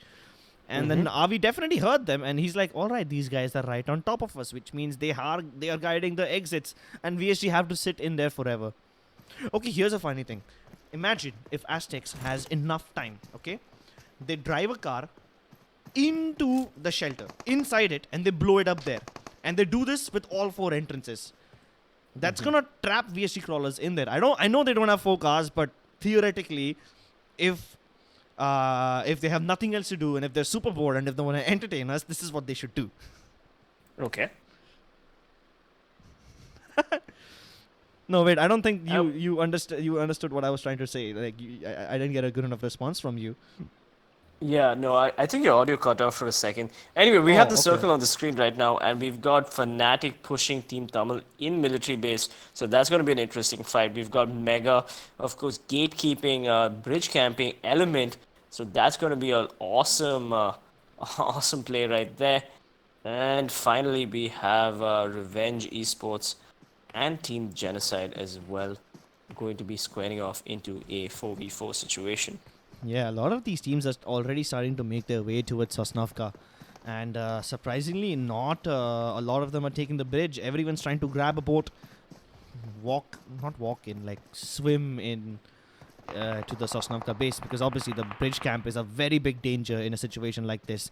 You see the circle on the top right-hand side corner. We see TeamTamilas, who are surprisingly very ballsily hot dropping into military base, something that they've never done before, is actually doing quite well. They haven't lost a single player yet. They are already taking the fight with, if I'm not wrong, Fnatic right now. And they have driven Fnatic away. They forced Fnatic to move out of the main military base area, the area which has the triple buildings and the tall tower. They actually kept them at bay. So TeamTamilas, they're actually, doing really well. And they have one of the prime locations in the entire map, some of the best loot in their hands. And they are just overall in a very, very nice place. As usual, the circle favors Team Tamil in Erangel, and it looks like the chicken dinner will be contested heavily between Fnatic and Team Tamil. But meanwhile, we're seeing some action on the screen right now between the Team Genocide and Revenge players. Well, Ash Gamer, he's trying to take the low ground. We have seen Team Marcos Gaming take low ground in the previous Erangel game. And it worked out for them pretty well. But I think we have a little bit of lag on our screens, which should be fixed soon. Yep, okay, we're back. Either way, what I was saying is, Marcos Gaming is one of the only teams that has been able to make a low ground push work. Let's see if Revenge are able to use the same strategy and get the jump onto Team Genocide over there. No, not sorry. Genocide. Sorry, I'm having a little bit of a brain fart over here. It's okay. happens. Yeah, the thing I need to take a sip of either way, Ash Gamer, he does manage to connect a lot of shots, and he's damaged them quite a bit. Is the nade too far? I think the nade is a bit too far. I don't think this nade will land there. Does it? Oh, no, it doesn't. Either way, Aztecs are desperately trying to get out of that situation, and Elements, they caught them off guard. They were on the edges of the cliff, and I don't think Aztecs has expected any team to be here. Meanwhile, on the other side of the bridge, we know for a fact that Mega is gate camping.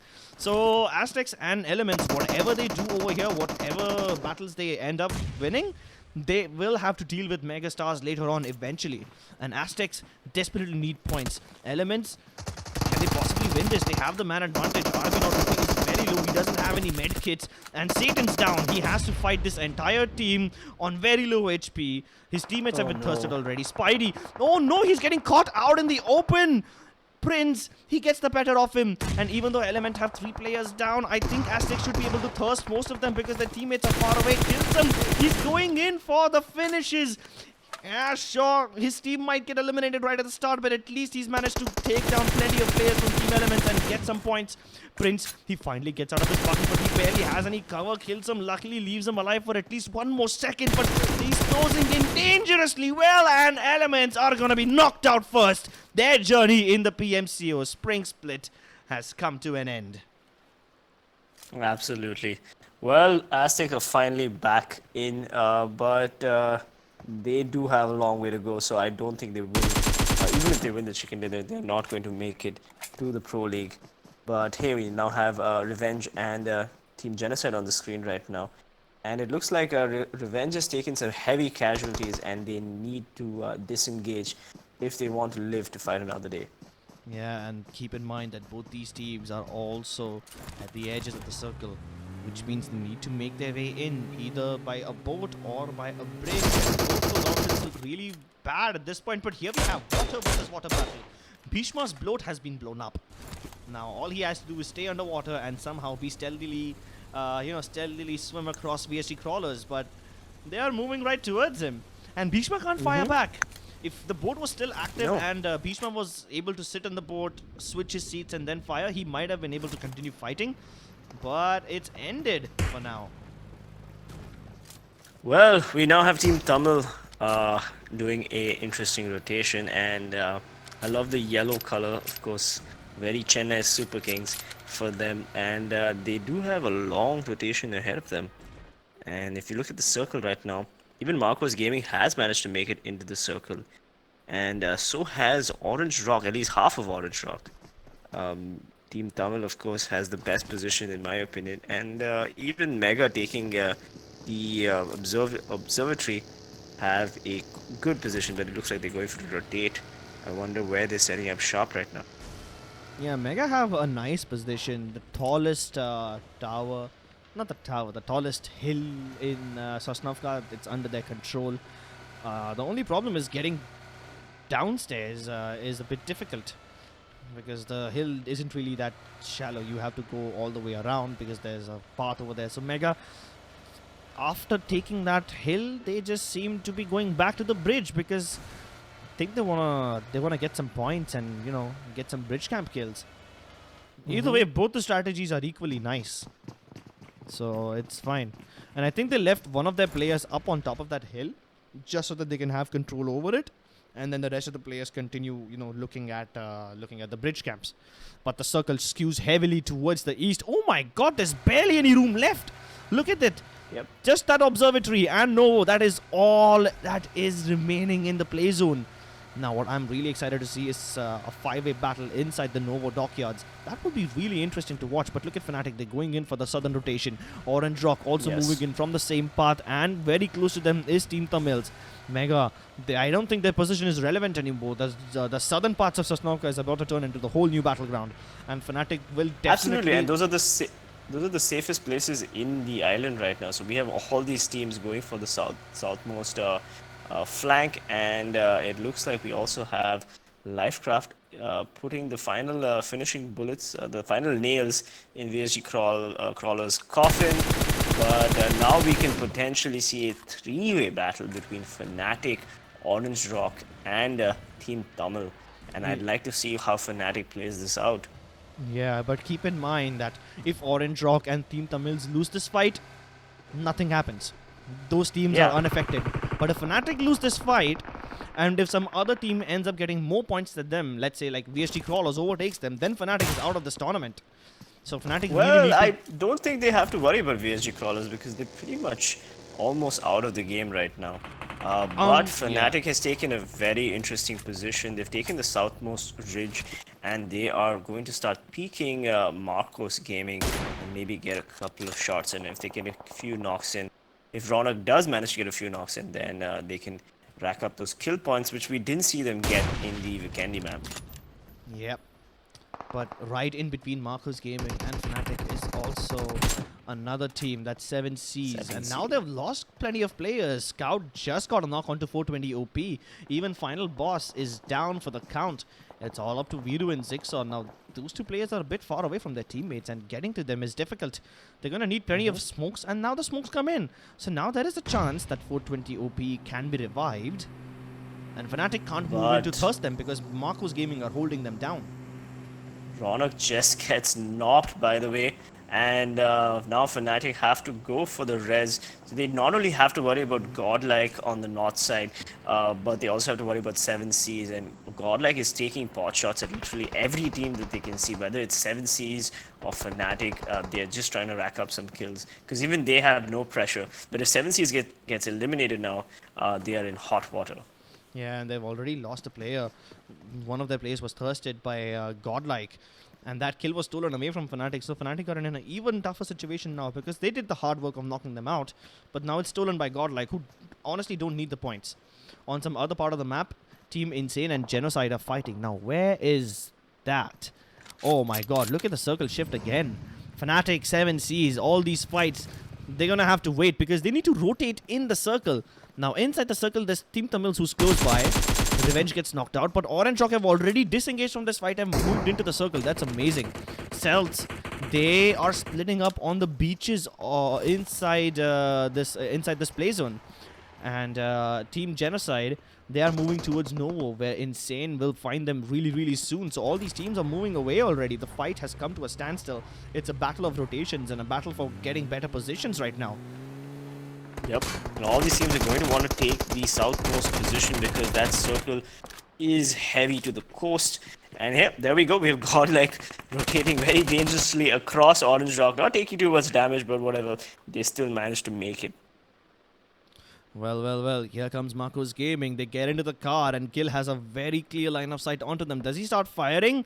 Yes, he does. He connects a couple of shots. But while Gil is actually looking at Marcos Gaming, Fnatic take their chance and they escape. Now, here comes Celtz. They are down near the coastlines and they see a few godlike players sneaking in. That's going to be a good thing for Celtz because even Celtz need the points. But while I say that, Mr. Spray from Team Tamils, he has knocked out Scout. Now that's bad. Fnatic desperately need to keep all their players alive because in a circle like this, the teams with men advantage win the most. Yep. And now we have 7Cs under a lot of pressure from Team Tamil. The Molly gets 420 OP and he is going to get thirsted by Manti OP, of course, with the Groza. 7Cs' Viru is still alive and so is Final Boss. But the nades are going to start flying very soon and Manti takes a chunk of damage. Yep. Can he dodge the other nade though? He throws one towards Viru. I think it's just a little bit too shy. Look at Ronak. He's hiding in the smoke. His teammates Uwais and Ash have taken another position inside the circle already. That's brilliant. Now all they need to do is keep 7Cs and Team Tamils out of this fight. 7Cs is almost on the verge of getting knocked out as they lose Final Boss. And I think he's going to get thirsted by that Groza really soon. Viru needs to do something to protect him. Can he do anything? I don't think Viru even has any HP left. I don't think he even has meds. Now he finally starts to attack carry OP, but instantly Striker strikes him down, and that 7Cs eliminated from this tournament. But while this was happening, Fnatic, they did a really good job. They got their position into this play zone, and now they have cover of a rock and a blown up car. So Fnatic has, they're safe, at least for now. They're safe from Team Tamils, but there's no guarantee that Orange Rock won't do anything to them. Meanwhile, on the other side of the map, we have Dock battles. Rohin? Yeah, I mean the pressure is right now between Team Insane and Team Celtz. You see them 93 points to Celtz and 85 points to Insane. It is really up to these two teams. Whichever team comes out on top will make it to the Pro League. And right now that is the pressure. Like Fnatic, of course, is taking a lot of punishment from the Tamil players, but nevertheless, the circle does seem to favor Fnatic, Team Tamil, and Godlike. Well, here we go. Towards Novo, Team Genocide engaging with Team Insane. XTG and his teammates moving in from the south. Meanwhile, Naruto is busy trying to revive Tempest. While that happens, the play zone continues to push them. And keep in mind that this play zone, it's such that it forces both the teams to move in really quickly. Ronak trying to desperately escape. Will he make it? I don't think so. He might just have, gotten away out of the crosses of danger.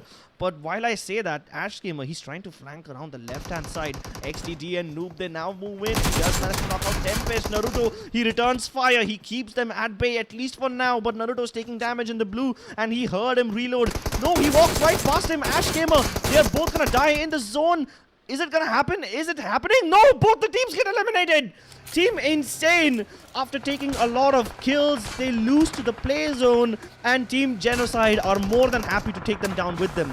Team Tamils, here we go. They are raining fire upon Fnatic. The car blows up. Oasis and Ash, they now go around the edges and they try to get the better of Manti OP, but wait a second, Manti gets the better of them with the Groza, and while all that's happening, Orange, they steal the kills.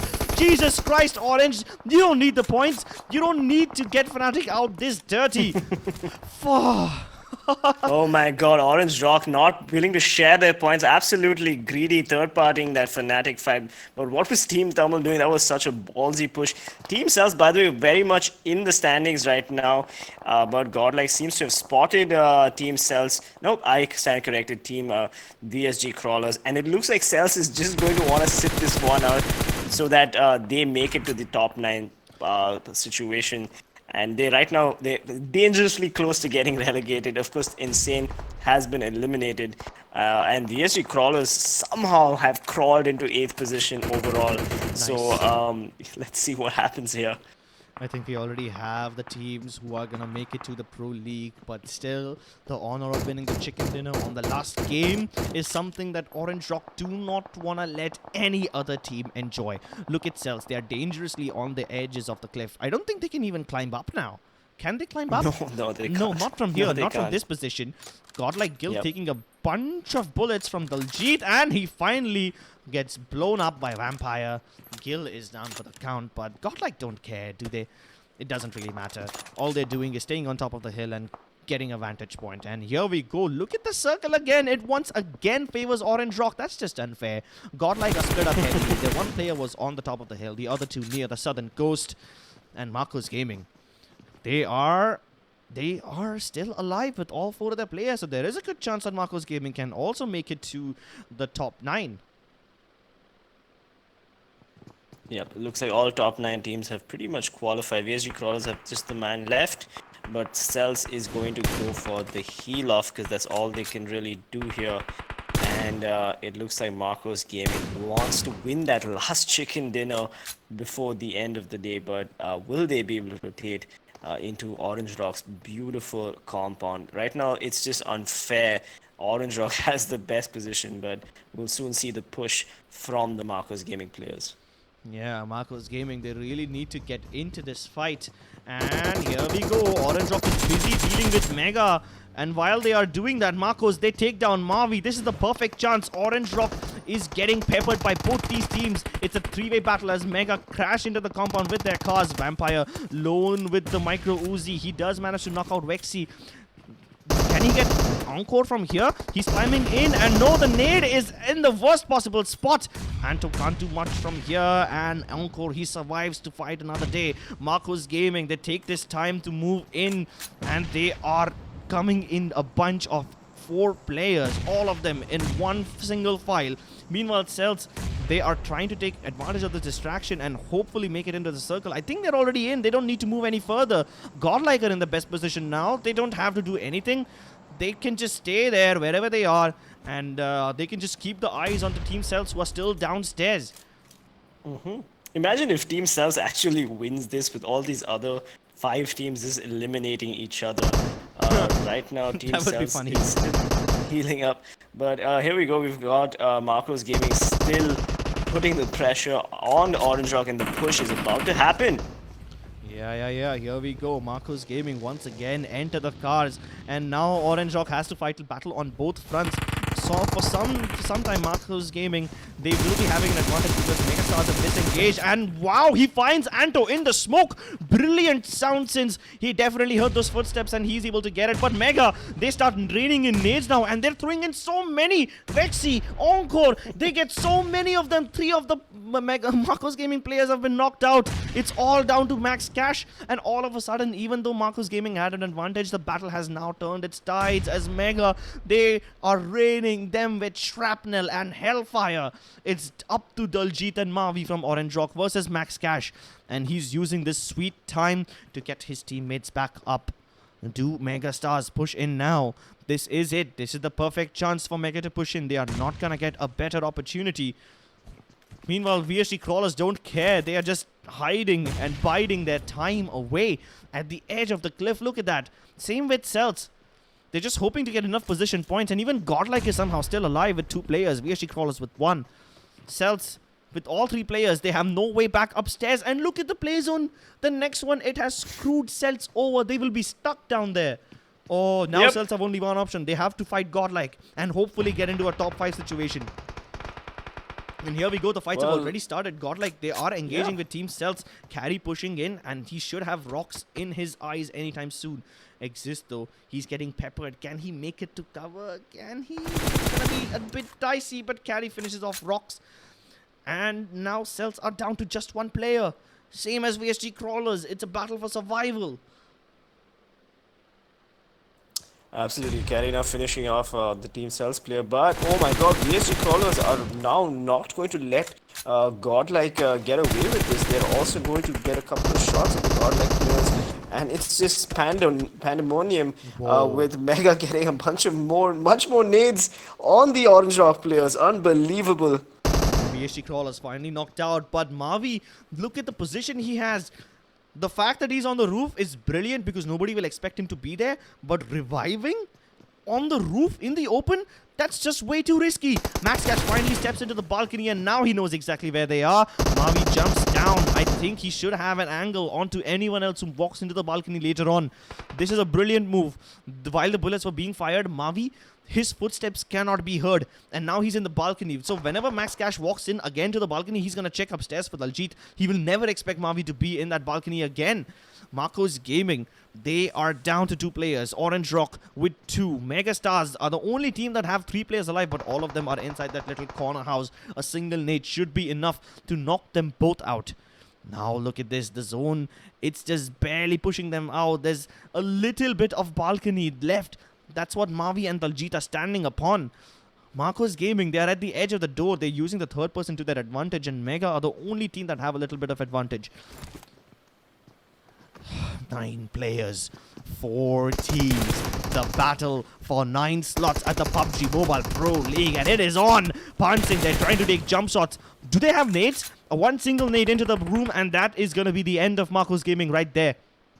Orange Rock can obviously jump down and then continue fighting them and gatekeeping Marcos Gaming on the spot. But Mega, when are they ever going to move in? It seems like all these teams have run out of their grenades. That's why nobody's firing at each other or nobody's throwing grenades at each other. They have run out. It's going to boil down to a gun battle at this point, and he takes the first move. Mavi tries to go in to the kill, and the play zone starts to push them out now. Daljit, he's trying to heal off, but he's going to die before Marcos Gaming can get to him. Pansing, he tries to engage with Mega, and he gets Vexi. He does get 1 knock, but the other team members, they are not anywhere close to him.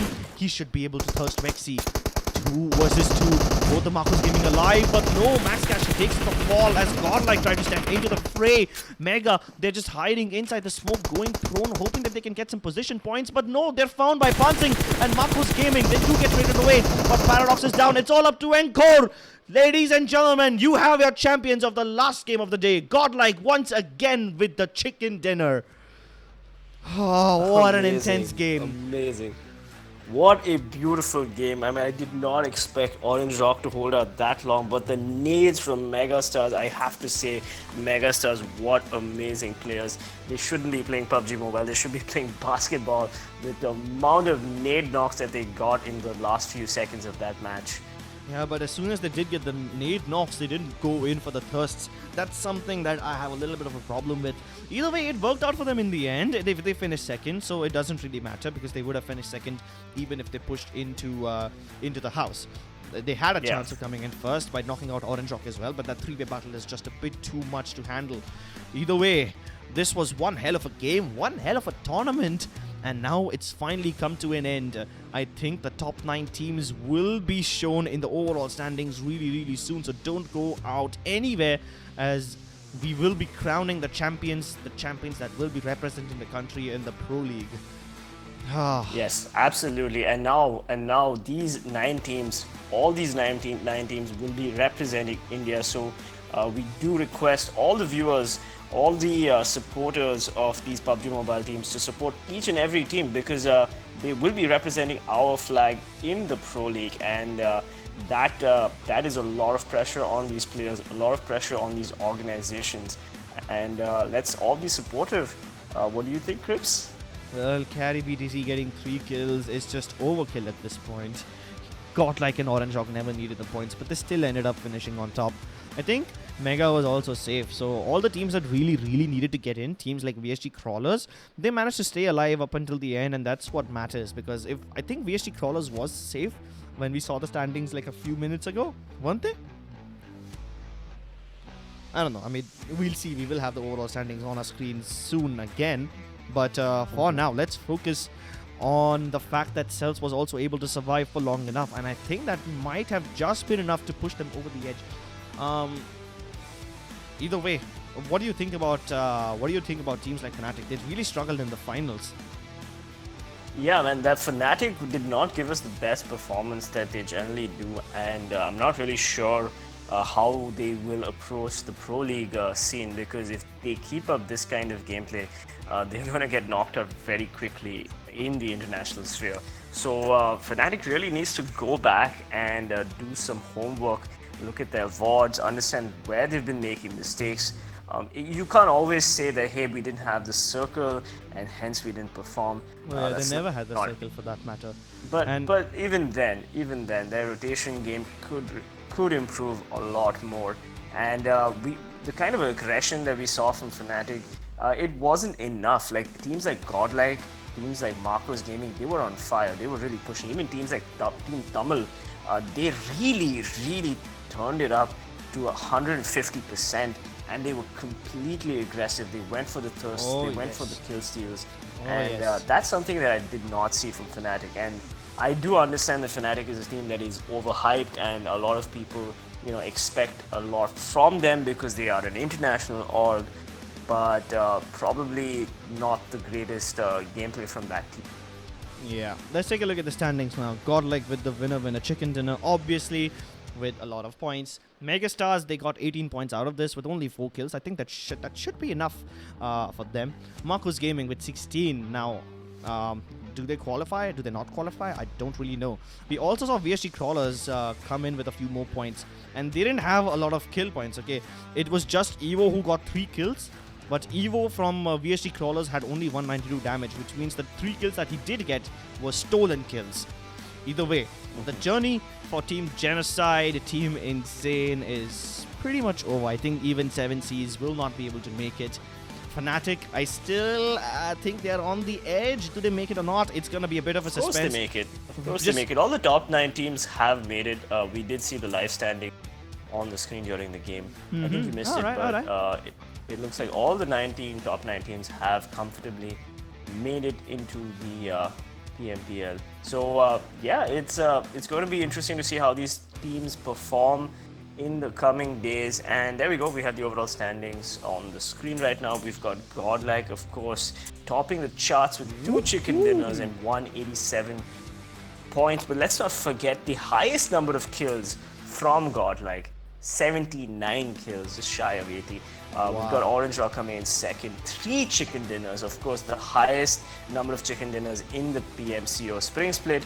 63 kills, not as high as Godlike, but 182 points. So they were very, very close. It's a very close second.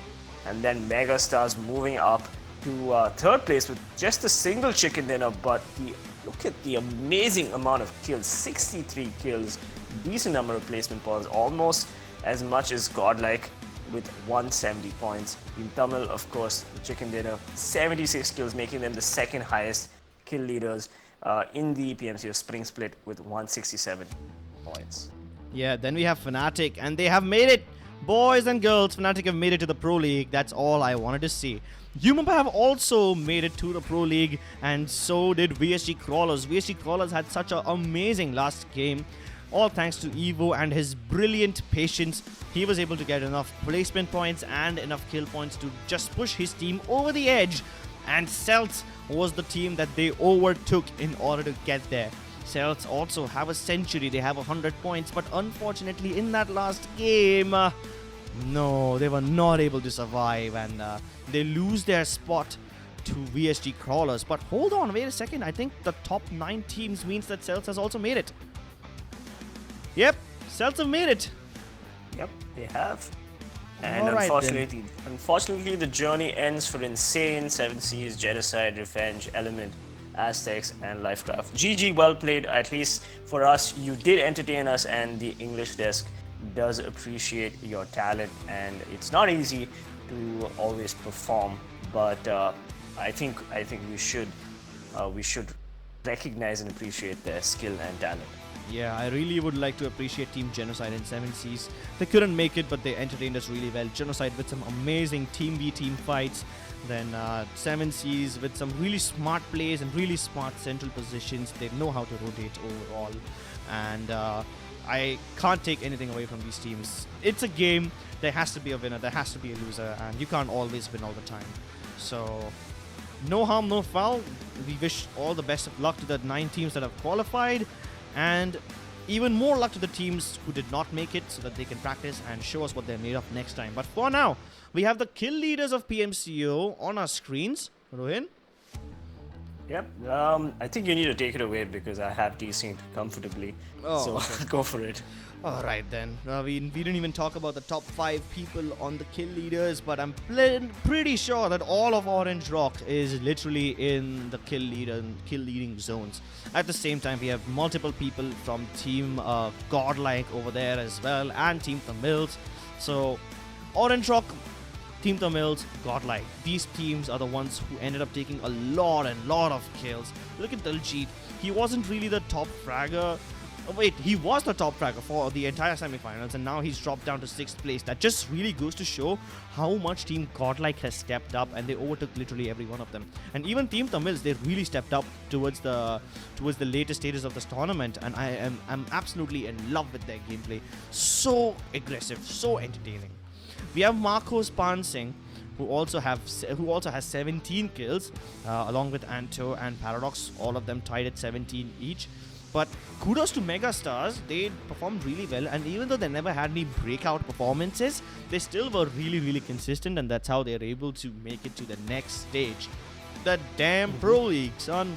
What are you excited about in the Pro League?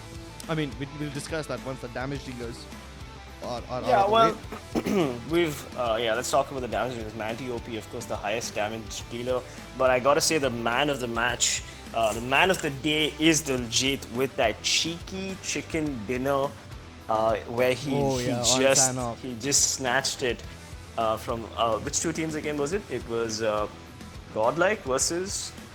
Oh, it was Godlike versus MegaStars. There we go. So that was just the ultimate play of the day. And as predictions are going, I mean, these teams are definitely they're in good form. A lot of these teams like Godlike and for sure not MegaStars, Marcos are in good form. But I still think there's a lot of improvement that needs to be done in the coming weeks, in the coming months for these teams to really stand out in the Pro League.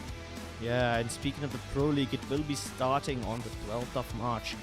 or somewhere in the middle of March, even though the dates are not, I don't have the exact dates, but I'm pretty sure it's on 12th March. So tune in over on that day and watch your favorite teams play for some of the best spots in the best PUBG Mobile League on the planet. My name is Crips and joining me is PC Peasants. It was a wonderful journey across these few weeks and we thoroughly enjoyed it. I hope you guys enjoyed it too.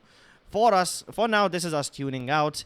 And I hope you enjoyed the English desk. If you did, please leave a like and subscribe to PUBG Mobile Esports. Also follow us on our own social media channels, Cripscasts and PC Peasants Gaming. Thank you so much for the support and thank you so much for watching the English desk. See you next time.